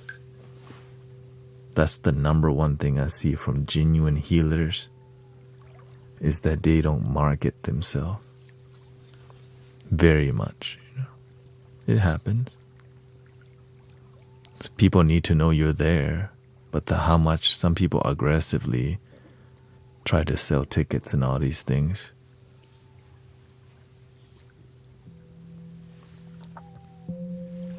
Like churches that need to promote too much. But what's the best way to promote people to come to your sacred space? Miracles. When there's miracles genuinely happening in your church or temple, people are never going to stop coming because they experience genuine transformation. But when it's not genuine, we have good BS detector, okay? Human beings, we can tell, like, because if you're mostly scamming people, everyone will eventually notice. Right? Because when you're not a real one, people eventually will know. 3 things cannot hide for long: the moon, the sun, and the truth. And in general, people have good BS detectors because we need to use it as human beings.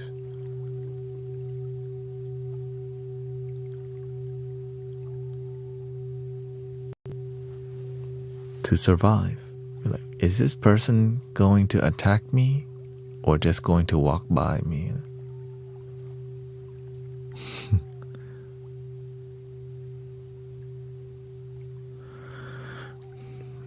No, I never heard of it. John Chang.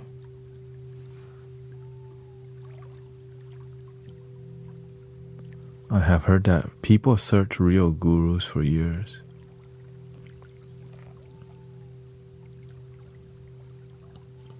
A lot of people want things, but they're given so much and they're ungrateful for the blessing already. That's why they don't get more. They don't know how to have enough, and they don't do what they're given. Right? Imagine you're given so much and yet you want more. If you don't stay humble, you're not gonna connect with the real one. I notice a lot of people eventually find the master, but they're not a good student. So even if you're next to Jesus Christ himself, you take him for granted. You end up worshiping Jesus than looking to be a great disciple or a great student. When I was studying with my teacher, a lot of people weren't taking him seriously, but they called themselves student. In front of the master watching soccer. I'm like, bro, you're with the master right now and you're chilling you're watching soccer on the iPad in front of him.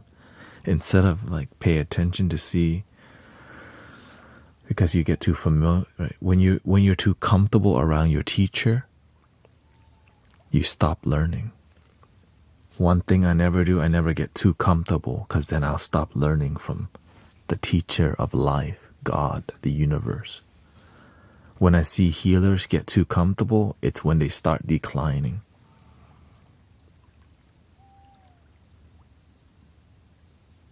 That's why when you keep yourself slightly uncomfortable, it's because focusing requires effort. And it's easy to just go, you know what? He's got it. He's got it. He's got it. He's got it. Whenever I was with my teacher, I never thought he's got it. Like, what does he have to teach me today through his demonstration and action of life? Because a lot of the students expect him to like formulate, like, this is how you heal people. Put your hands out.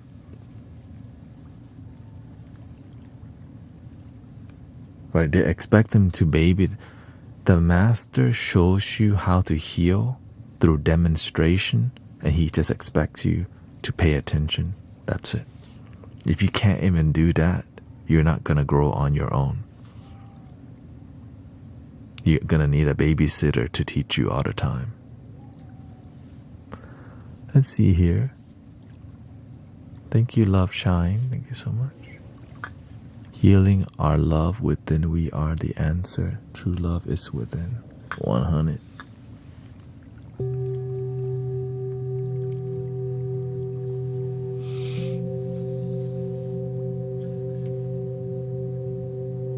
It's sad because some people, they just act like a good student while the community, like when the community is looking, they act like a good student, but behind closed door, they're lazy student.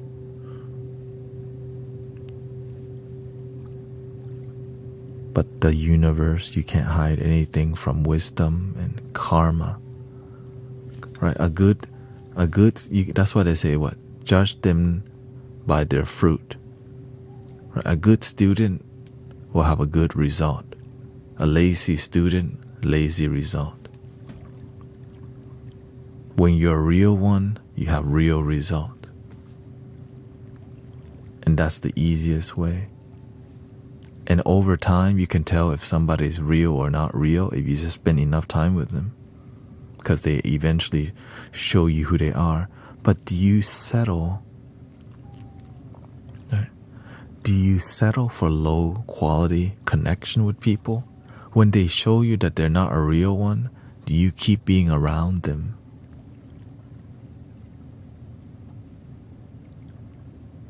It's up to you.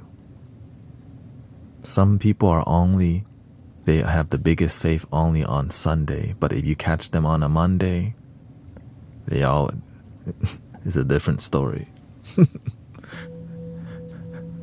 Don't even talk about Tuesday. Like, oh, not even hump day yet.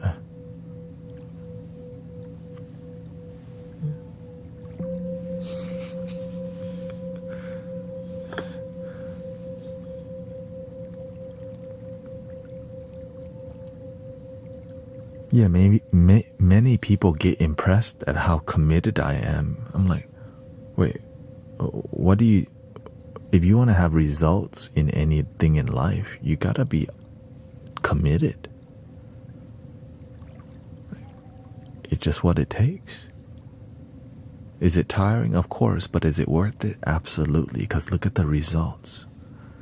People heal happy, people find faith that they can heal again after 20 years.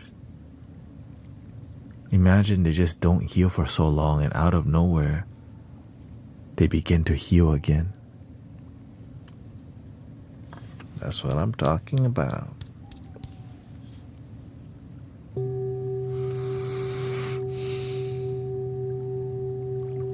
I too was looking for a spiritual teacher, not because I wanted a teacher. I needed a teacher.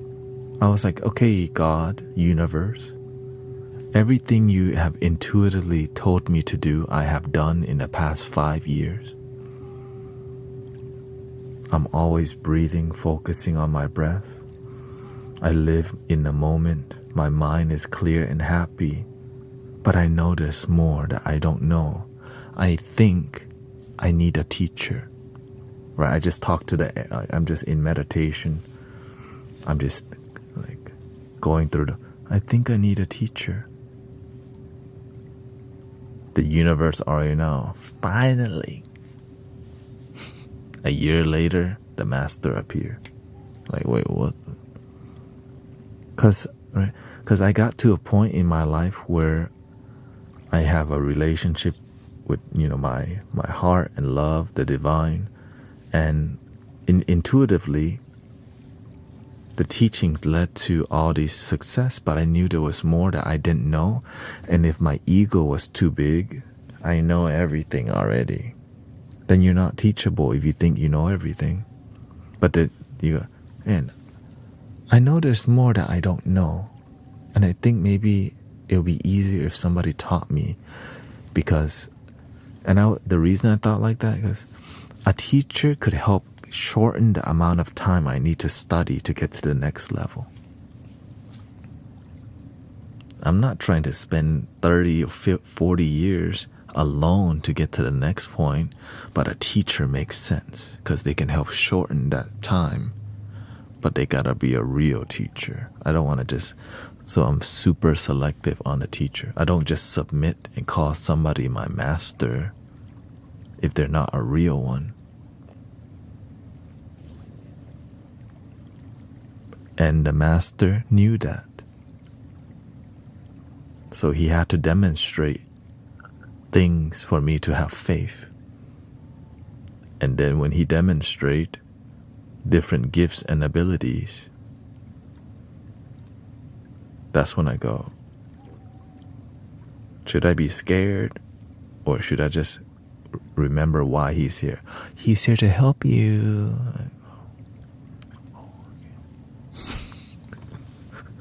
That's when I surrendered to being a student.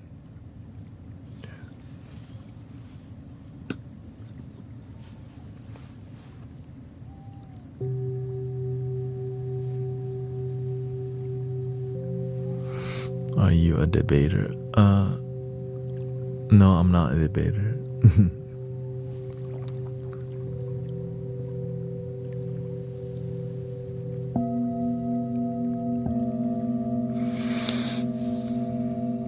But if we have to baby some children on the MeTube, that's okay. Yeah, sit down, children. Sit down, sit down. Sit down, children. Sit down, sit down. Sit down, sit down.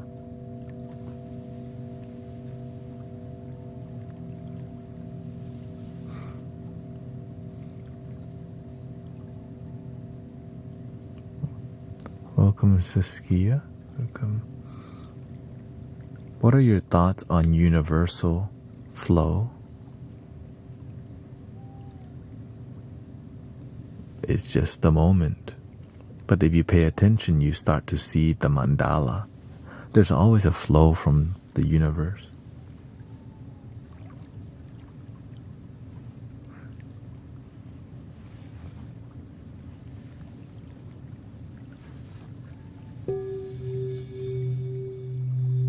But when we don't pay attention, we don't see the universe operating, how the system works and all these things. We just think random things happen because we don't pay attention.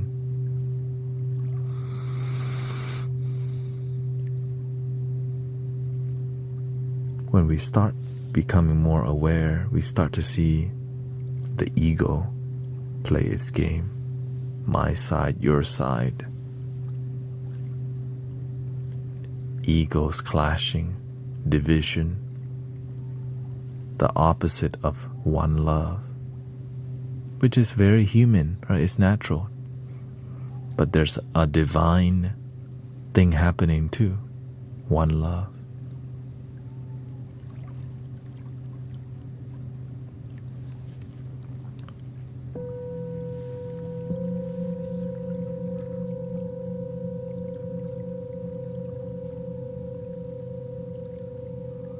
When I would say this, when we finally obtain peace, it's genuinely life-changing. 100, yeah. Absolute. When I first experienced deep peace in my life, I was so angry that why weren't we teaching this to everybody already? I was like, why isn't this being taught everywhere already? That's when I realized ego, control, capturing people systematically, ideologically, religiously, to just teach people to be free from their own minds. It's a threat to many systems because whole religions would fall apart. If people learn the source is within and they could connect directly instead of having to go through some hula hoops to get there. But that's the humanness, right? The real ones are few. The diamonds are few. But we also need rocks. A diamond is also a rock. It's not that it's better. On a human level, a diamond's better, but in the grand scheme, a rock is as important as a pebble is as important as a diamond for sure.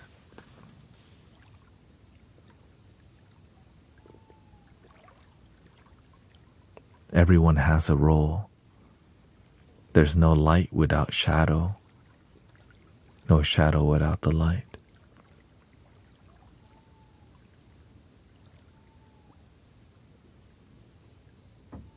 But on a spiritual level, we're all one. One light, one love.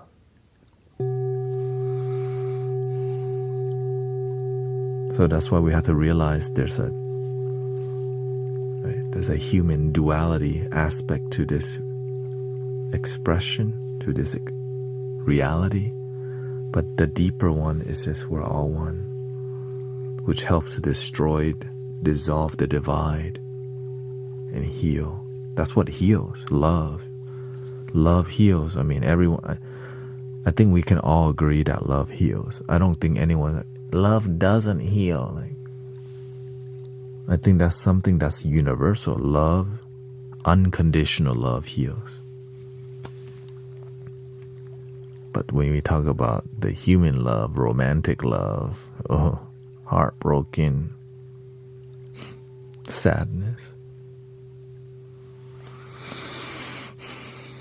And I think I've hit my limit for today. I think we've streamed for 5 hours and 17 minutes. Wow.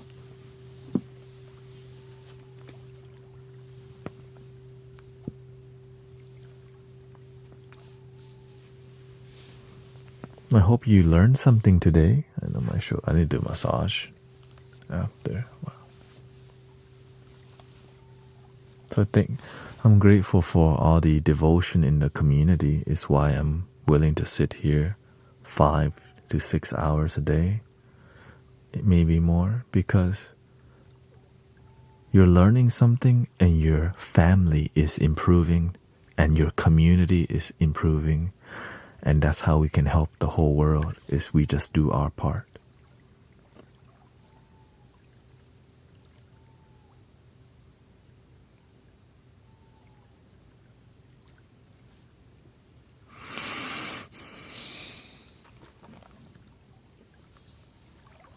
Three ohms. Thank you to other moderators, I know. Happy full moon, breathing in.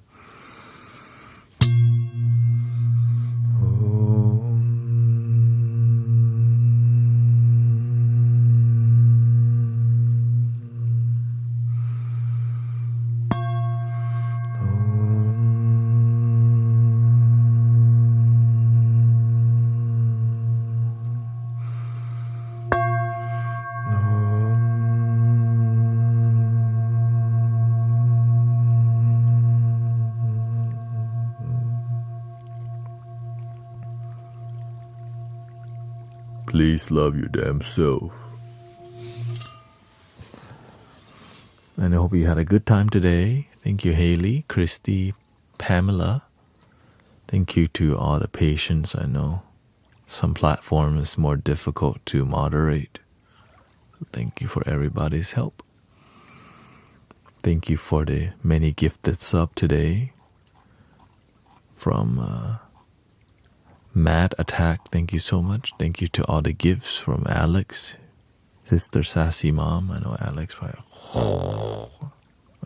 I fell asleep. I don't expect people to stay up till 5 a.m. or anything like that, you know what I mean? I know I'm streaming crazy times, so it allows many people to be here. Thank you, Adam's Apple, Denise, Gemini. Thank you to Witchy, #1 here. Let's see. And I hope you have a wonderful day, wonderful night. And I am so tired today. So,